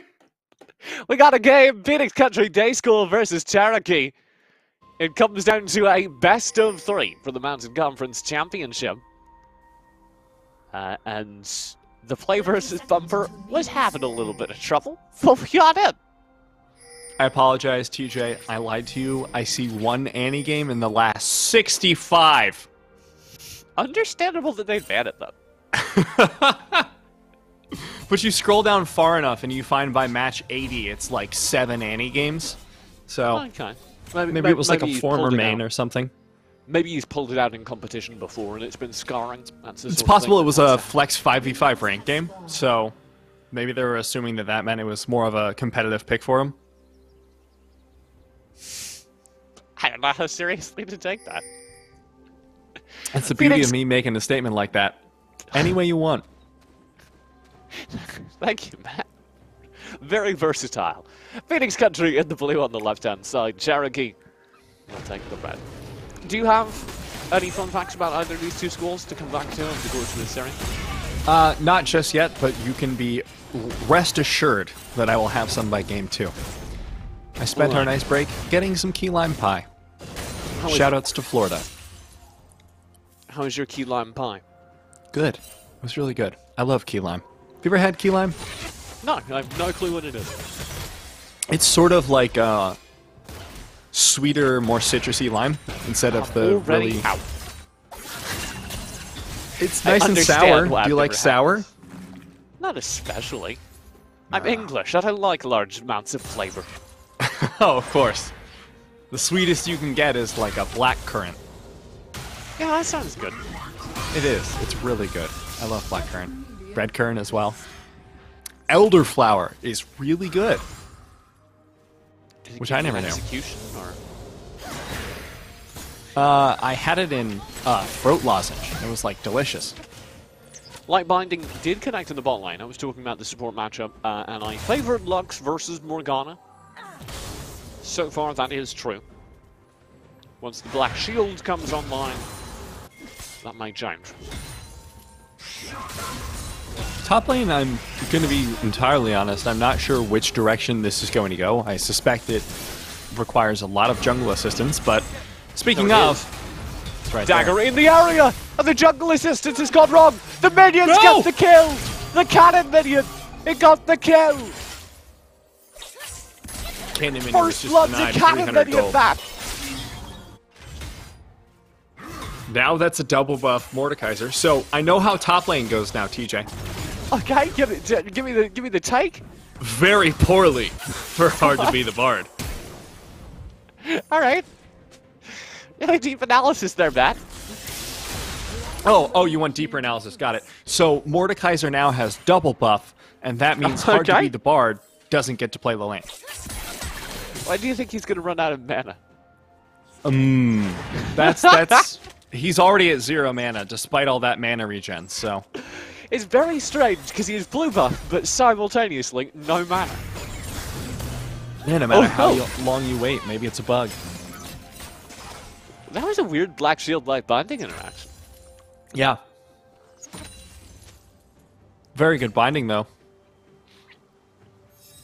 I really appreciate the way Science filled out their form because everyone else is filling it out, you know, as we mentioned, the top laner from the last game filled it out with IPA, which was fantastic. But another one I really liked was Sciences, who wrote down their IGN. It's just like, you can just call me Science on air. I was like, you know what? I will. I will not call you SCI 3NCE 5936. I feel like that got rough in a team fight. Challenge accepted. Oh no, you're dyslexic, TJ. Don't do that to yourself. Just on you, I kind of zoned out halfway through you saying that, then lost track as I was trying to keep pace while reading, so I absolutely could not.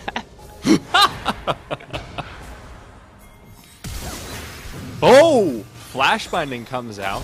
Bongo Berry uses the Black Shield on themselves, and now Donkey Noise is in trouble. We Snaw will be taken down by Science.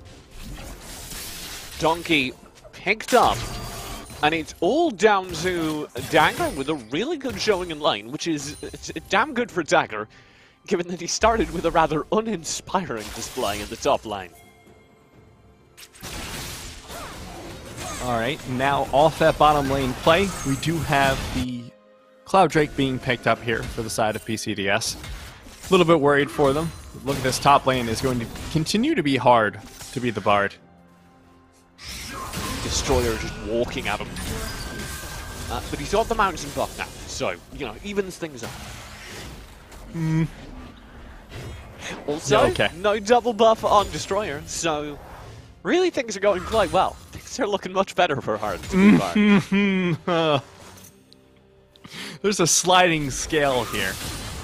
It's like saying, well, California's on fire, but at least Yellowstone didn't erupt and kill billions of people, so things are going a lot better. We actually have sunlight now in California. So, I'm feeling that's so pretty good. nice. Sunlight, Is it warm yes. again? No, it's still weirdly off-seasonally cold, but that's what happens when a cloud of ash mostly blocks out the sun. Wouldn't know. Live in Delaware, nothing happens here. Except for tax evasion. Yeah, but that happens in, like, Ireland, too. Ireland's a much better place to tax evade, though. Evade me, I'm Irish. When's that t-shirt coming out?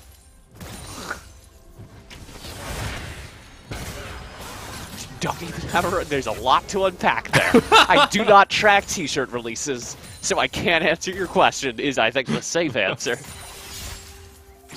Oh man, you see that new t-shirt that just came out? Oh man, bro, but the 2016 edition was so much cleaner. You see the printing?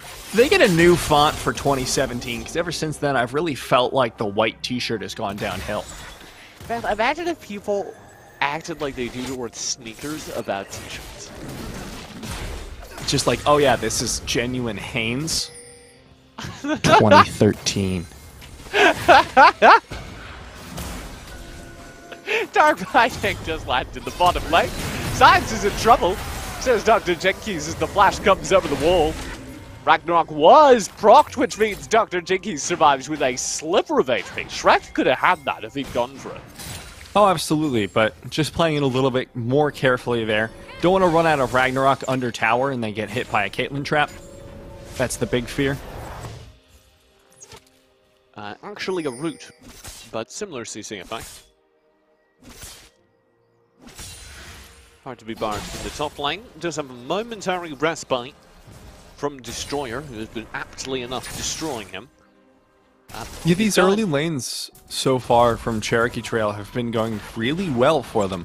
They've got a huge lead in the top lane, big lead in the mid lane in terms of CS, and now in the bottom lane, sure, they lost the Ashe once, but were able to take a turret plate off that gank that just occurred. I wanted to highlight up in that top lane matchup that Hard actually bought QSS for a cycle. As soon as he went back, he got that QSS because he's in lane against Mordekaiser, and that's what it be, I guess. Yeah, I actually think that's a really smart buy. You do lose behind a little bit on your Trinity Force timing, but against Mordekaiser in the 1 versus 1. Right? He's already behind in that lane, right? Yeah. It's not like it's going to make the difference. Yeah, well, it might, though, because Mordekaiser's combat ability is basically the same as it was at level 5 if you have a QSS. It cleanses both the Death Realm and the stats, so now Hard to Be the Bard essentially is an ability up on every single 1v1 they take in the top lane against Destroyer. So, a positive itemization, and he's actually kept the minion lead, the CS lead, reasonably close. It's grown a little bit, that's backed. Now that he's in lane, it should be negated. Beautiful dodge there. There's the Death Realm, there's the QSS! No, thank you. Coming in big. Out of the Death Realm in an instant, and it keeps the fight going. Hextech Ultimatum will be spent. Flash has to be burned over the grasp, and unfortunately for Hard to Be the Bard, who went in guns swinging, won't be able to find the kill. The problem with that engage was that, yes, you can totally negate that skill, but Destroyer has other items, you don't. Oh, big root. And the Pancake Pop Bunny. Blossom as well. Out with Defensive the ult. ult from Pancake might get him out. He's able to play that beautifully right on the edge. Dagger comes in, cleans up the kill, gets Shrek, goes down. And it's another major kill to the jungler, as Dagger is now looking damn good. And most importantly, Pancake stays ahead in lane. Oh, but a huge arrow onto Science forces away the Flash in this lane now. Starting to get scary for Dr. Jenkins and Science.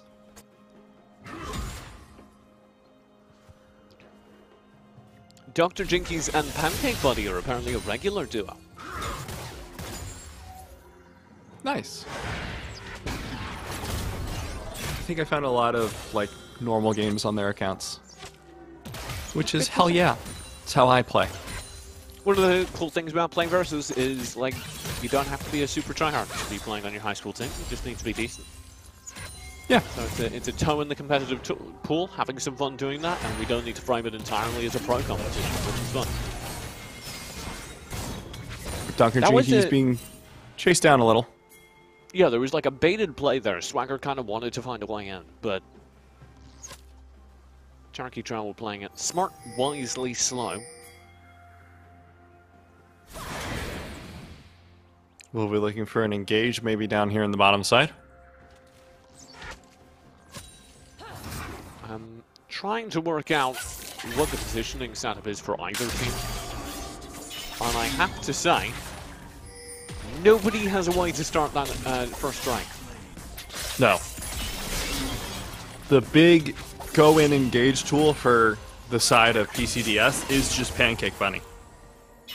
And he's busy getting poked at in lane. Although that root missed will keep him up at the very least. The top lane has rather spiraled out of control, and we're like, oh, he's doing the right job. Hard to be Bard is having a hard time being Bard.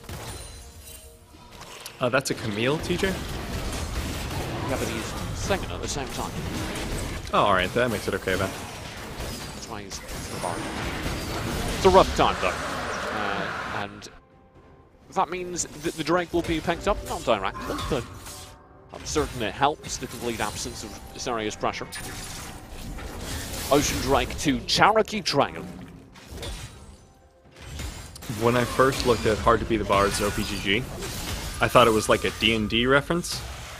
And then I saw the Bard in the match history, and I was like, oh no, it's just the actual champion. That's where I was going. Maybe it's fun.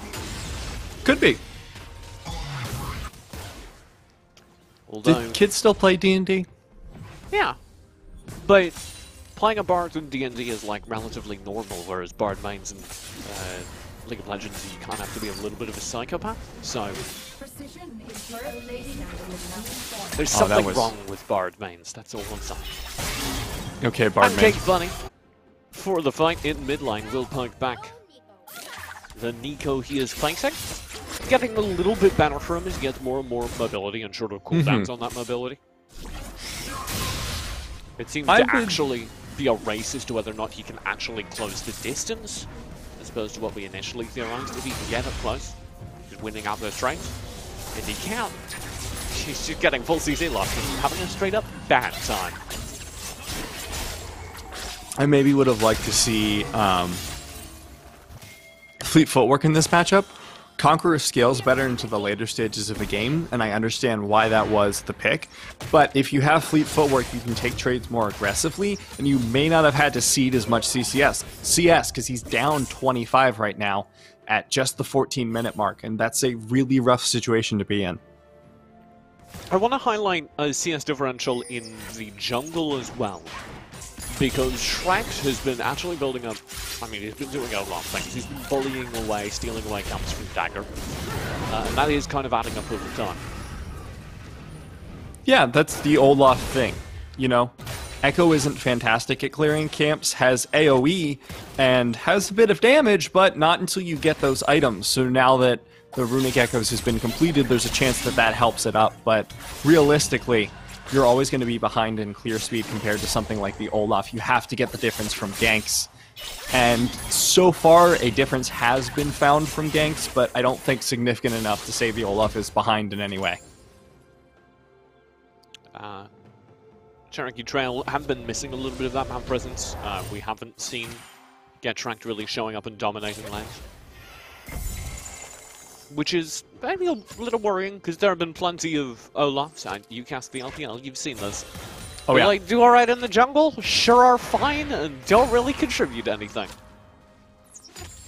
Not as bad as the Jax jungles we've seen, but binding lows wide. Cherokee Trail will get out safely. So, do we have any fun facts on the schools yet, as we're Let's take a look, hitting TJ. the last day? Alright. I'm told that Phoenix Country, their team name is actually the Eagles. Oh, interesting. Let's find out why. You would think it would be the Phoenixes, but maybe that's just me. 700 students total from pre-K to grade 12. Really? That's actually a really wide grade range. Yeah, student to faculty ratio is 9-to-1. That's really good. Shout out to Phoenix Country Day School. That means these kids have been together almost their entire educational careers, almost their entire time in the educational system. So that's actually really cool, knowing the same group of people from that function. Phoenix Country Day School, fun facts. They have a speech and debate team. It's won a number of 1A to 3A state competitions over the last 10 years. Any members of the debate team, please speak up. They will have no problem with that if I know debate team members. Yeah, that was the joke. We'd know if there were any members of the debate team. They have golf. Is golf big in Phoenix? There are a lot of high schools have golf teams. Oh! Dagger Beautiful just stole steal that. from Dagger. I don't Chrono think he break. gets away with it, but he Oh, gets he the eye! does! He gets the eye! That was worth 100%. Saying it now. A Analytically, hole in maybe one. not. That was a golf joke because they have a golf team. Golf is weirdly big at the high school level because golf courses will sponsor it. Oh. Because they want people to use their golf courses. And during the middle of the school day, nobody else is there. That's smart. Yeah. Very low Nico in the mid lane, but won't be enough to contest that Infernal Drake. Shout out to golf. Very fun game to play. Especially as a team sport, weirdly enough, because even though it's like a solo sport, really, hanging out with your friends and talking about it. Yeah. Well, golf is like a pretty chill sport, you know? I love golf commentary. It's kind of where we're at right now. No. Golf commentary is a whole lot more. It looks like Get Shrek walking up into the jungle. Gonna be finding the wolves here. Hard to be the bard. There's the shot. Goes wide. Didn't realize golf commentary was just ASMR for me. It is. It is. Like, it actually... They're just talking in hushed tones as if the loud sounds of golf will drown them out. I think that's cool. Pop Blossom. Pop Blossom. Mid lane, that's going to get dangerous. Dagger does get the full reset off of his ultimate, but the Chrono Shift can't save him from the second wave. There's a kill. Jungler on jungler action as Pancake's rooted down as well. Get Shrek finally shows up and delivers 2 kills in the mid lane. Yeah, that's the Olaf we're looking for. Now in the top lane as well, Destroyer picks up an easy first tower, getting the advantage 50 CS ahead out of lane. That's going to also delay the deployal of that Rift Herald. And it's worth noting, because it is still in Dagger Swagger's pocket. They were hoping to use it to win mid lane. They're now losing mid lane down a turret, losing top lane down a turret. The only place to reasonably put it is over bot. You're not going to be able to get anything out of it anywhere else. Yep. We may not be able to find that, though, in time. Already up towards the top side of the map, looking at vision around the Baron. It's the second tower down for Phoenix Country Day School, and that's not looking great. Third. Oh! Across the entire map. You missed the top lane and mid lane being taken as well. One of them. It's a lot of towers very quick, TJ. I think we call that good macro. They were losing CS quite badly in the top and mid lane, so it all kind of checked out. We've been keeping an eye on those matchups. But rather magically, just due to like bad back timings, Jinkies and Science lost their bot lane. Because they have been winning that exchange overall.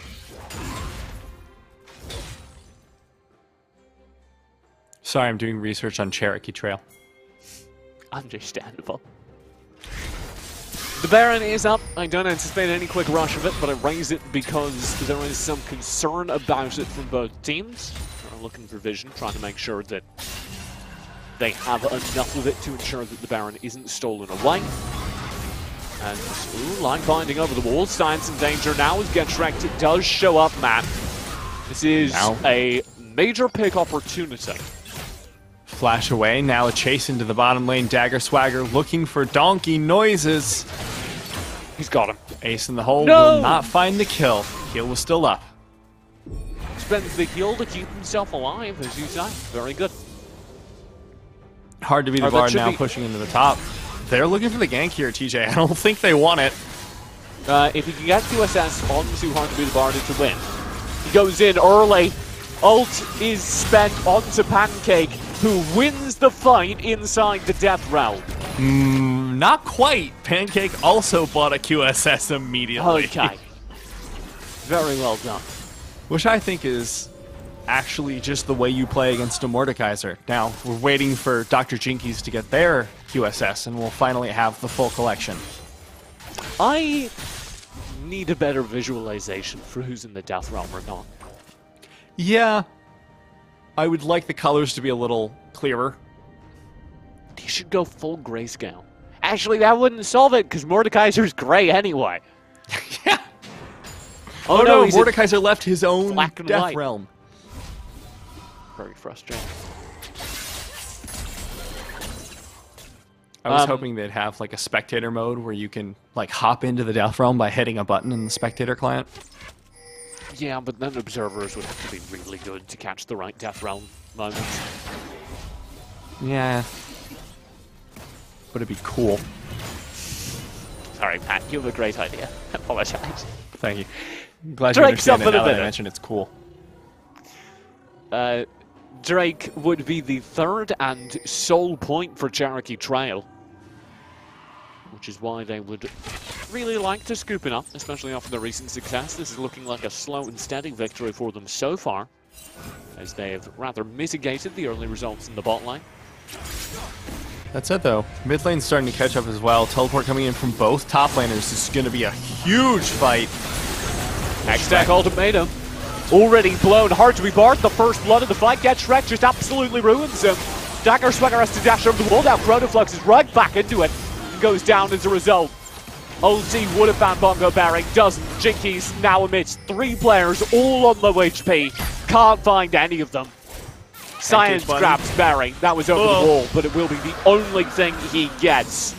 Drake scooped up by Cherokee Trail, cost only their support. And what a beautiful fight by Cherokee Trail. All of them were on like 3 HP into the Dragon Pit, but they used their cooldown so creatively to make sure that Dagger stayed away long enough to get the kill. And as a result, they only lost 1, the support no less, and secured the Dragon and Soul Point off the back of it. This is looking really rough now for Phoenix Country Day School. Underneath the turrets, Destroyer just keeps going. Science kites him all the way back. Oh, and the light binding, he's won it. Beautifully played. Destroyer bites off a little bit more than he can chew. So we were talking a little bit about club tags, TJ, earlier. Okay. And all the PCDS players have their club tags, but we found that the win rate for people who all use club tags is something like 0 in this tournament. No, So I think if they Sunny lose Hills, through this, Sunny Hills were all tagged up. were they? Mm-hmm. Okay, 50% then? Somewhere in there? It's like 1 in 3. Oh. So if you want to have a statistically better chance, change it to something like cool guys. Is that a tag? I don't know. Isn't that a bit long? I bet you could get CLGS. cool. Does someone have Coolness. cool? Probably. It's kind of like a boomer word, so I'm not sure. Alden does find the proper Nico. Pop Blossom turns the fight, though. Very nearly an escape from Vines. At the very least, it's a 1v1, a 1-4-1 out of a 2v1. Pop Blossom, very aptly named. Pog Blossom. Oh, no. That's what they would have called it if they were cool. No! They're cool, therefore they didn't call it Pog Blossom, because they're boomers. Impossible. Riot Games, get on it. Do you think it'd be censored if they went onto other streaming sites? Like on Mixer, it'd be called like Smiley Face Blossom? My favorite thing about all the various Twitch like blatant ripoffs that we got, like at the very like 2013-ish era, was that they all just had these off-brand versions of emotes. So you would write Pog, and it would be like the PogChamp emote, but like legally distinct. No, this isn't PogChamp. This is Pogamus Maximus.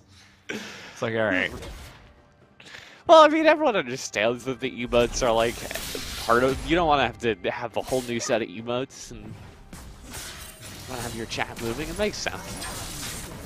Hard to be barred. We'll try and make sense as well. Drops the Hextang ultimatum onto Destroyer. Really trying to bait that ult.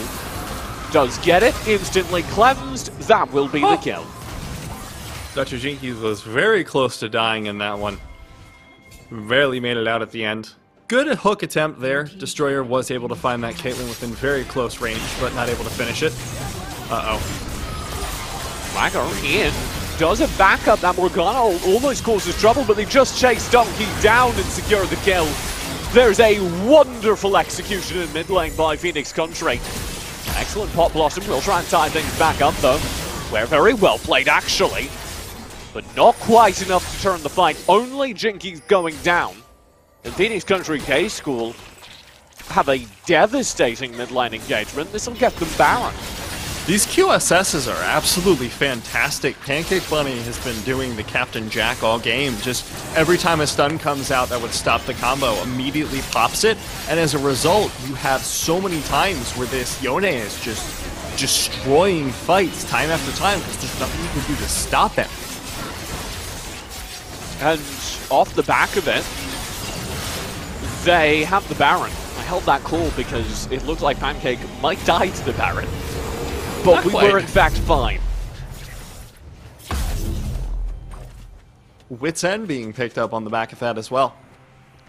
And it'll be important because we're headed, you thought the fight was slowing down, we're headed right into a drink. This would be Soul for Cherokee Trail. Infernal Soul nonetheless, so very important. And their path into the game, they'll have to fight it into Baron. But I think they like their odds. They can burn this down pretty fast once the Ashe rotates in. So this is where I'm starting to worry. PCDS, I don't think, are being aggressive enough, pushing them out. Let's see. Drake started. Science and Bart just over the wall. There's the steal attempt. It's ripped away! Phoenix Country get it! And I don't know how you correct for that. They'll win the fight by the looks of things. Cherokee come out on top. But Phoenix Country managed to stop the Soul and still have the Baron buff.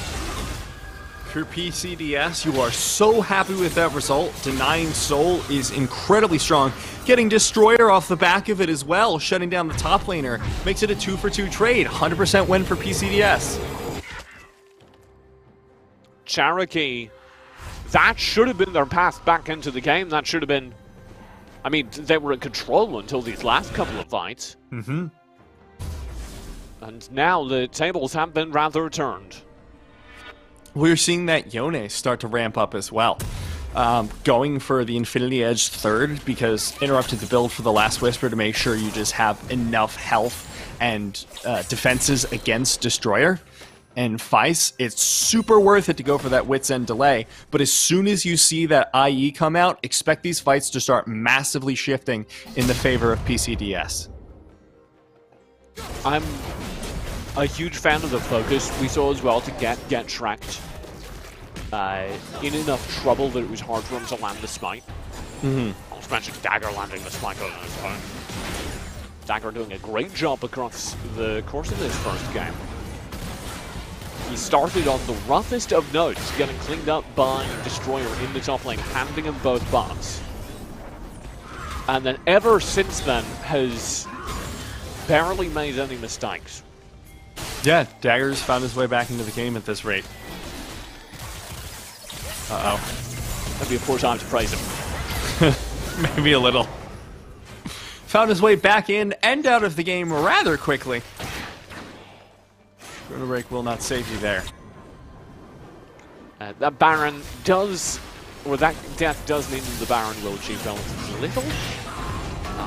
The most important thing that the Baron did for Phoenix was guarantee them that Drake, preventing the Infernal Soul. Cherokee Trail, like right off of the middle of this game, started roaming across the map as 5, which is really cool. More like 4, but it's really cool to see them recognize their strengths in team fights and just try and place them. I'm waiting to see how much more gold Pancake Bunny is going to need. I think rather close to that IE at this point. Do we have any Cherokee Trail facts? We had some Phoenix Country facts. I have pulled them up. They have over 40 clubs, including the Honor Society, Technology Student Association, Speech and Debate, Model United Nations, and Ping Pong Club. Oh, hell yeah! Is ping pong an honorary esport? I think so, because sports kind of don't want it, but I want it. So I'm claiming ping pong in the name of esports. Plus, the first competitive video game was Pong. Yeah. It's really a natural transition. Root will come through. Full burst combo attempted. Hard to be barred. Does it the hook shot. Pop awesome will be deployed on top of them. Oh! Beautiful timing! Perfect timing on the Hextech ultimatum. And as a result, it's the kill. Dagger swagger through.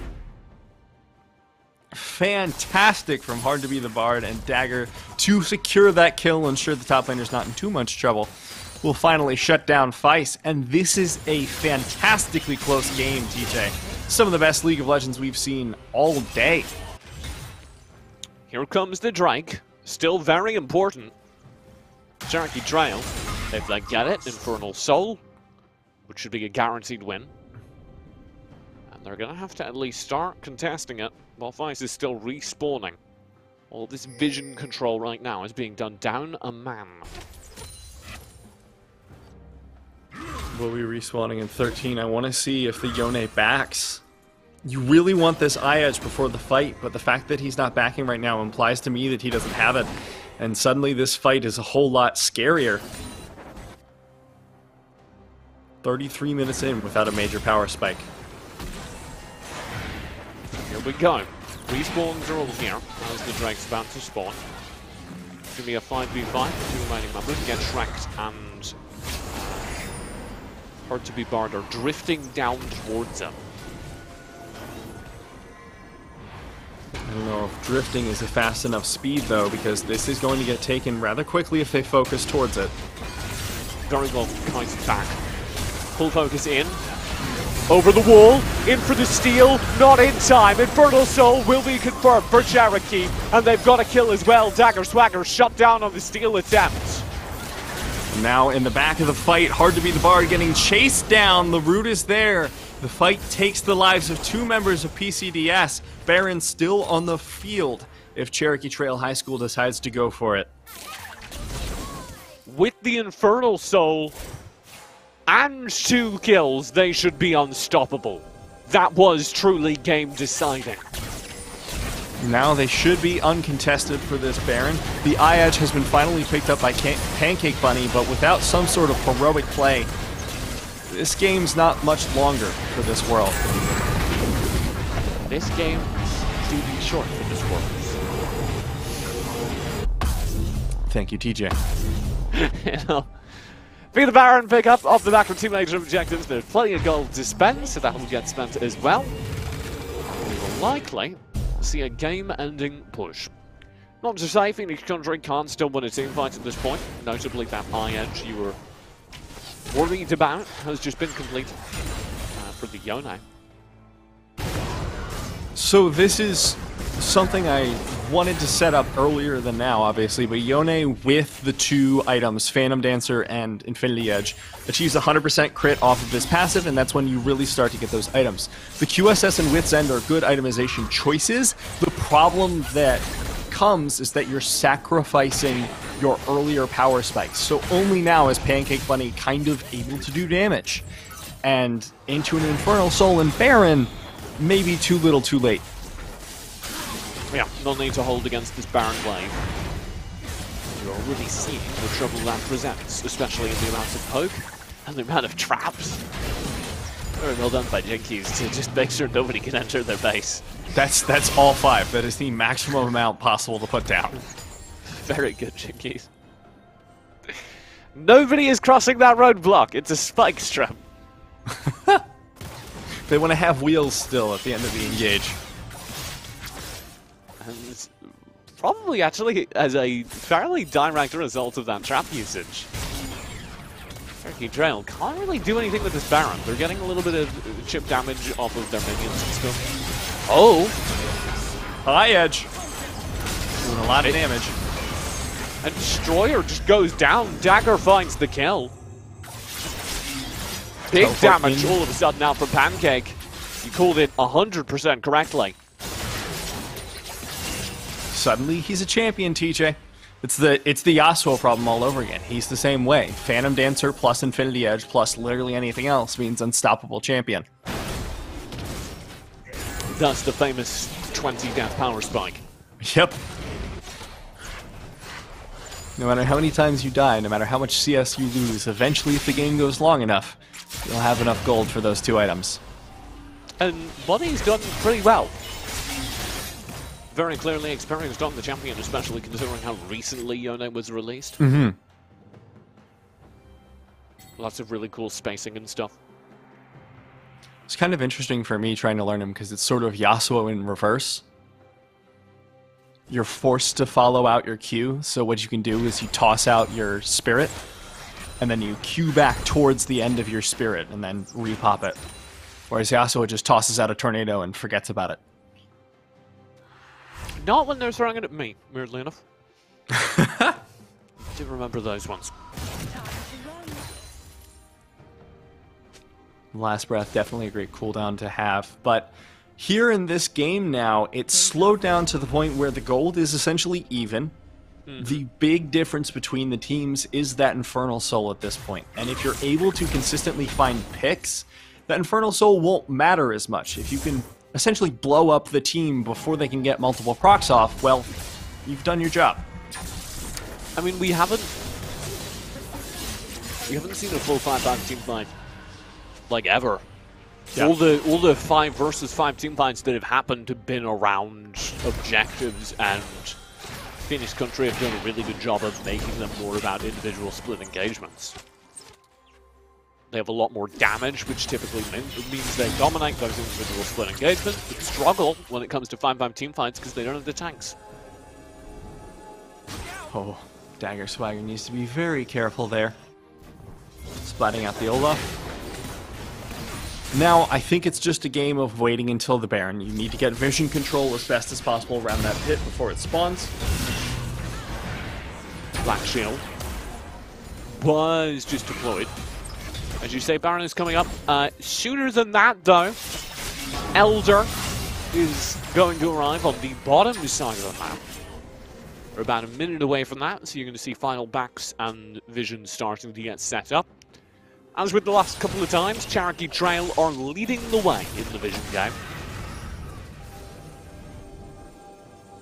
40-minute game so far, and it's still anyone's game to win. Oh. Death Realm was immediately cleansed, but more importantly, there goes Pancake. Absolutely obliterated at the start of the fight. Donkey does shut down a big target in the backlines, but GetShrek has the answer.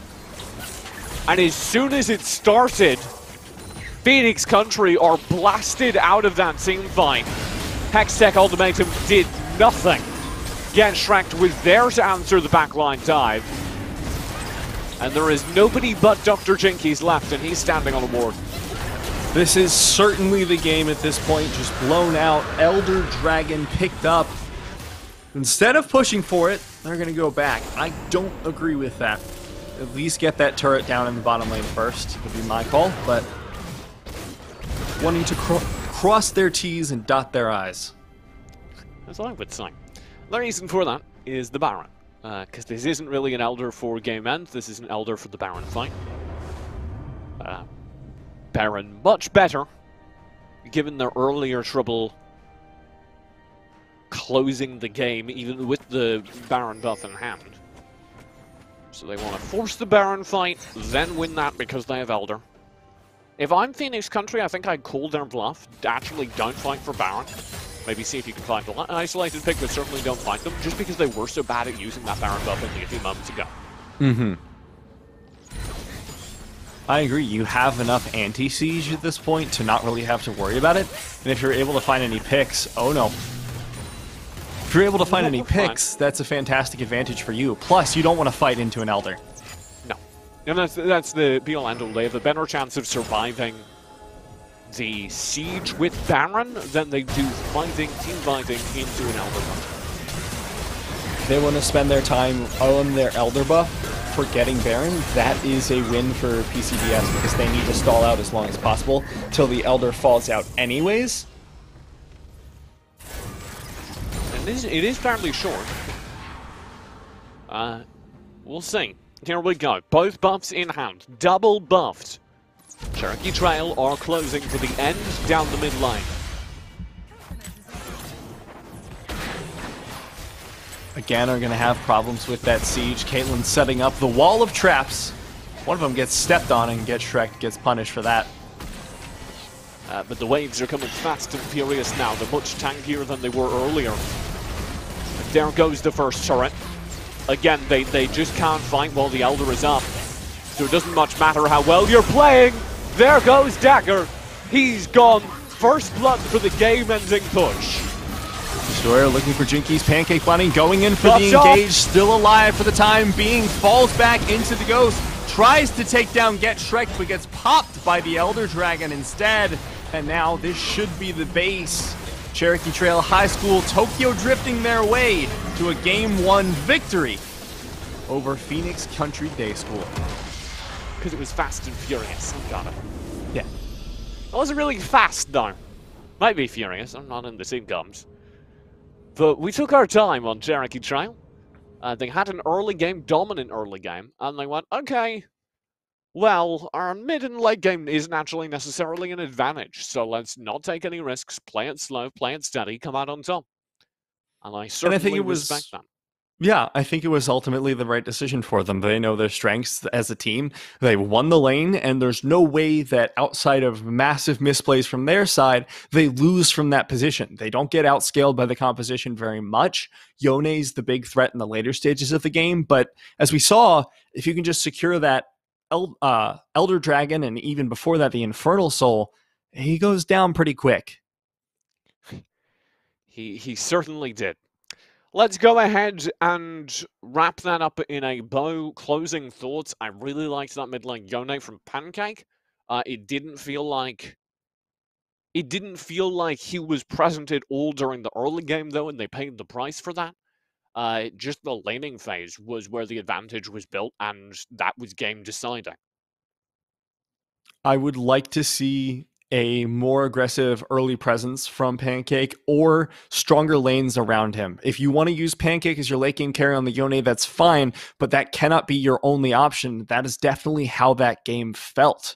And Pancake didn't come online until 35 minutes, and that was after the Ocean Soul, or Infernal Soul rather, was already taken. Yeah. So, things to improve on, but a very good game one from both teams. One of the closest games we've had so far. So, I can't wait for Game 2. Don't go anywhere. We'll be back with that Game 2.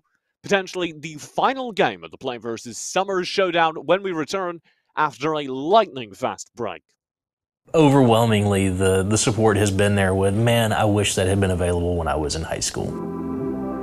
I guess it was last fall, some of the students were starting to go, hey, can we get a gaming club going? And then word came down that our athletic director was looking for someone to coach esports. And I said, this is something that's right up my alley. You know, I've always been in tune with the geek kids, you know, the geeks, the nerds, whatever. That's my scene. That's what I was in high school. I mean, I've done it all. I've done computer-based stuff. I played World of Warcraft for about 10 years. The 360's in the house right now.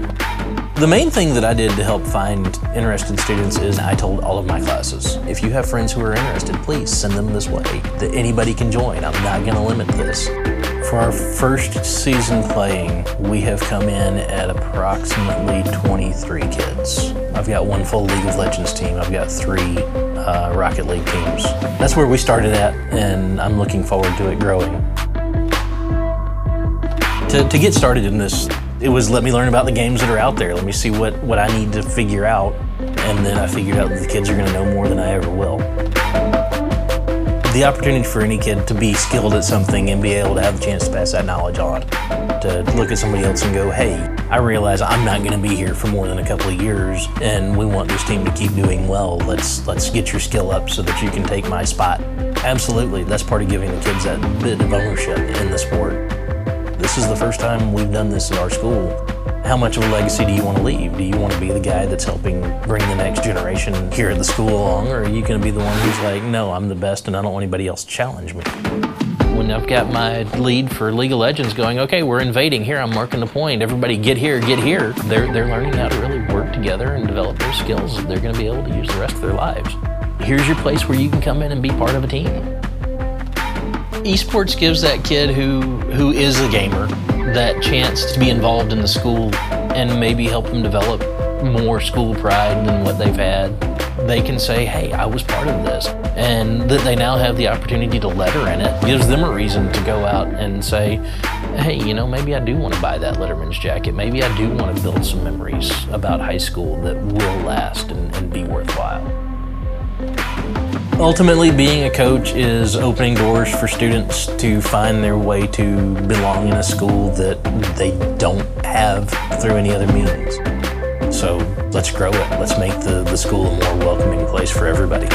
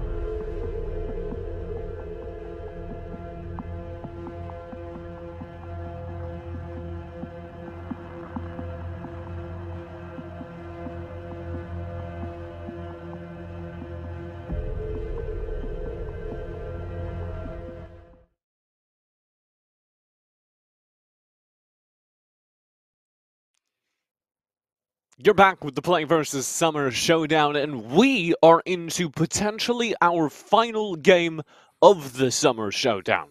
My name's TJ, that's Matt Niberia Clendaniel. We do have another exciting game in a moment, but before we get into it, we need to talk about low-key Premium Pass. Let's do a quick pop quiz, Matt. You've been listening to me do all these promos. Can you tell me what low-key is off the top of your head? Yeah, Loki is the replay system where you can publish your plays, and I can even read the full ad read after that. All right, and give you more details. No, you got it. So, promo Loki.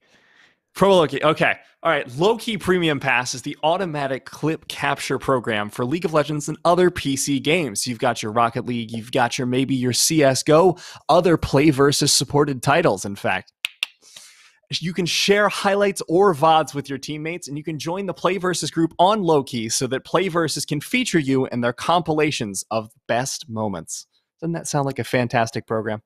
It's really good. I think you kind of forgot to outline that it's like a clip capturing program for your PC. We forgot that step, but I did at the beginning, and then I went Okay. into the full Alright. ad read. That's Yeah. good. You can. Is that what it feels like when I'm doing it? Do you just feel relaxed and serene while I'm reading? Yeah, out, I so you just can get to be kind of like- vibe. That's good. Uh-huh. Low-key? All right. Yeah. Our producer is telling us we need to get off this topic and get into the game, which is really disappointing because I thought he respected our sponsors. Let's Yeah, hit well, he was things saying, off. 3, 2, 1, Q, and I thought he called me cute, and I was really flattered for like half a second. And then I found out he didn't care about us, so that was really disappointing. But now we're in the Producer draft. Really sad. Cherokee Trail are not really sad though. They did just pick up their first win, and like back and forth game 1 in this series, Phoenix Country Day School were unable to mount their comeback after a devastating early lane phase. So I wanted to see what would change. I kind of trust both these teams to draft sensibly. We will see how it turns out. So far, the bans are a little less sensible than I would have hoped. It's Draven Vladimir on one side, Diana Cassidy on the other. Well, the Diana Cassidy makes sense because those are the standard playmaking picks that Pancake Bunny likes to use, and we're seeing the reason they were banned is because you're left on a Yone, which takes time to scale up, is a less comfortable champion overall than those more comfortable Cassidy and Diana especially. So as a result, PCDS's mid laner is left with much less comfortable picks, and the rest of the team seems to falter a little bit around that as well. This is going to be the Caitlyn and Darius rounding off our ban phase, and Get Shrek is back, baby! He's got his very own Ogre, Destroyer on Olaf for his bunny. I'd like to see that, because his Olaf was genuinely really good in that first game.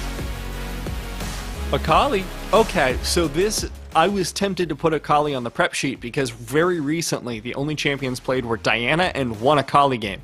And I was like, I bet Pancake Bunny wants to pull that out. And he did, but it's now going to be into a Galio. So, well, no. Yeah. We saw how that went when Kanuzi did it yesterday. So the Galio matchup is wild because it almost entirely depends on the timing of your taunts and your ability to punish. And if you fall behind as Galio, you end up with not enough damage to meaningfully punish if you do land a taunt. So it does depend not just on Faizy's ability to play it himself, but also Faisal's ability to get his jungler in lane. If Get Shrek is on point, this will pay off. Let's talk about the jungle matchup though, because we did just get confirmation that's going to be a Kha'Zix in the mid-jungle duo. Kha'Zix Akali. Couldn't ask for much more burst damage into a, hold up, I'm checking my notes, Galio? Yeah, this is a very big comfort champion for Dagger, and I'm going to double check this afterwards as we load into game, but I'm pretty sure that Dagger likes to go the more phase rush oriented build, which will go for the R evolve first, and the way that plays is very different than your traditional Electrocute Kha'Zix, who goes in for one single burst and then either gets the kill and jumps out, or dies, essentially. With the phase rush variation, you can use multiple charges to get in, see if your burst is going to work, and if it doesn't, you have a lot of move speed to get out. If I had a problem with the Phoenix Country drafting game 1, it would have been that they had no tanks. This game, we sort of repeated the draft till now. We get ourselves a Leona for the bot lane. Cherokee Trail, of course, have no such problem. It is full tank all the time. Phoenix Country will have the standard 2 tanks as the Shen gets drafted for the top lane. So I like this because standard wisdom is that without 2 tanks, you can't win a team fight. And I think that's true. That's certainly what the pros have believed, outside of a few specialist compositions. And Phoenix have this. They do also have backline assassins, 2 of them, and solid backline damage from the Ashe. I think I actually like their draft more in this game too, and I like Cherokee Trials. I agree, and we've also seen what a good Shen can do earlier today. If you have a Shen who's able to take those short trades into someone like Mordekaiser, who's a juggernaut, like earlier we saw the game against Darius, you take those really quick trades, you do a lot of damage, and then you make your way out. By doing that repeatedly, you can keep Destroyer down, and in this composition, you have a really fun time. As Shen, you have two invisible folks to use your Stand United on for a 1-2 punch of a really powerful gank from the top lane. I do believe we also have kind of the matchup developing around the Galio. That's like where I want to be story, because if that Galio is an effective protector who survives lane phase, then I flip that to, okay, Cherokee Trail's team fights better. At least for the mid game. Because what do the Akali Kha'Zix assassinate? Lucian? He's just gonna run away. But if the Galio falls behind, they're effectively going to be minus a player every team fight. Similarly, I want to be looking at the mid-jungle duo here. The reason for that is, just like you said, the Galio is going to be a major predictor of this. But on top of that, there's this really interesting dichotomy here with Kha'Zix versus Olaf, where Olaf will win that matchup 90% of the time. The 10% is where the Kha'Zix gets a very early lead, and then Olaf runs into you and you one-shot him, and therefore the Olaf also becomes useless. So I'm expecting one of these teams is going to win off the mid lane. No different than game one, where mid lane was a heavy focus then. And I'm excited to see how it works out. I am a little bit concerned about Dagger's build. I understand the burst Kha'Zix is very tempting, but you have a lot of damage without it. I suspect this is going to be probably still Aurevol first, just because it gives you a lot of in-fight mobility, which you're going to need against a Galio, but I really like the way Phase Rush feels on Kha'Zix. Yeah, he's going to electrocute. Man. Which is objectively higher burst damage, so I get it. But it also... More damage better! That's my analysis. More damage better, but also Phase Rush invisibly translates into more damage in the fact that it lets you get in and out of fights more frequently. That sounds dangerously like more survivability. That's true. It is a little bit of both. Dr. Jinky's now looking for the engage. Science is chasing down. A good ignite to defend the AD carry. And there's no way out of this for Donkey. But there's the stun onto Jinky's first blood for the Leona. Both AD carries taken down. Supportal combat, baby. I don't know how to process what just happened in the bot lane. I think it's actually a positive trade for Cherokee, because Donkey, and probably enough, gets the kill himself. Meaning that some of that gold is a little more ideally directed. Dagger Swagger looking for the gank up top. Has probably already blown the leap. There's the flash auto. The leap was saved! The massive bait coming out. Burning the flash of Destroyer. And now, Kha'Zix starting out ahead. Good start. And I think that is the more important trade, and does mark Phoenix Country as the leaders in this game, because that Kha'Zix is going to apply themselves to the mid lane quite soon. Which, given that there's an Akali who's very far behind, is necessary. Well, I mean, you say very far behind, but pretty even in CS. You know, Akali's almost always going to lose this if you don't go Fleet Footwork. Conqueror has been the more common pickup because it gives you so much in-fight damage. So I'm kind of expecting this lane to go like this, sans ganks and pre-6. Because once you hit 6, suddenly that Galio is down in ability compared to you. Yes, it is a beautiful ability when you're using it down in the bot lane. That Hero's Entrance has saved many a team fight. But in the 1v1 in the mid lane, or even the 2v2 in the mid lane, I'd argue that Perfect Execution is a much, much stronger skill. Mm-hmm. I don't think anyone will disagree with you. Failing the really good jungle ganks where you can cast it into the fight you just left. And there is very few times where the heroic entrance makes or breaks a team fight.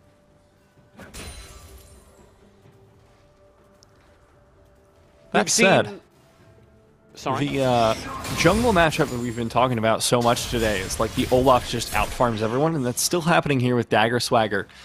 I think this is going to translate poorly for Dagger on the Kha'Zix unless you can get these repeat ganks, try and get them in the mid lane, and you need to secure this bottom scuttle first as well to get the golden experience advantage that Shrek has already established, evened out a little bit. James Scuttleton, who's already grabbed up top. By the Scuttle Field, TJ, come on. Scuttle Field. Dark. There's the engage. Dagger all the way in. All of his ability goes into the shield. He gets absolutely no damage. Very well played, though, by Science. I've been really impressed with the Leona play so far.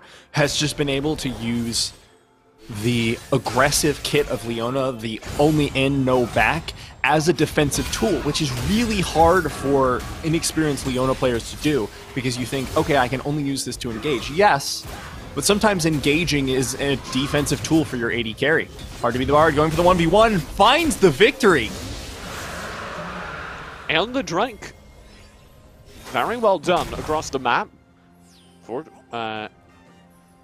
Cherokee Trail will grab the Drake. For Phoenix Country, they'll win the top lane. A little bit for everyone. I like sharing, it's important. I was just thinking of the IGN reviews that always seem to end. The League of Legends Summer Showdown has a little bit for everyone. Oh, I thought you were going to say it was like the IGN reviews that end, this was a horrible game and I wouldn't recommend it to anyone. 7.9 out of 10. Phoenix Country Day School makes you feel like Spider-Man. Okay. Fun fact. Pancake in the mid lane has hit his level 6 power spike. We'll see how this trade goes now. He's successfully backed away from it, so we're still in that territory. This is, I want to note, Darkseal Galio. Yeah, going for a lot more damage oriented. You're going to be seeing a Proto Belt first, very likely, coming out of this. That said, the Aftershock, I think, is a good choice. We've seen a little bit of Predator coming into the meta recently. We even saw it yesterday. Oh, Dagger Swagger goes in deep, but there's the Shadow Dash behind. Beautiful ultimate by Destroyer, and now trying to dive under the tower. Will find the kill onto Dagger. I don't know if it'll be possible for Hard to answer because of the massive min wave built up by Destroyer. Yeah, no way in. A little bit unfortunate. If you hold that Stand United a moment longer, it would go into the Death Realm, which we've seen decide many a fight today. Dagger Swagger unfortunately steps a little bit too far forward. Gets pulled into the Death Realm in front of the turret, and immediately after Hard to be the Bard arrives in lane. And now Hard is just going to have a little bit of a rough time here farming in the top lane. We'll be looking for the taunt under the tower. Very well done. No HP on Destroyer. Flash to chase. Double flash. And the kill confirmed.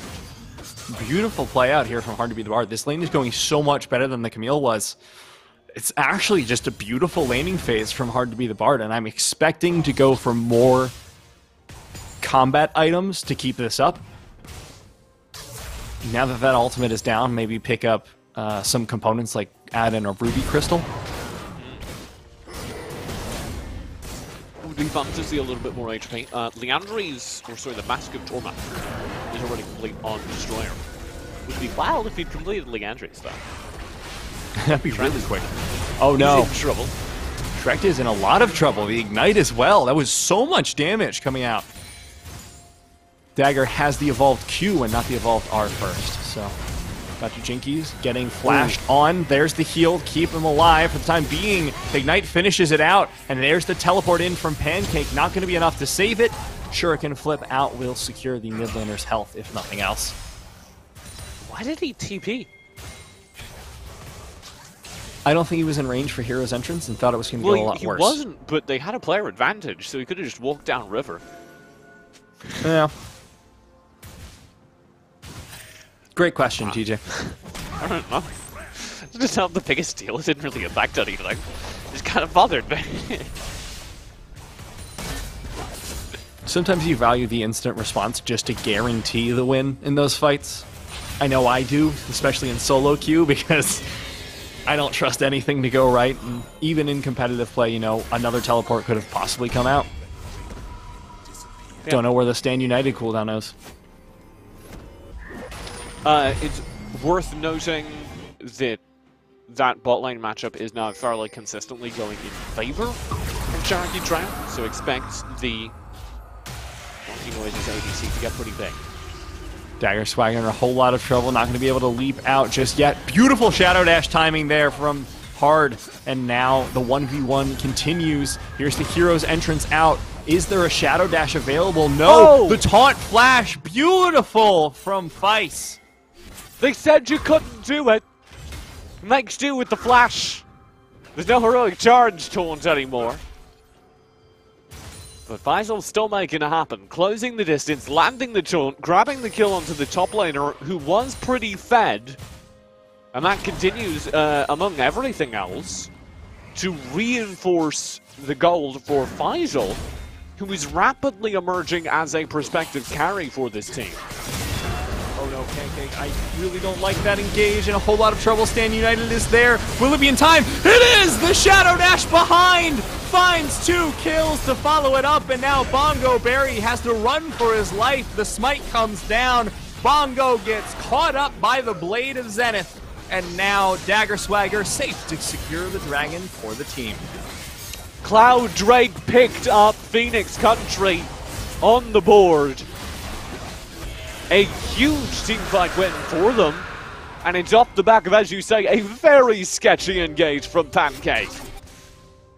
I was so confident that Pancake was going in for suicide right there. Same! I was so sure that that was just the worst engage possible, and that Akali was going to get bopped immediately. But it was literally perfect timing. A second more, the Stand United wouldn't have come out, and Pancake would have been gone from the fight.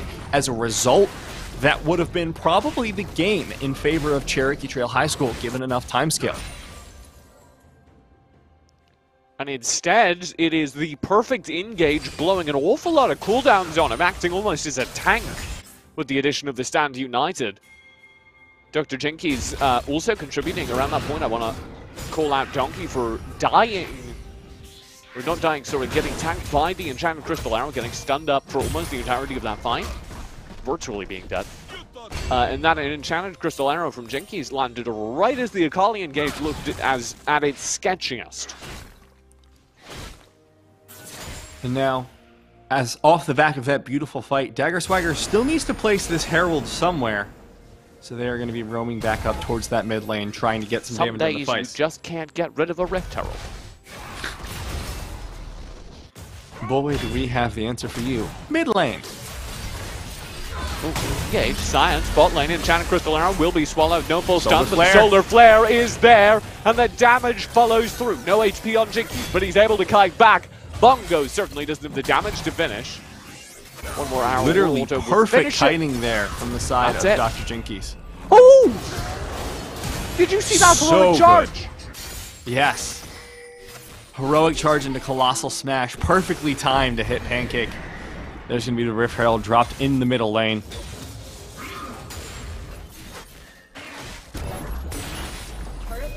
Rift Herald charge will connect, and Faisal grabs the Rift Herald immediately afterwards, but they were hoping for a hell of a lot more out of that. Pancake is gone, just respawning now. Turret will still stand.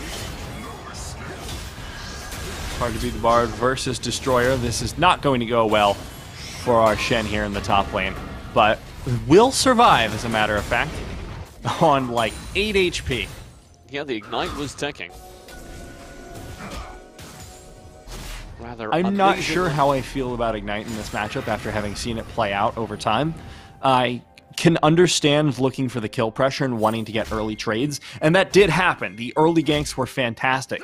Now the problem is you will never be able to win these 1v1s, and that was always going to be the case. Mordekaiser will always outscale Shen in damage. So now what do you do other than just sacrifice the top lane, unless you want Dagger Swagger to spend the entirety of his time top? Dagger will be spending his time top lane. Hard to beat Bard does arrive here. Destroyer will be shut down. Now you do have to focus on getting that split push pressure, and just whenever Destroyer is not in the lane, hard push it into the tower, because otherwise you're just going to lose the tower of your own. So it really is the race to see who can find the first brick. And my money right now is on Cherokee Trail. Yeah, they're looking good right now. It certainly won't be the top lane turret that they take, though. Much more likely that we get bot or mid lane. There is, of course, a TP still on Destroyer once he respawns. If that turret was under threat, he would have been able to rejoin the skirmish instantly. Ooh. Pancake walks into the taunt and the full combo of Vice. Don't want to go for the re-engage there. Cleverly, because Get Shrek'd was just out of range. Here we display a very smart strategy called not recasting the Akali Shuriken. Misunderstood by many low elo players who actually don't have to press E the second time. Simply astounding, Matt. Yes, DJ, little did I know that on both Akali and Lee Sin, I could not press Q. My name is literally every LPL jungler. Ragnarok will be popped. Here comes the heroic entrance. Full arrival in this fight to shut down Dagger, but Dagger comes out on top. And off the back of this, Cherokee seem to have picked up another win. Jinkies is trapped inside the Death Realm here. So that may change things, but he's doing a damn good job surviving, and he's out the other side. Culling to hunt things down. Science may die, but it is in the name of progress. It's a shame when science dies, TJ. Need more funding for the program, it looks like. And there may be a re-engage. Hope not, given their AD carry is completely absent. But here we go. No, they're going for it anyways, TJ. Pancake going for the Shuriken flip out. That is the correct move. Because you cannot fight this, my friend. They do have their contacts in the area. You can see Dagger looking for the chance to do exactly that. Beautiful. The evolved Q is doing so much damage there. You don't want to take that fight. It's a Kha'Zix! And he almost wins it anyway, but almost did not get you the gold. Dagger Swagger comes in with the ultimate looking for another kill. Bongo Berry in trouble. The leap does not find him. The shutdown onto the Kha'Zix. But Donkey Noises gets taken out as well. So trades back and forth from the players at both sides. Hard to assign victory to that whole extended skirmish, but certainly the kills in favor of Phoenix Country. Losing the Infernal for a massive kill lead, I think you take that as a win for now. Especially for Dagger, I think we have hit the point where Olaf cannot win the 1v1 anymore. We saw that a little bit earlier because Dagger was able to just, kite it out with the ultimate. But especially as we hit that level 11 point, we're going to see a whole lot of trouble for Get Shrek'd if he ever finds Dagger in the jungle or contesting over a Scuttle Crab or something, because Dagger does, I need to check the math here, but approximately 3 million damage with a single Q. I think I may have my decimals misplaced, but it's a lot of damage. And as a result, you really cannot find an isolated 1v1 versus the Kha'Zix, which makes for a whole lot more positioning trouble. This is still going to be a very, very narrow game, though, because you have a gold lead. You have a gold lead of hundreds to Cherokee Trail after the extended exchanges, right? Mm-hmm.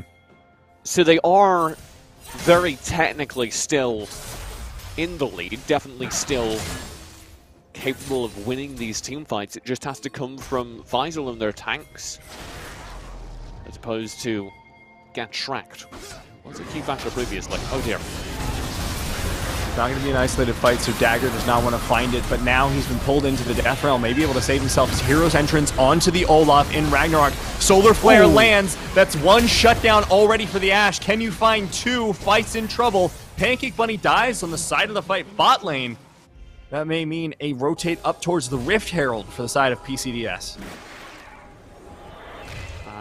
Should be Pacific Country going for the Rift Herald, but they decide they don't have the damage for it or something.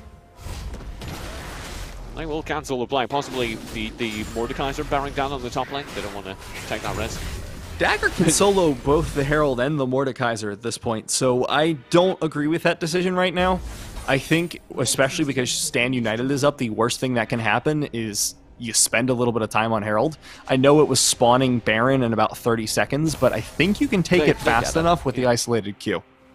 But I understand, like, that's enough things. You know, the timer ending up, the Mordekaiser in the area, and why bother? It's definitely one of those split seconds things where as soon as you make the decision, you have to just go for it, whatever it was. I hate Kha'Zix's animations. What, like he stabs his fists into the ground? Oh, did all of them. You're not like there Bugs, there isn't a good Kha'Zix animation. Invis. Oh, no, it's kind of clunky. I don't like bugs, though. You know this about me. Okay, so we're seeing some sort of correlation here. The TFT Wasp. Oh. TJ only has one. He has like 4 little legends, but he refuses to switch off the ugly wasp bug from like set 2. Because he's like, it's awful. And I'm like, switch, you have other ones. And he's like, no, I love it. And like it causes pain. Oh, just like that full CC combo. My god, Faisal. He's just eaten up. Science is playing this Leona absolutely fantastically. Just every step of the way, whenever I see an engage with Science, I'm like, wow. Yes, that is how you play Leona. I would expect a ban if this goes to Game 3, honestly. If. It's worth noting, we may not be headed that way. Right now, the biggest lead for Phoenix Country comes off of their team fights. We've seen the powerhouse of their Ashe just now in the bot lane, and Dagger Swagger going huge on the Kha'Zix. But if they can isolate those, it will change. I love you, Science. That was beautiful. Just pulling them out, forcing them. But now look at the Dragon Pit. That's 2 teleports coming in. Stand United as well has been blown. Not paying attention to the bottom lane fight because what matters here is towards the Drake. It has been picked up, so I don't think they need to take this fight. Dagger off towards the side has blown the ultimate to try and get away. Void Assault gives the invis for the time being. Hard to be the Bard will not make it out alive. I think I... Oh, sorry, I just kicked my dog. I think I like the... Oh, no. It's fine.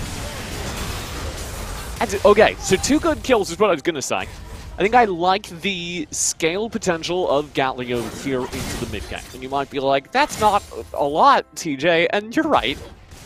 But he needs to be like the main source of AP damage here. Otherwise, they just lose. And Faisal is kind of doing it. And we've also seen a return to form from Donkey. What I'm saying is we're not completely out of hope, but we absolutely are if you linger versus Dr. Jinkies. That's the problem. I love watching this bot lane because both of them they know exactly what their champions do, and that is stop you from moving. And that is really powerful into champions like Galio or Mordekaiser, as it were. And you can just get a free kill if you're ever able to isolate either of the solo laners. Do you know what he's got a doctorate in? Pain? He's got a doctorate in pain. Oh, I should have just said no, TJ. It's alright, I did it anyway. I had a lot of fun. Okay, good. I'm glad you had fun. That's what it's about.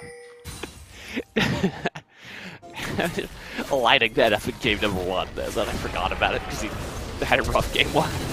Flash He's not in! having a rough game 2. Well, he wasn't until this. Can't CC the Olaf, but now you can. Ragnarok's worn off, Taunt will go in, a desperate attempt, Swagger is dropped very low, will be picked up, that is all that goes their way. Donkey needs to come through to save the day, and he does. Both bot laners picked up, off the TP. This looks really rough as well for Pancake. He just needs to bail out of the fight. He's 3 kills picked up by Cherokee Trail. That was fantastic by Cherokee Trail. The timing just wasn't there from PCDS, and as a result, everyone kind of died one by one. The sequencing wasn't quite correct.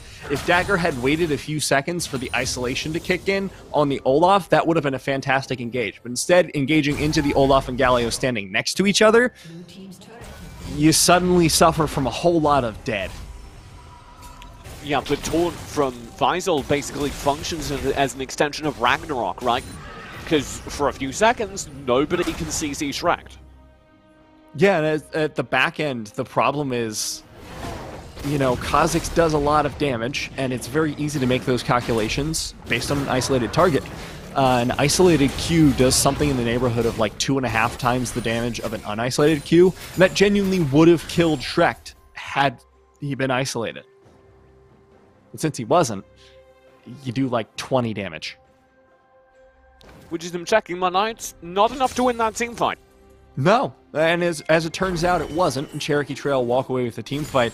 They're starting to walk away with the gold lead as well. They've ballooned it up to 3K from a measly 400 a few minutes ago. So, worth noting, and Donkey Noises really was the benefactor. I slept on him, really was the benefactor of those bot lane fights that went their way. He went from like 1-4 to 5-4. Mm-hmm. And that has put him right back in this game. And because he's only running into one tank, essentially, he can go for a very, very high damage build that doesn't require much HP shredding, just armor shredding for the side of the Shen. And this is very powerful when bursting down the squishies, like Dagger, like Pancake. And as a result, at the end of the fights, you're probably going to end up with Hard to Be the Bard and Science being the only two protecting Jinkies. And that's a pretty easy fight to take if you're Cherokee Trail. Good stun from Solar Flare. Donkey in huge trouble. He's almost gets out anyway. Will go down. A very good fight out of Phoenix Country despite the ultimate in. Faisal can't turn this. It's too little too late. And Cherokee Trail lose 4 members in a single fight right as the Drake comes up. Well, that's how you team fight, folks. PCDS showing us how it's done, losing nobody. And even that Kha'Zix damage coming in huge. Has also picked up the healing reduction. Big fan of that. Now the Infernal Drake will be in their pocket, getting them to Soul Point as Destroyer goes for the top lane tower. Turret picked up in mid. This is going to be the Drake picked up. I don't think that top lane turret that Destroyer is going for is going to go his way. That's a decent amount of HP. Well, let's talk a little bit about Pancake this game. Because it has been, I'm not going to say depressing. I wouldn't go that far. But it has certainly been sad to watch how much Pancake has been bullied this game. The Akali didn't get ahead in the early laning phase, and we were saying that that's really the win condition here for PCDS, is that the Akali and Kha'Zix kind of pop off. Luckily for them, they had the Shen and Kha'Zix pop off, so the team is fine. Pancake, however, is in a really tough position, doesn't have the playmaking tools available to him yet because he is that 1-4 state, has not found any kills up to this point, and as a result, Akali doesn't really get to do Akali things. Who are you threatening with the execution in this enemy team comp? At this point, nobody. And that was one of my worries coming in, is there's literally just Donkey Noises. If you can assassinate Donkey Noises, he's done his job, which, you know, you appreciate the clarity of purpose, but 5 tanks alongside Donkey Noises is a hell of a line to get through. Remember how I was like, if the Kha'Zix ever finds Olaf in the jungle past this point, the Olaf just dies? That's kind of a demonstration of that. Similarly, if Destroyer ever finds Hard to Be the Bard, Hard is dead, instantly. He even almost gets something off of Dagger there. But the isolation bonus is big. Kill will go to Dagger in the 1v1 trade, and here comes a Baron as the result. Should be able to secure this one pretty safely. Could potentially go for a Hero's Entrance play, but it is not worth it without a jungler to secure that with Smite. As a result, they will just clean this up pretty quickly. Very cleanly done. Oh no! Coach Scuttlefield is down. Coach Scuttlefield does fall. Completely unnecessary Coach Scuttlefield death as well. They didn't need vision or anything, they just got the Baron. It's just for that 20 gold he was hiding in his pocket. He just wanted to buy something nice for the kids after the games. He's gonna get all the players a stick of gum. I don't know what else you could get for 5 players for $20. No, prices have really gone up. You know, back in 1910 or whatever, it'd be like $20. You can get them all free watches, and still have $20 to spare. But now there are no more free watches, and like even a really crappy watch would be what, like $30? I don't buy watches. I don't know. I have a smartwatch, and I got it for free. So, yeah. All right, well, we're gonna have to talk about that later because I'd like a smartwatch for free. But it was a beta. It like overheats occasionally. It's a beta model. Still free. And they were like, "Do you want to beta test this?" And I was like, "Definitely." And I used it for a couple of months, and then they were like, "Great, thanks for beta testing it. Fill out this form," and I did. And they were like, "You're gonna need to send that back." And I was like, "Sure, send me the details." And they never sent me the details. Oh, okay. How do you like it? Would you recommend the full product? Yeah, I don't know if I'd pay the full price, but I don't know what the full price is, so.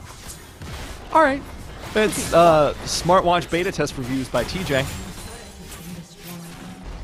For more, head over to his TikTok. Big trouble in the top lane as these Baron Waves power up. This should be game ending from Phoenix Country. Destroyer Booty in a whole lot of trouble, getting destroyed himself. Pancake now. Here comes the Stand United, looking for it. Not going to come out in time, however. Very well done on the punish by Faisal. That's actually a pretty big kill for Cherokee Trail to find. Continually bullying Pancake as we were talking about, but more importantly, that means that this shove, this 5v5 teamfight can't happen. It is getting later and later into the game, though, so starting to favor PCDS more. If Cherokee Trail can find that Infernal Drake, get Infernal Soul Point of their own, they're back in this, 100%. All right. I like the stakes. Clear goal setting. Infernal Drake is coming up. What Matt's not mentioning is that if Phoenix Country can get this, it is their Infernal Soul. No extra steps required.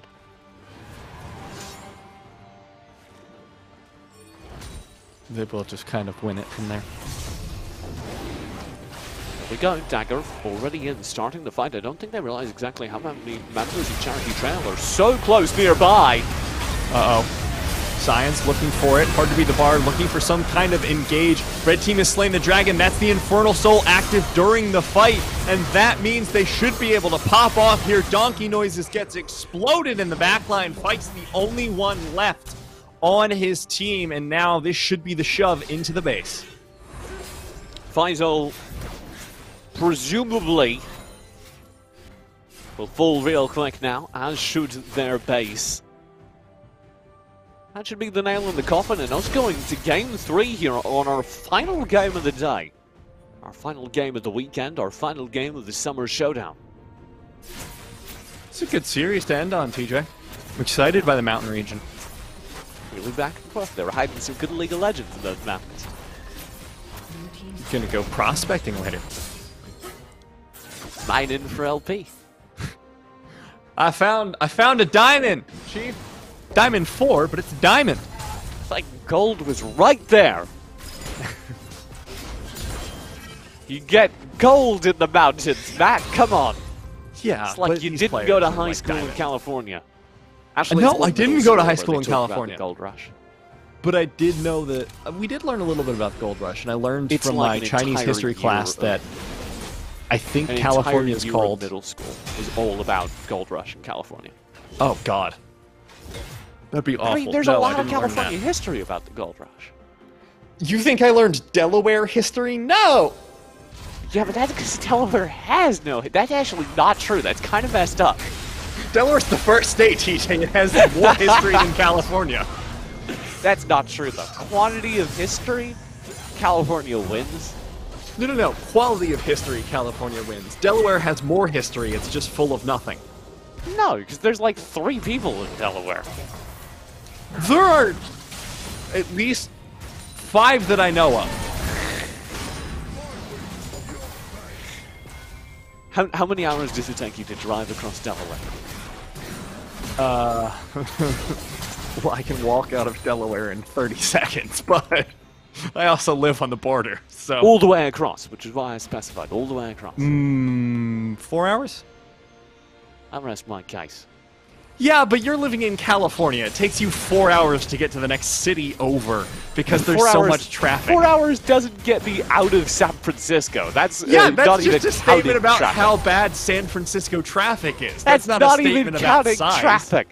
That's the size as well as traffic. It's not about the size. It's about the traffic. It's about how you traffic it. That I don't know about that. Something TJ. there somehow. You'll Barrel find will something be- eventually. Yes, gold in those mountains. there sure is, TJ. The only thing I learned about California was that there was gold out west, and a bunch of people ran there and died.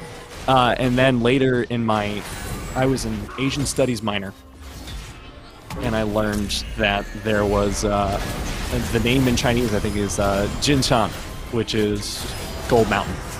So makes sense. All about that. And the Transcontinental Railroad, very important.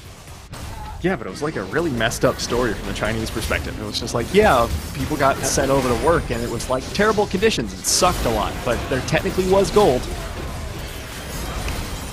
Speaking of technical gold, I don't know how the analogy or the segue works, but Cherokee PCDS are still arguably- technically gaining gold, but really the Yeah, game's there we go. over, so it doesn't matter a whole lot.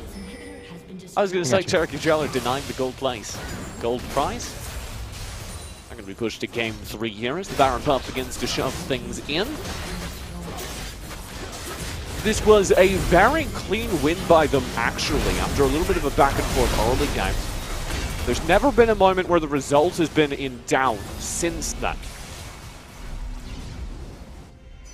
But it looks like they will keep us in suspense a moment longer. They're really going for the full checker mark here. They want to stamp their card. This is like they think there's a League of Legends reward card, where if you take all of the towers and all 3 inhibitors at once, you get something special. No, all you need to take is the next. So anyway, okay, no, hold up. You're wrong about California history, and I'll tell you why. Because before California was an American state, it was a Spanish colony. And we, like, start there. Okay, So- when was that Spanish colony founded? Oh, I don't know, before the United States. Like, Spain was in California doing messed up things way before the Americans were in California doing messed up things. That really is how we have to catalog American history. Colonialism. As a result of colonialism, we can now play League of Legends here in America. Not all bad. Here comes the minions. We've got 1638 for Delaware's first establishing date as 3 separate counties. And it looks like we're going to close out the inhibitors. All 3 of them now picked up, so 100% completion. I would make a joke about speedrun categories, but Phoenix Country are not winning any speedrun categories with this. No. Both of these games have gone very late. And they're still not over, TJ. They're going for beyond 100% completion. You know when they have speedrun goals at like AGDQ or something? This is the 110% category. This is all the bonus content on top of it. And the run's gone very badly wrong. He's missed a lot of skips. Yeah, there's just a whole lot of tech here that you guys don't understand. Apparently they need the Elder Drake on top of everything else. Elder Drake was picked up. Phoenix Country dominate the fight as a result.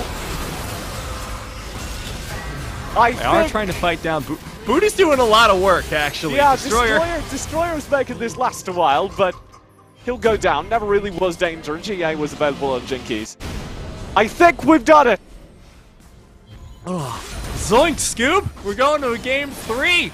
Woo! 39 minutes in, Phoenix Country Day School has secured the 1-1 tie to tie up the series.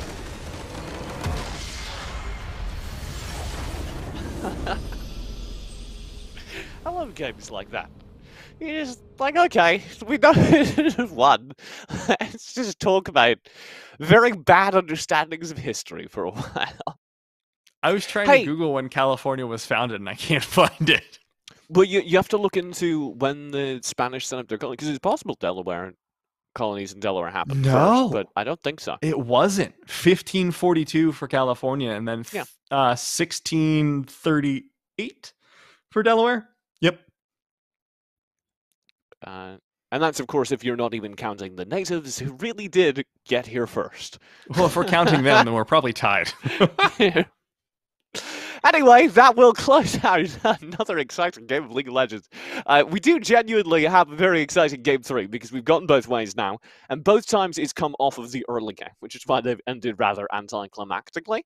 So the takeaway is, game 3, I want to see both teams skew towards that early game.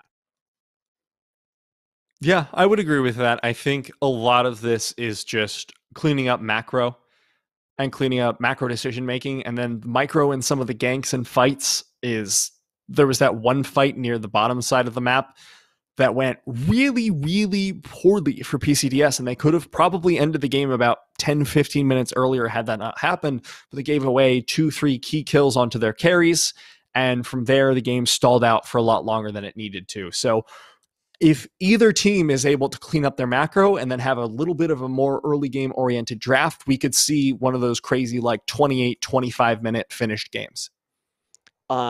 Very good analysis. I pulled up the Twitch chat. I had it like in the background, and I tabbed in as I sat down because it's on the same window as some of my notes.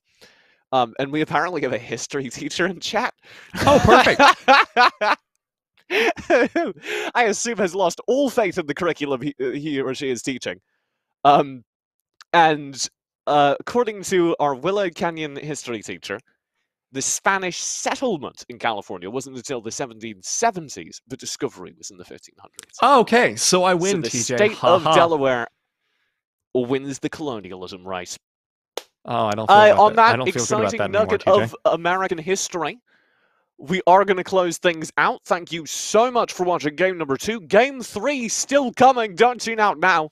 We've got more American history being made right now as we decide the very last winner of the PlayVS One of the greatest Summer things Showdown. is getting an email about how excited a parent is that their student is involved and is having a great time and wants to talk about their esports experience.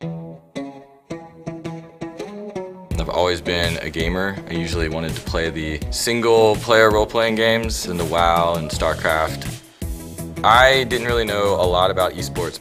I didn't realize the extent of how large it was. Our athletic director walked into my office. He's like, just watch this video. It was a promo reel that said, esports is coming or something, games to be announced, and it was this hype video. And I was like, we have to do this. He's like, I don't have a coach. I was like, oh, when do we start? How do we do this? I would say that I'm actually stepping into the students' field. This was especially the case in season 0 and 1 with the seniors who had been playing for years. I was there to coach in the sense of be an organizer, be an encourager, be there to try and instill the elements of sportsmanship and athletic conduct. But I know and recognize that some of these players know more about these sports than I do. And I can let them be teachers as well to the new kids. And so having that relationship, that partnership with those students has been really important.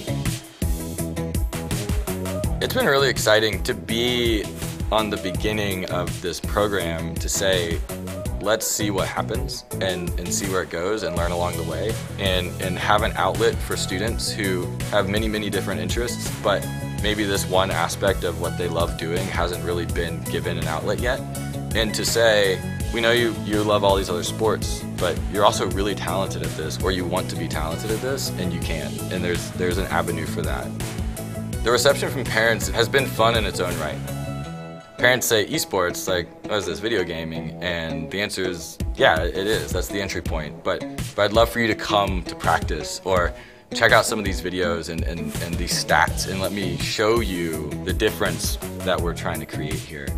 When a parent comes and sees a game, specifically like League of Legends, from start to finish and goes, I had no idea that that's the level of intensity and the level of dedication that it takes to play one game and the endurance that it takes to do this and to communicate as a team. Like, I had no idea. Seeing that reception and that flip is really exciting, because then they're all in. It's been interesting to see the elements of other traditional sports. Communication skills, sportsmanship, conduct, planning, strategy, skill, and mental athleticism. All of these things feed into creating an esports program and creating students into athletes. It's just been really fun to watch them progress really, really fast by having that team dynamic to fall upon.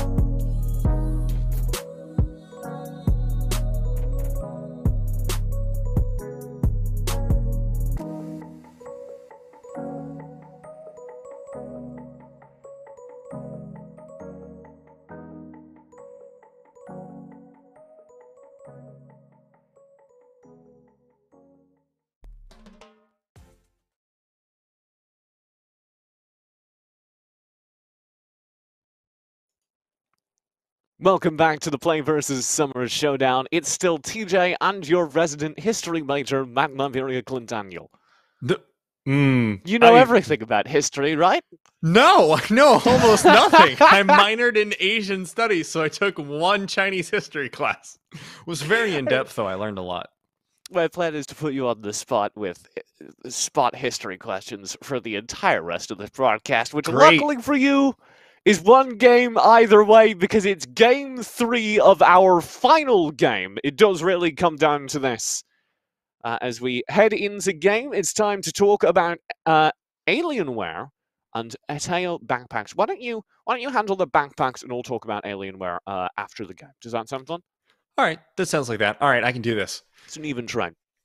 Do you need a backpack? Do you need something to put your things in? Do you need something that you can take to a con when those come back? I have a problem, Matt. Whenever I pick up backpacks and take them on long trips, oftentimes they'll get soaked in water. I might drop it with my electronics inside it into like a small pond outside a convention center. Do you have anything that might help me with that? You know, I think I do, TJ. There are these backpacks from Eteo. They're fantastic. They're, in fact, waterproof. I hear that's a problem that you're dealing with. Maybe also maybe look into some grip strength exercises. But until then, you have this waterproof backpack that has drawstrings. So when you do inevitably drop your bag full of electronics that you just took from a con, maybe you have some disposable cameras in there and drop it into the pond, it will be waterproof and you can zip it out. And actually, there are some zip pockets on it. So you can put your electronics in there, keep them nice and safe. Matt, that sounds really good. But, I don't know where I can win them. Is there anywhere I can win them? I think there's this place called the PlayVS Summer Showdown. This very competition we're broadcasting. That's where you can get them. Eteo backpacks coming to a prize winner near you. Oh, we got there. Thank you very much to Eteo for backing us and being part of the prize pool here. We have our final game draft ready to go, I've been told, rather testily by a producer a couple of minutes ago. He just told you to be nice, TJ, so I'd suggest you watch yourself. He will just cut your camera. There are a lot of responses that came to my head. I'm going to be nice. Phoenix Country Day School over on the left, the blue side. Cherokee taking the red. I was going to be like, you wouldn't dare, but I know it. Producer Piff absolutely would dare. Oh yeah, 100%. I'd be casting with a blank spot to my left in a second. And I don't want to do that to you. TJ, I get lonely. Our pans start with an adjustment. Get Shrek will be off the Olaf. So what have they not banned this time that they were banning every game before? That's my question. I feel so bad for Pancake. Just getting target focused every single game. Mm-hmm. Diana and Cassidy yet again. We'll see what he pulls out. I actually really don't want to see him on a Kali again because that was not the greatest. If we can maybe go back to the Yone, I like that a little bit more. Anything else in the pool, it's a little bit more. I'm going to say survivable has the escape tools. That would be my call. The Shen ban as well is interesting to me because I felt like Shen was a good pick for Hard to Be the Bard, but I think the bigger thing was just that the Mordekaiser was no longer slapping him around rather than the Stand United unique Shen power. Mm-hmm. We get Jinky's back on Ash, which was a key element in our last game. Got very big, very fast, and we're going back to basics for Cherokee Trail. They pull out the Caitlyn Luck spot lane yet again. Yeah, I'm wondering if they're just going to answer with the Ashe Morgana. That Kha'Zix has targets. Oh, yeah. That's a Kha'Zix with some squishies to jump onto. Not in the top lane, though. Okay. Will come out from Destroyer, replacing the Mordekaiser he's pulled out every game previously. It'll be Maokai into Darius up there on the top line. Really good there. Pick up for Hard to Be the Bard, one of their favorite champions. Up in the top lane, that Darius. Now the band's coming out focused around the mid lane, interestingly. Leona knocked out of the bot lane. So this is an attempt to stop that lockdown that came through from Science in the previous games. If I'm Science, I'm like not worried about that though, because you have so many different supports you can pull out. Any decent support player that is that good at Leono will also be fine at Alistair and any number of other role-filled characters there. The Akali ban's kind of throwing me for a loop here, TJ, because just like you, I wasn't... Did not need to be banned! No, I wasn't super afraid of it. Pancake didn't look that good, so yeah, I'm a little confused. I assume that second dash pickup is a visual glitch. We will get confirmation on that from production as our draft continues. We get Echo pulled out. That Ashe is apparently a Cassiopeia in actuality. Wow! So okay, Echo that's... versus Cassiopeia in the mid lane. Neither of those are picks I thought we'd be seeing pulled out into... What? Okay! 2 Warwicks! Oh no! The wolves are growing! They've have a pack now! There we go. Cassiopeia and Warwick. Okay, so this is a wild game 3, actually. Yeah, I apologize to the chat. Now, I did this for a living, full-time, for a full year, and I don't know how to analyze this draft.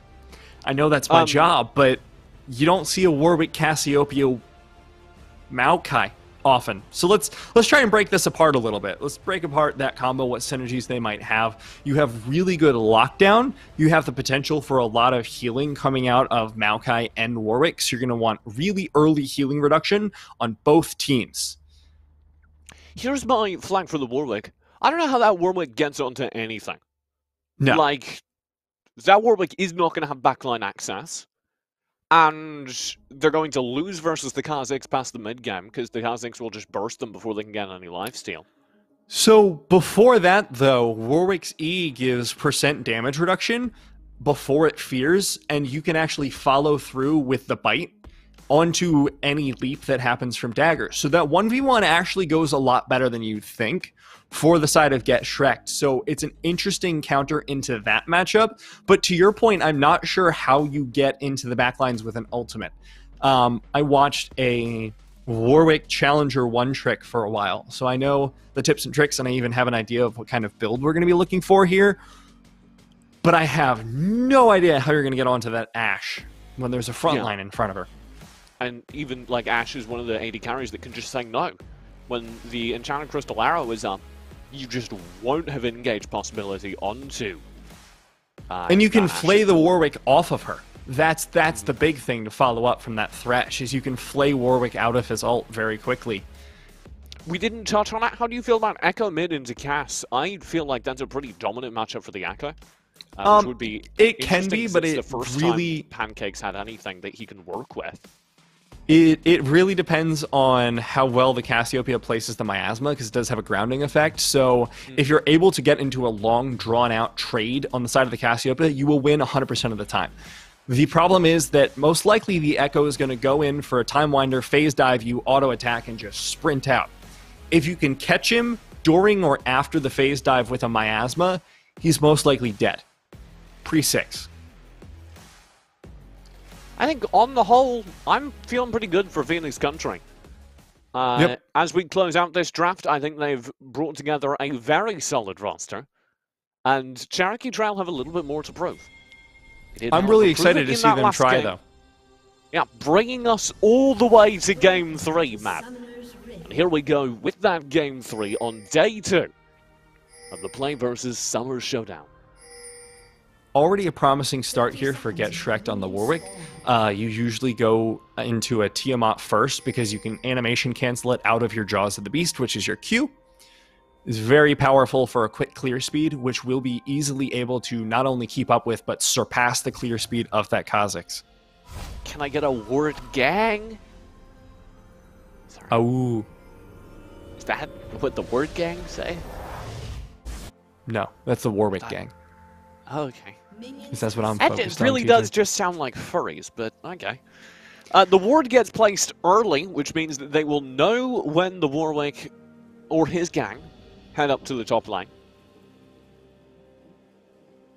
Very important when it comes to the jungle timings, early knowledge of buffs.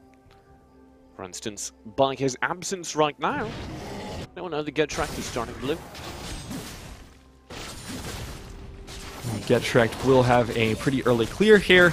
Warwick outpaces Kha'Zix in clear at pretty much every time in the game as a result of Kha'Zix needing to get isolated damage. The exception is when Kha'Zix starts getting some items, so once you see that jungle item completed fully into the warrior enchant, you might see him get a little bit closer to the clear speed, but I'm looking forward to as soon as someone gets low in a lane. Warwick's W allows him to chase down pretty much anyone who's below around 20% health, and it has something like a 2,000 to 3,000 range, which later becomes global. So, he's speedy. A very fast boy. And that's very important. I wanna broach the subject of our top lane before we get too caught out in everything else. But first, I'll acknowledge that ward we talked about earlier almost gives Dagger Swagger the opportunity to 3-buff. But his Oracle Lens doesn't last long enough for him to clear out that ward and feel safe. It's a lot of time wasted on the side of Dagger Swagger because now he knows that he can't go for the red buff. So he's now wasted about 30 seconds with that aggressive play, and now he's even rotating all the way down to red buff. It would have been faster to back and then walk to the red buff. He had to have time to clear his head. Walking off. That's understandable. There is some CS being denied down bottom here. But the early shove for Cherokee does pay off. Jinkies misses a few critical shots in that lane phase. You know, about 6 CS is fine. Makes sense. This is a really hard lane. Uh-oh. GetShrek in trouble. Hard to be the Bard comes in from the top lane to contest Here this comes red buff. Pancake. They want to bully that Warwick down bottom. There's also some bullying happening. A beautiful reset. First blood over. Here comes Dagger to try and intervene. Too little, too late. Bongo can flash away. First blood, no retribution. Cherokee trail with an early lead. Who got the red buff? That's my question up for the top side of the map. I wonder if we're going to see. Because if it got onto that Darius, Destroyer's in a whole lot of trouble. Oh, that's rough. Red buff Darius. Warwick already down a buff. A bad sign. So I don't know how to actually weight that, because you might be like, what? They got a kill. And that's absolutely huge. Shout out to Donkey Noises. But if this top lane gets shoved down because of the red buff, and GetShrek is useless for the first couple of minutes because he's behind the buff for the Kha'Zix, those are arguably more impactful than the kill that just got picked up down bottom. Warwick's jungling is very tempo-based, and not a lot of people know that, because obviously almost nobody plays Warwick. Why is it them? Yeah, kind of. He has rather short arms.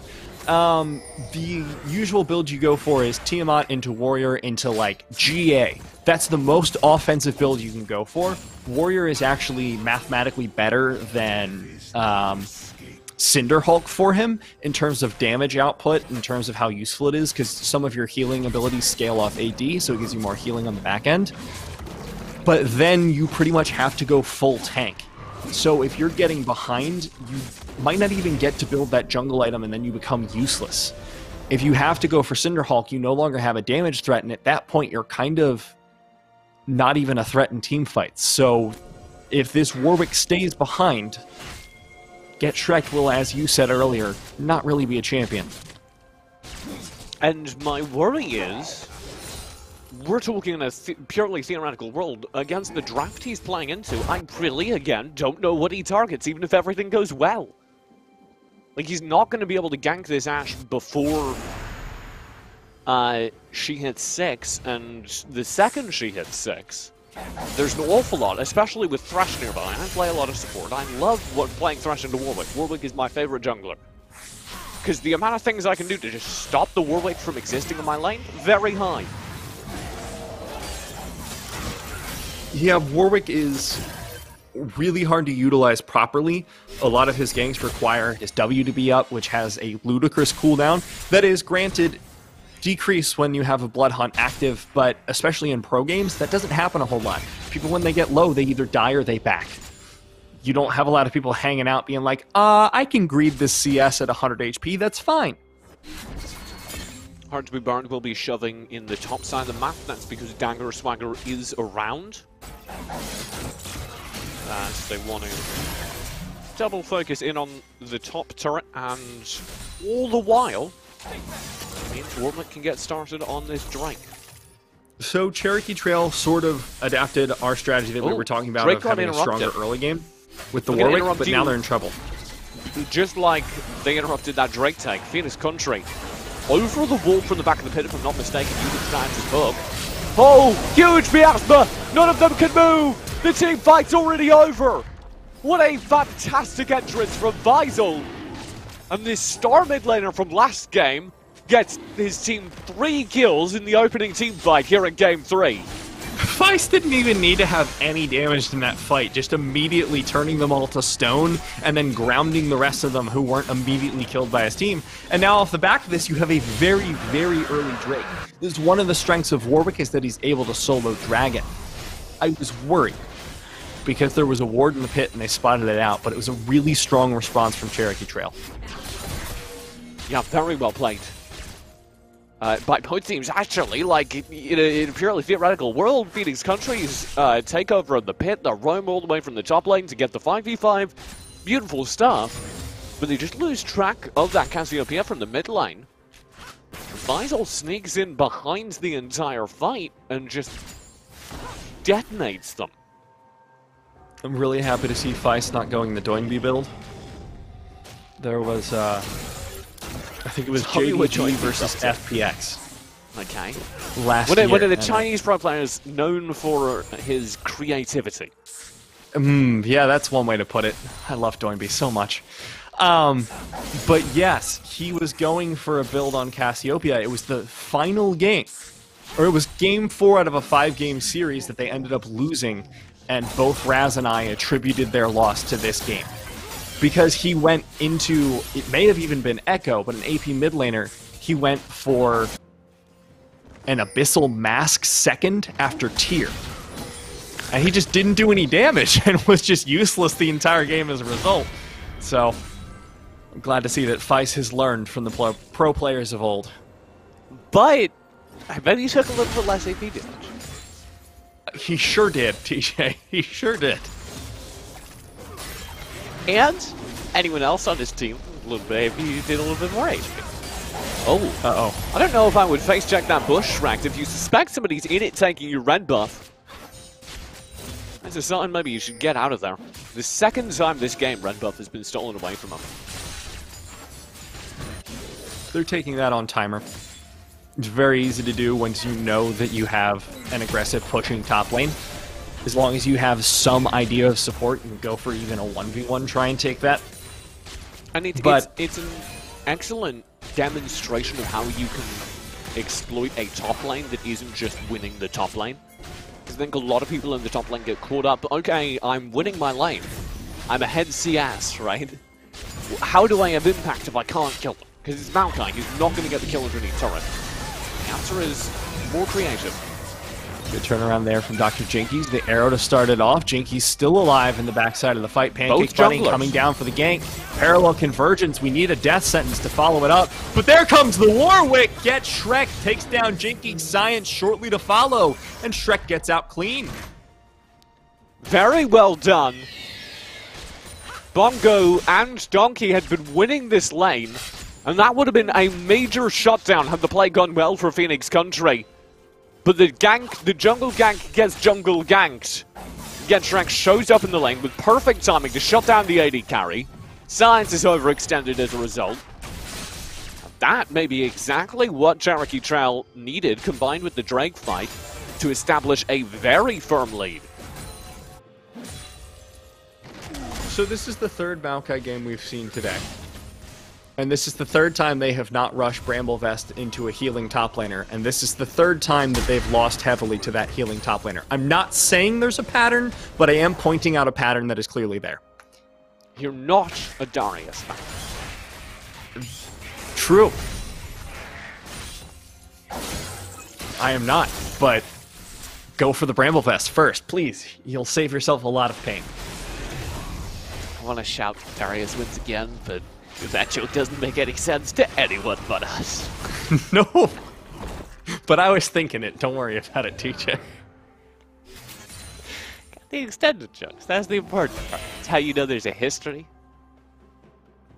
There's a history of these junglers getting absolutely bullied, and same for these Mount guys. Like, Get Shrek'd is having a struggle bus, hasn't even built the Tiamat yet. Might not even go for it at this point because you're so far behind that you just have to start putting money into your items that are actually going to last you. So, how do we frame this at this point? Because we have had 2 games, both of which were decided by the early lane state. And there's no way to spin Cherokee Trail except for currently dominating the early lane state, with the exception, of course, of that top lane. Yeah. Do you think that matters, given the fact that we've talked about Get Shrek maybe not being a champion this game? So it's really rough for me to try and figure out who's going to win this, just based on the fact that Hard to Be the Bard is going to be absolutely crushing in team fights where they're able to get in. Destroyer of Booty is essentially useless right now, as is Shrek, who doesn't even have a Tiamat at this point, not doing any damage, not really tanky either.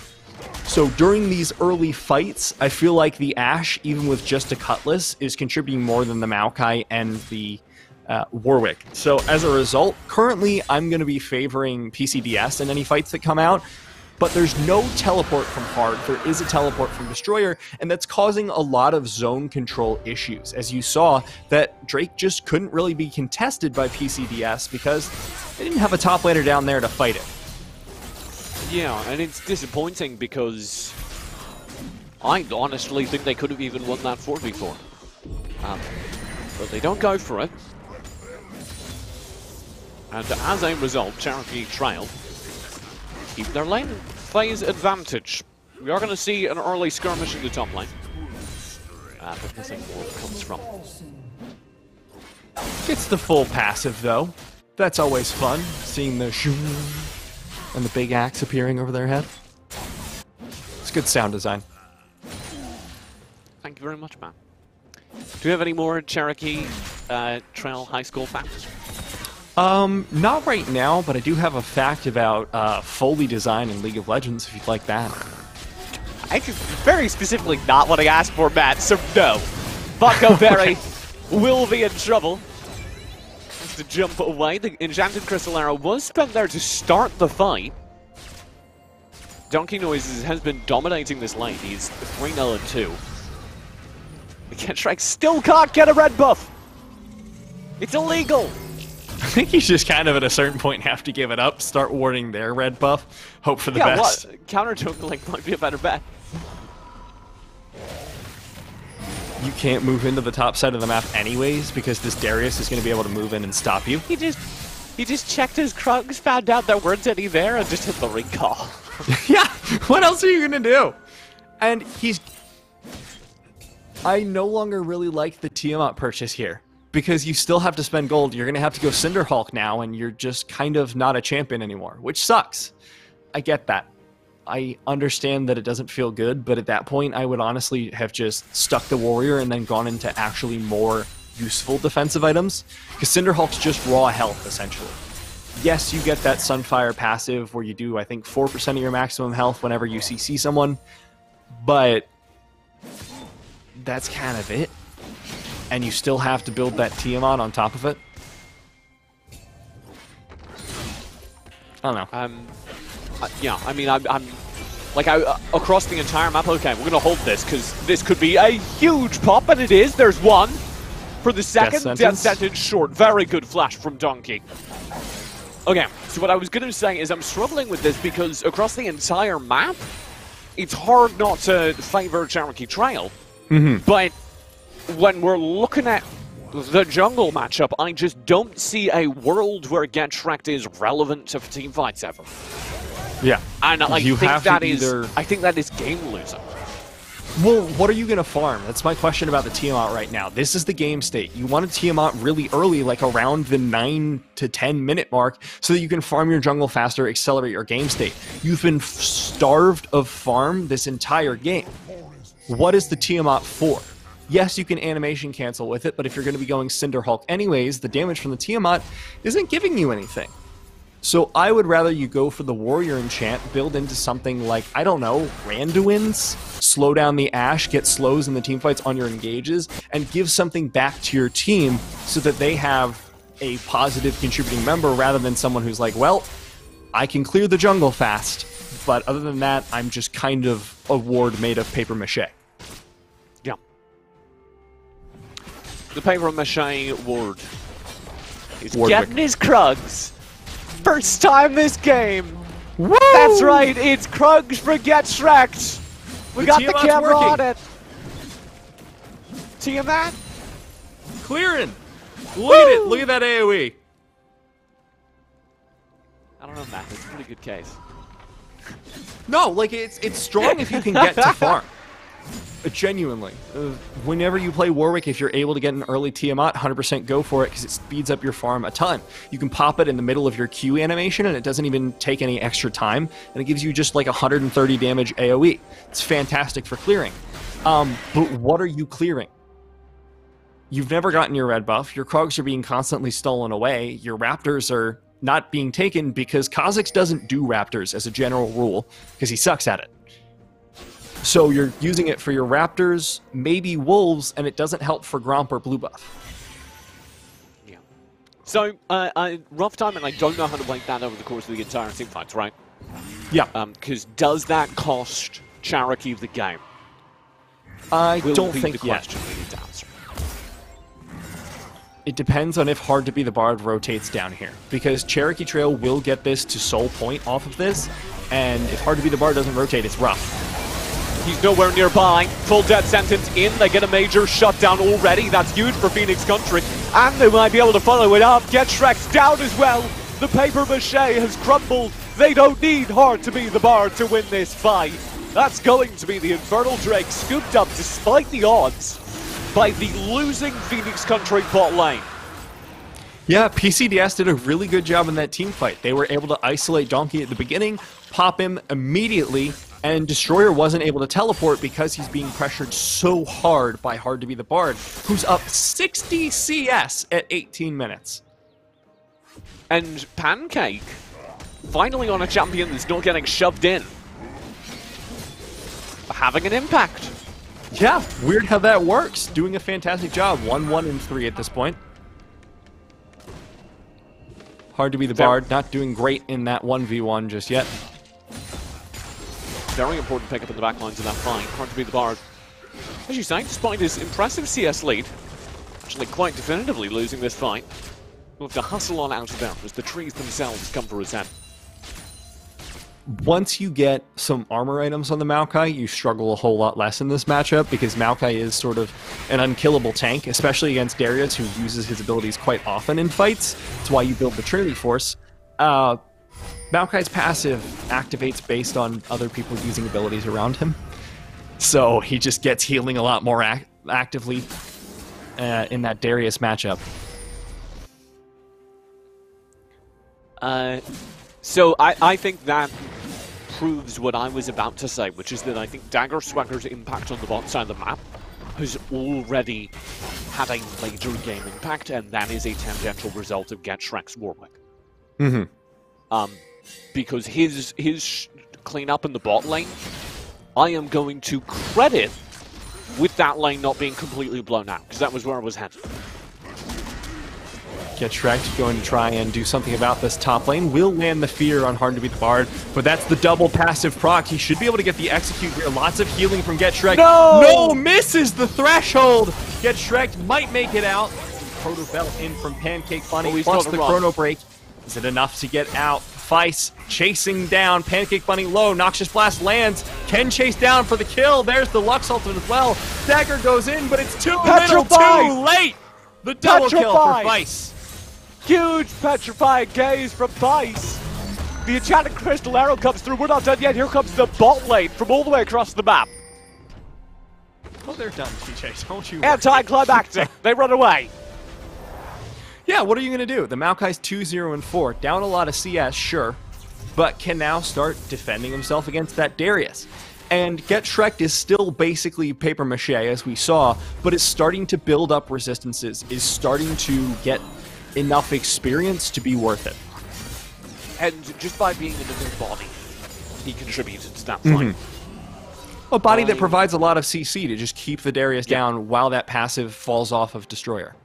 And I'm going to go ahead and say it. we're seeing the top lane thing, where the top laner is like, no, don't worry, guys, I got a CS lead. And then he fails to contribute it to anything.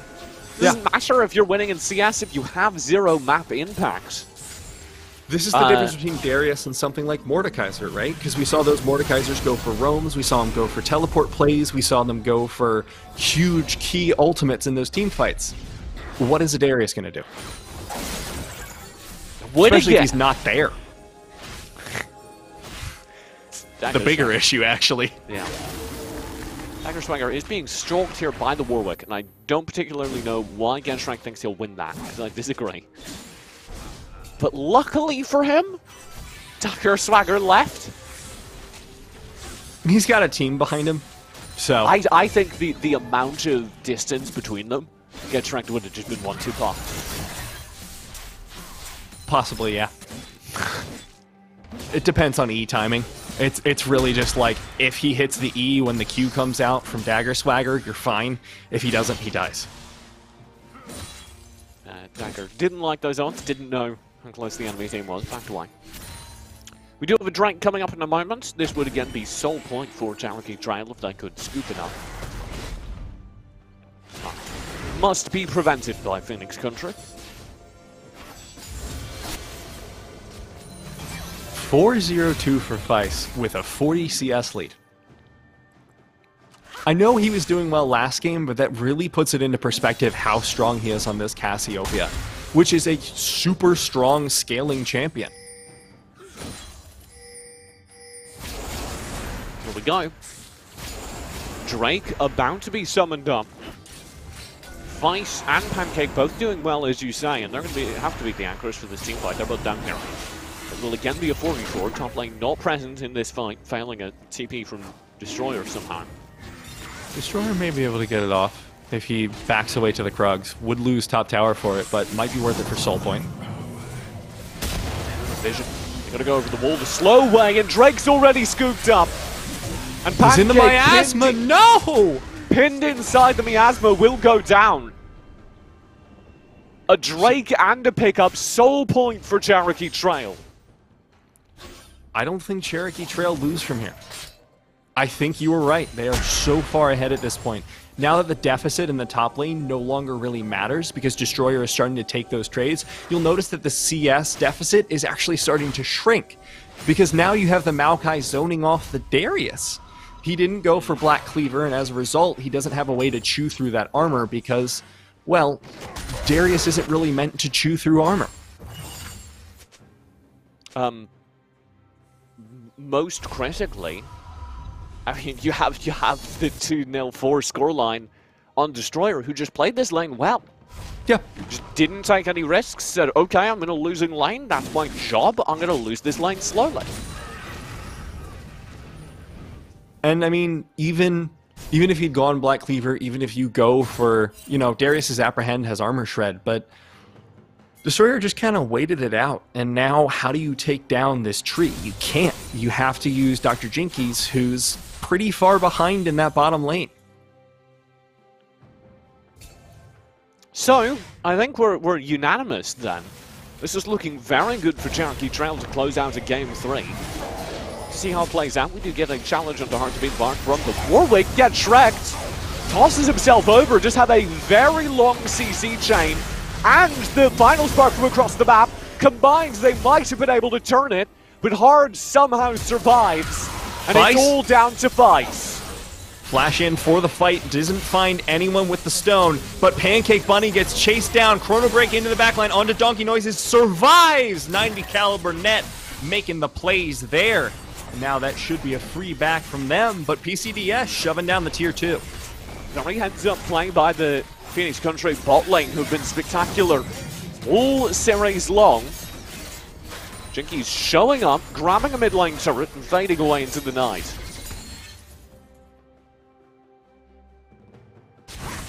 And we can see in that fight not only the activity of Feist, but the Warwick being behind early is still affecting the team. That almost turned in favor heavily of PCDS off the beginning. It was mitigated a little bit by Donkey Noises and Feist roaming up, but just the 2v2, Get Shrek'd actually made that a harder fight. by his presence because Hard to Be the Bard was able to get the reset off him and transfer the passive onto the Maokai. Yeah, very, very nearly. Especially once he got the kill. I was 100% sure that was winnable. Oh yeah, that was so close to just being a lost fight, but yet Shrek is starting to build the resistances now at the 26-minute mark. So they're coming in slowly, but they certainly are coming eventually. Advice is huge! Oh yeah! 3 items on this Cassiopeia, that's enough to burn down anyone. Sure, you're down a champ, but you got a champion and a half. Doesn't matter what you've cast. Vice says he's gonna 1v2! And there it is! He's 2 champs, not a single one. Dagger will find another. That's going to be a trade right back. Might be 2, depending on how Bongo survives. He's dropped into the chrono, but I think he will still be cleaned up. Very well played. Here comes Destroyer. We'll be able to find it. The follow-up Fear from Shrek is clean. Feist looking for more damage. Science is low. There's the Infinite Duress. Finding the double kill there for Feist's Cassiopeia. Now level 16, 7, 0, and 4. That is a scary snake lady.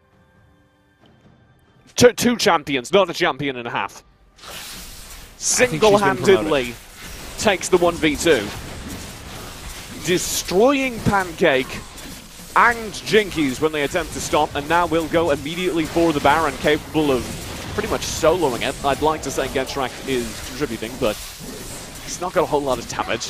Getshrek is contributing by taking the Baron debuff for Feist. And most importantly, being a mascot. Yeah. They already have a mascot. They don't need to draw up a new one. Just point at the Warwick and be like, that's him. He's in game now. That would actually be very good. Warwick is a decent high school man, because they're always like giant suits. You could make a giant Warwick suit. Yeah, and I really think the Chemtech on his back is like intimidating in a way that a giant cartoon dog suit isn't usually. Yeah. Good for football games. Here comes the fight for Drake. Oh, stole it away! Steal! Infernal Soul has been acquired by Cherokee Trail, and now Feist is trailing ahead of this fight. Jinkies gets popped, as does Dagger, and that's 3 kills already onto the map. No Baron left to be found, because they secured that earlier, but Feist should now be able to just run it through this mid lane. Huge plays from Getshrek. Perhaps mitigating everything that went wrong with his early game in a single smite. Comboing it well with the final spark thrown into it. That frankly, should be game. Here comes the Baron. We'll see how long it takes Cherokee to close this one. Looking for the inhibitor. Should be easy to find. Don't know how long is left on the Baron buff, but in a few seconds, the rest of the team will spawn. Cherokee Trail have decided that's too much for them. They don't want to take it too far. As long as we don't need to talk about California history for 20 minutes again. No, I think only 10 more minutes, TJ. So got any fun California history facts? So the Sacramento Railway Museum. I was really into trains when I was a kid. So was I. What was the word? Okay, but what's the word? I think most 5-year-old boys are. What's the word for doing things that are your name? Nominative determinism. Nominative determinism. Anyway, my name's Thomas. So I was really into trains. And the Sacramento Railway Museum is like the hugest railway museum in America because it's got all of the trains that were central to the industrial basis of the gold rush. So they just have actual giant trains all throughout, and you can go on all these historical steam engines and the passenger cars and see the trains that used to carry mail and the trains that used to carry presidents. And I would highly recommend you visit it if you ever go to Sacramento. I am on the other side of the country, but I would like to go. It's a really cool museum, and there's not a whole lot else to do in Sacramento. Okay, good to know. Oh my god, Jagger just took most of his health. Flashes away from the final spark. Ace in the hole! Your application for a gank has been denied. Sorry, come back in 3 to 6 business weeks. I don't know when the next high school tournament is at PlayVS, but it might be longer. Dodenkis will not be wave clearing at this point in the game. This may and should be game with a single pick over. Here comes the push. Oh! Not gonna land. There's pull. the engage. Huge final spark, like you said, but Vice just tearing away at the side of PCDS. Science, last one standing, running away from the sapling with a triple kill for Vice. Should be able to secure this one. Just need to wait for some minions to come in. Cherokee Trail, come on, guys! Dagger's the last one up. We'll try and find something. There's the leap into the backline to get a huge shutdown. Next timer 17 seconds, and it will not matter. Game 3 picked up by Cherokee Trail. A huge turnaround from a shaky early game, and they are your Mountain Conference champions. Congratulations to Cherokee Trail, because that was a beautiful game number 3, played so patiently. Doesn't matter if you lose top, doesn't matter if you lose jungle, play patient, play around Vice, and that's how you're going to win through the entire game. Fantastically done by them. A very, very fun final series for the day, and indeed for the tournament. We do have an interview coming up. My notes say it should be with Bongo Barry, so I'm looking forward to that, the support player for Cherokee Trail. And we will get to that as soon as we can make that connection. Until then, it's time to talk about Alienware. I said I'd cover this. Alienware are one of the sponsors for the prize pool that the Cherokee players have just won. And included in that prize pool are their brand new laptops. I didn't have this ready, even though I was like launching into it.